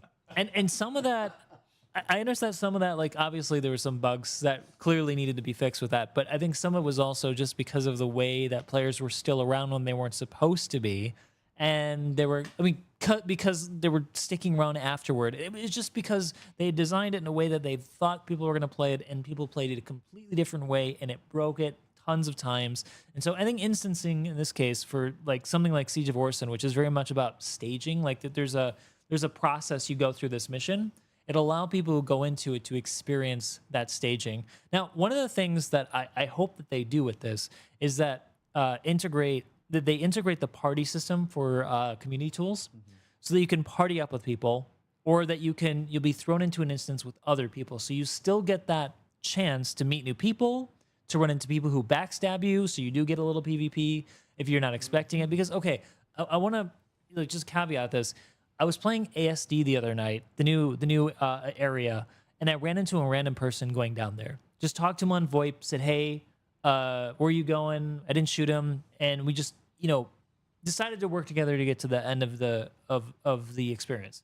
It was a really fun experience. Now, if instancing happens, that can't happen anymore. You can't have those chance encounters, which I really hope you do. So they can do instancing, but I hope the instancing still has some flavor of randomness to it, so you can just meet other people. They got to have that possibility of randomly running into somebody, even if it's not as often as chaotic as it did with Siege of Horses. Because with Siege of Horses was terrible. People were like camping the entrances to the shuttles and grenade launchering them. It was bad. Yeah, I think on that note, like for me, I think one of the things that I fell in love with the most when I started playing Star Citizen was when I ran into people that were really into RP and they did it well. I mean, in having VoIP available to us and other tools, especially for people that like to make machinima in game, but just some people that create these random magical encounters in the game by role playing is just absolutely wonderful, and it catches you off guard. Like I remember running into a role player once that somehow got on my ship and threatened to NCAP me and made me do like sit-ups and push-ups to like Richard Simmons music, and then that was his whole stick. And then he paid me a couple million AUEC, and he just like went out my airlock. I mean, weird stuff like that. I mean, amazing. I was just like, what just happened? It's like, it was just playing the game, like big shout out to Jinko out there. Yeah.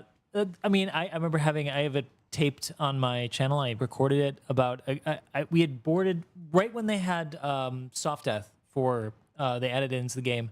We disabled a Starfarer, an MSR. We went on board, and he was an enemy player, so we knew he was going to try to shoot us at least. So we came in prepared, and we were coming in, and suddenly heard over voice comms, "You'll never take me alive." And then there was an explosion. Whoa. We went in there. He had pulled the pin in the grenade and blown himself up before we could get to him. It's a really funny clip. It's on my channel. It's called, I think, The Best Time I Ever Had in Star Citizen. I mean, legitimately is one of the best experiences I ever had. And it's because of random non-instance experiences. So I think we still need that. Now, as a little side thing here, off topic, and I think this is really good that somebody asked this question. Minecon TT asked how we can join one of these Taipei play sessions. I leave it to you, Seifer. How can people get involved in this if they're in Taipei? Okay, maybe I will leave a message here. Okay, or you can find the Bar Citizen website. I always register this with Citizen Weekend. You can find the keyword Citizen Weekend. Hold on a sec. I want to how to open the chat box. Oh my god. Okay, Citizen Weekend. There you go. Now you guys know how to get involved. Yeah, this orange icon is mine. Lab2Zig is my channel, and you can find the keyword Citizen Weekend, and you can find our event. The next event will be the next week, 18th, the Saturday, from 2 p.m. to 6 p.m. Yeah, 4-hour event. And I'm going to be there as well. I'm going to show up, or I'm going to try. Wait, what's the date on it? 18th. 18th. I think I'll still be here. I'm going. Saturday. I'm going traveling the week after next, but I think I'll be here on that. So, yeah. I think there's only one last thing. There was a talk with Richard Tyre, which I have to say was a little dry, even though what he talked about was really interesting about getting 1.0 done. So I don't think we had to spend too much time on that. It was kind of a rehash of last year. And one little funny poke in the eye to the Starfarer. It looks like the Idris and Polaris are getting refueling inside with no finicking around with that that whole UI system they developed and never really finished. So sucks for Starfarer owners, and is lovely for anybody with a capital ship. Wow, what a poke in the eye. I think that just leaves us, unless you have anything else you wanted to specifically talk about, to just say what we thought overall with this year's CitizenCon Direct. I want to start with you, Seifer. How did you feel overall? Good, bad? What's your rating? Thoughts? Okay, because I went to the CitizenCon last year in Manchester with you guys, and I would say really a little bit disappointed, but looking forward to, you know, something they didn't tell us in this clip. And Meta? I thought it was all right. Like I said, I thought it was a pretty honest CitizenCon for everything that was packed in there. It had enough for me. I don't feel like overwhelmed about a lot of stuff coming in. There's a lot of expectations that we have already. It's nice to see Van Doel, Lepsky. I think that I'm really hoping it's just the CitizenCon that it is, because Squadron 42 is getting a lot of attention, and they're working on a lot of these back things like engineering. Maybe even the fact that you can refuel in the Idris at this point is the beginning of that kind of gameplay, which who knows what to expect. But, you know, they did say they have some surprises for us as usual. And I kind of like the fact that it's not overly hyped, and it's not like, here, buy this ship, buy this ship, buy this ship. Even though they got 3 of them, they're doing it too right now. But I think in general is a pretty decent one, and I'm looking forward to CitizenCon next year, hopefully going to one, because I really enjoyed going to Manchester. It was really a great time. And then, yeah, just sharing space with people that you play the game with, spend hours in the game with, was actually a real treat. So this time around, I mean, we got a watch party. It's been a treat to come here and watch it with you more. I want to thank you for that. I think in general, it's fine. I didn't really go in with really crazy expectations. So, but comparing it to all the other years, I kind of like the fact that it was like short, to the point, and it's left a lot of questions. The community can talk about it. And I think that, you know, the community can tell CIG, hey, we want more of this ship, give it to us, you know, rather than them just, you know, splashing it out there. And who knows, maybe it is the fact that they just want to keep it a secret and surprise us, you know, with things just like when the multi-tool showed up one day and nobody knew what that thing was used for. And then all of a sudden I was like, wow, this thing's great. Yeah, no, we can't live without the multi-tool. Yeah, it was my pleasure to have both of you guys over. And if you guys like this kind of thing, but next year, I really, as well as you guys, hope that there's an in-person one, because it's really incomparable. It's just such a great experience to meet with fellow cult members and talk about how much money we've spent on this game. And no, seriously though, no, it's like, it's one of the best parts. It is the best part of CitizenCon for me. So I would love to have an in-person CitizenCon. But before I go any further about my final thoughts here, again, we're going to do a giveaway of the cards for Squadron, and I also have another ship to give away. I have to look at which one I want to give away. So, and also, just to help out this video, don't forget to smash that like button if you like this and you want to see more stuff like it, and subscribe so that, you know, this gets pushed out in the algorithm, and we have more opportunities to do stuff like this in the future for other topics, other things. Maybe like a gaming experience. I think like Seifer's event, like everybody playing together on stream would be really fun. I've been wanting to do that. It could be really cool if you guys are interested in seeing something like that. So my final thoughts here on this is that for what it was, for 2 hours, I think they jammed a lot in there. I got some of what I expected, some of what I didn't expect. And I think that the like I said, the planetary stuff was amazing. Yep, I think they smashed some really important points. They got the new star system in. It's going to have some good content in it. It's going to have gameplay with crafting. No base building, but it's a start with crafting. So I think, yeah, overall, I think it was a really good, short CitizenCon. We didn't think it was going to be a huge amount, but I think that they went beyond what I was expecting, at least. In some ways, in other ways, surprisingly quiet on some topics. So I liked it. Yeah, I would say solid. I think it's kind of reductive to give ratings out of 10, but if I were to give one, maybe like 8 out of 10. It's pretty good for what my expectations were. So yeah.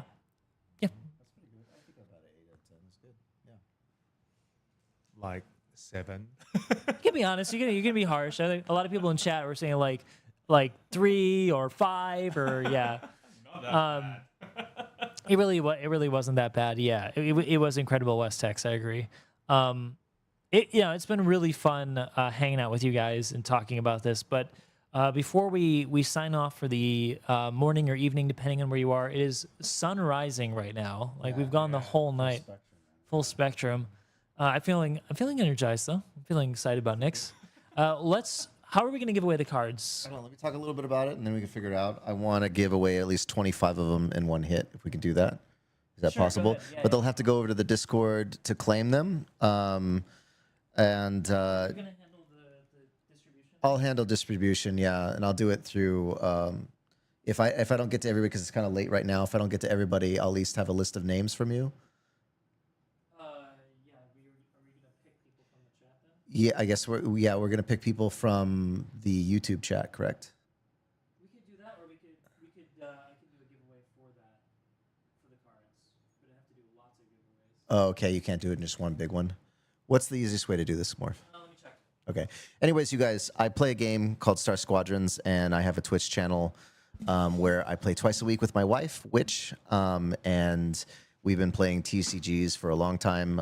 Usually Magic the Gathering, a lot of on that channel for a while. Recently in the mail, I'm getting the full tournament decks to be playing with her, so you can see how Star Squadron actually works as a game. I can teach you how to play it on that channel.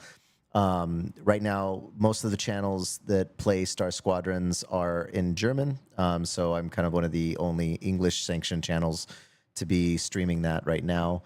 But it's been an amazing game, and Tom from Cosmic Cards is a great guy. I met him at Manchester, and he showed me this great game where you take your cards that are, each one is a different ship, and there's a lot of things that kind of reflect how like battle and gameplay can happen in Star Citizen, like ships with turrets versus ships with non-turrets, and initiative based on ships that are fast versus ships that are really big, and you have to like contest these places, and I can explain it all to you guys, and you can also go to the website. If we can have our moderator drop those links in there so you guys can actually go see. Now today I'm going to give away 25 cards. Hopefully we can do it in one push. We're going to figure out how to do that exactly. I don't know if you can go in close to the camera and use the focal thing, but I think it's going to be weird with the green screen. Yeah, I think, but they can actually go to the links if Bard can actually put those up and see them right now on the, yeah, that works. And then we just got to use the focus in there. So you can see that this card, if you guys win the raffle, we're going to mail them to you. So you'll have to go put in the code that I give to you. And then, yeah, there we go. Yeah, give them a little flip. They're beautiful foil cards. They're amazing. And these are the early release cards. Now, this game is going to be available on Steam in its first, I think, alpha run as a kind of like a Hearthstone game around December. Okay, so it's going to launch this year. But you'll be able to also play with your friends, maybe get some booster packs, depending on how they're going to distribute these cards. They're still figuring out that whole system and how it's going to work. But right now, you can win one of these cards, enter your code, and it will get mailed to your house. So, and if you want to learn to play, come hang out with me and my wife on my Twitch channel, and we can make it happen. So I'll type something in chat so you guys can like click on my name or something. It's M3T4M0R7H on Twitch. They're really beautiful cards. I think I might be able to pick multiple winners from the giveaway. So if you guys want to have a chance to win this, go ahead and exclamation raffle 1, and I will do the drawing. We'll do this. We'll give you guys like a minute or so to enter this, and then we'll collect some names. How many do we have to give away? 25. 25. All right. We currently have 36 people in this, so most people in this are going to win something. So if you want a chance right now to basically, by hitting raffle 1, get a card, that's basically how it's going to work. Exclamation raffle space 1. And then afterward, let me see. I have a ship to give away too. Let me take a look. So we got to give you these codes via Discord. So I hope everybody's got Discord. Yeah, you're gonna have to message Meta in Discord, Metamorph. I think we'll just create something in Armco, man, that they can like find my name, and then they can do that, and then I'll check the list based on names that you give me, and then they can get the code. Okay.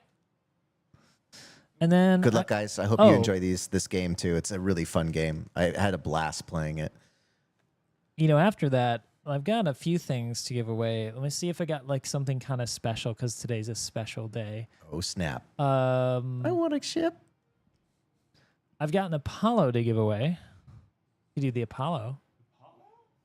Yeah, it's an Apollo. Yeah, the new ship, the new awesome Apollo. Yeah, it's what was that?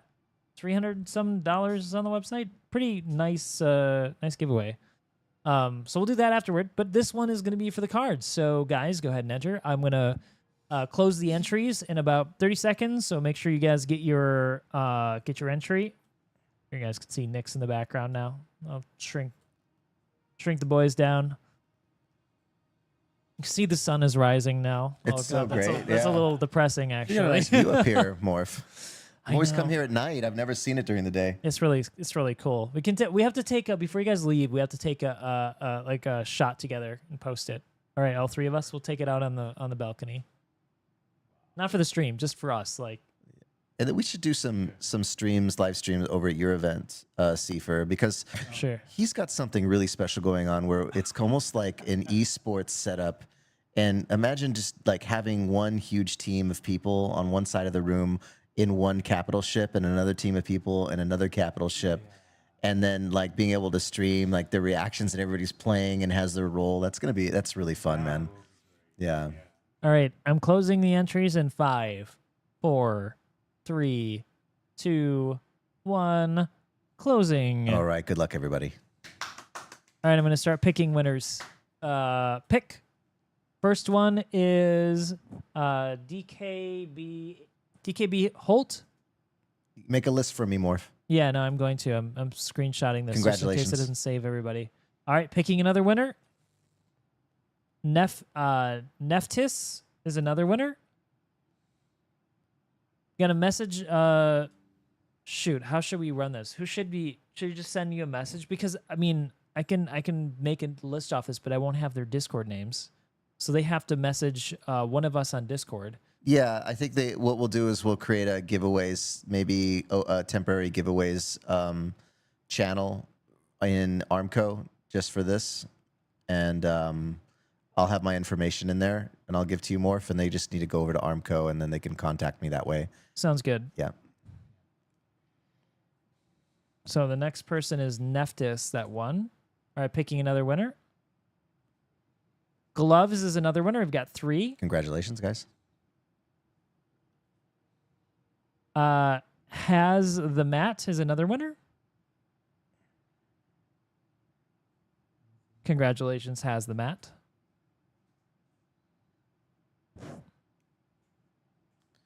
One thing about Star Squadrons, it's also really growing right now. I think there's about 4 decks. 2 of them are actually CIG sanctioned decks under a IP contract, which is a Vanduul UEE decks. They're about like 42, 41 cards with the decks that will be available. And then there's like also a pirate deck that just came out. And there's also like a scrappers deck. And each mechanic's really interesting. Like you can maybe subdue your opponent or neutralize them, like their ships in a way by using an EMP.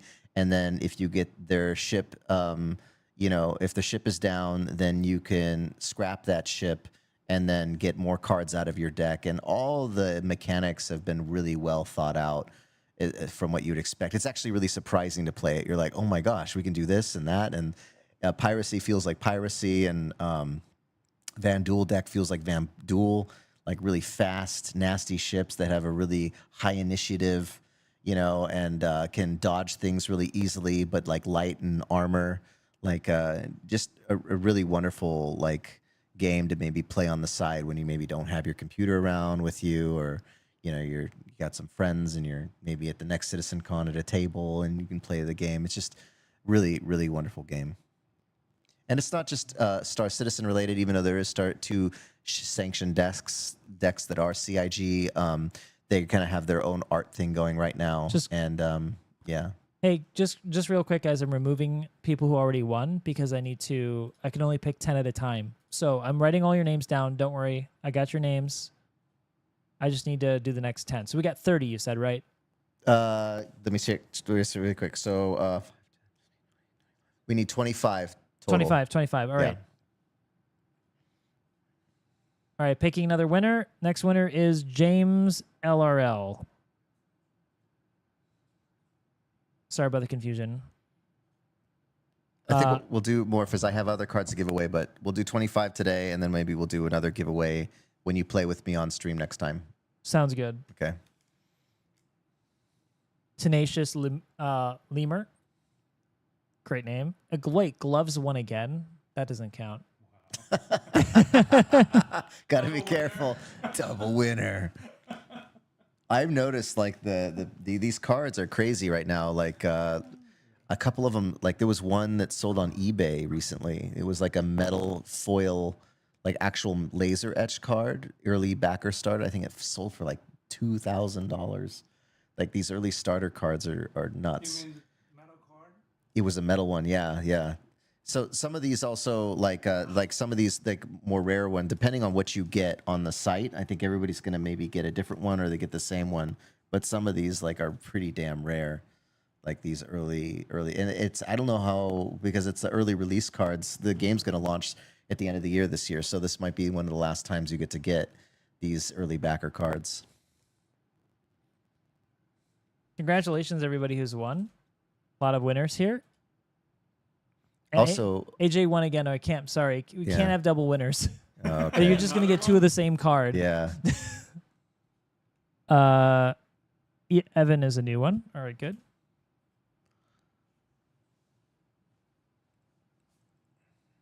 Another thing about the game too is when you play it digitally and you win, you will be able to win digital cards, and then you will be able to also win cards in IRL that get mailed to you when you play the game. It's one of the only TCGs where you can actually get that done. James asked. Yeah.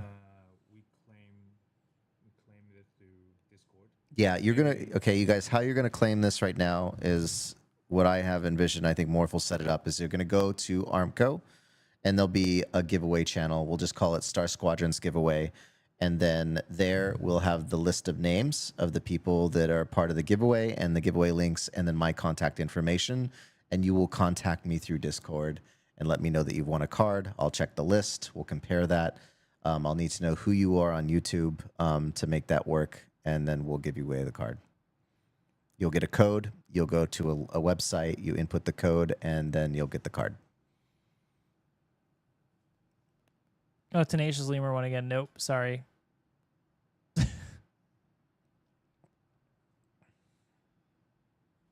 Two more winners, Rusty Wires. All right. And last winner is Frangle. Frangle, you are the last winner. That's 25 people. All right. I've got the full list of everybody. Yep. Congratulations, guys. I'm really happy to get these out to you guys. And I hope you look into this game and you check it out because I think it's going to be pretty cool. So it is cool. I love playing it. I sent you the name. I lose a lot to my wife, though. She's killed me like three streams in a row now, and I've been just destroyed by her. I'm kind of a little bit depressed about it, but it's all right. Yeah. All right. So what about that ship, Morph? Right. So last thing we got to give away is an Apollo. I'm going to complete this one right here. I've written down all your guys' names. I've sent them to Meta. We'll get it set up through the Discord. All right. Let me set up the last giveaway, and then that'll be it for this stream. Thanks, guys, so much. Stick around, though, for this Apollo. It's a big ship.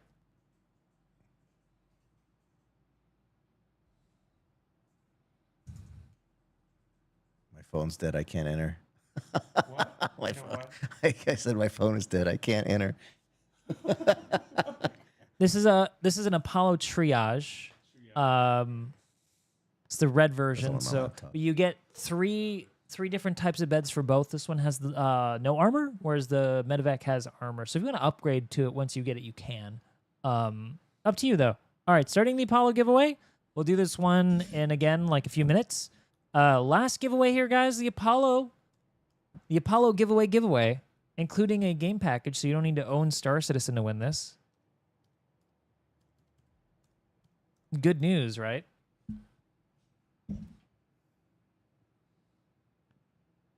Imagine being able to build an app with your name on it. Just got ads.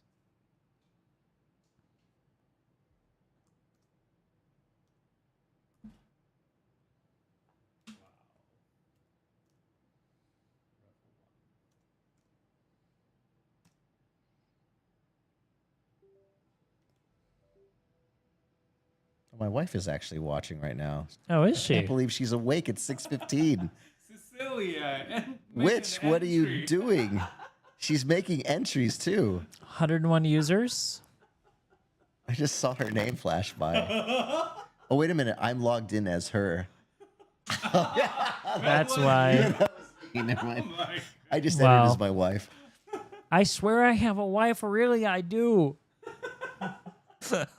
No, he does. I better. Well, maybe my She's wife will wonderful. win. I didn't realize it was her account. That's so funny. Oh my god.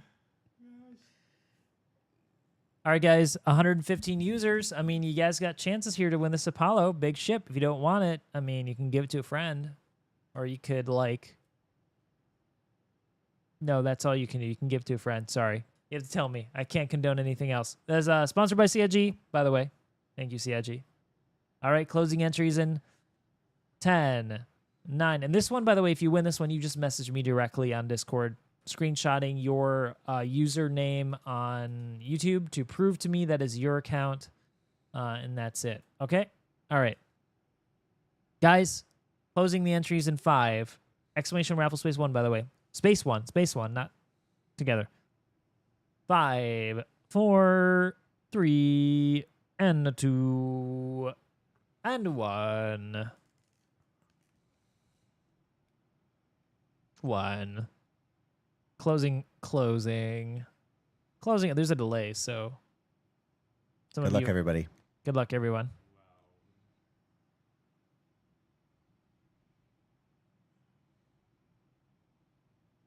Closing entries. All right. We are now going to pick a winner. Drum roll. Brrr, and the winner of the very own Apollo Medevac. No, not Medevac. Sorry. Triage is... Kill Mozzie VFX. Congratulations, Kill Mozzie VFX. Message me on Discord. Morphologist in the Armco Discord. That is moi. That is me. That is I. Congratulations. That's awesome.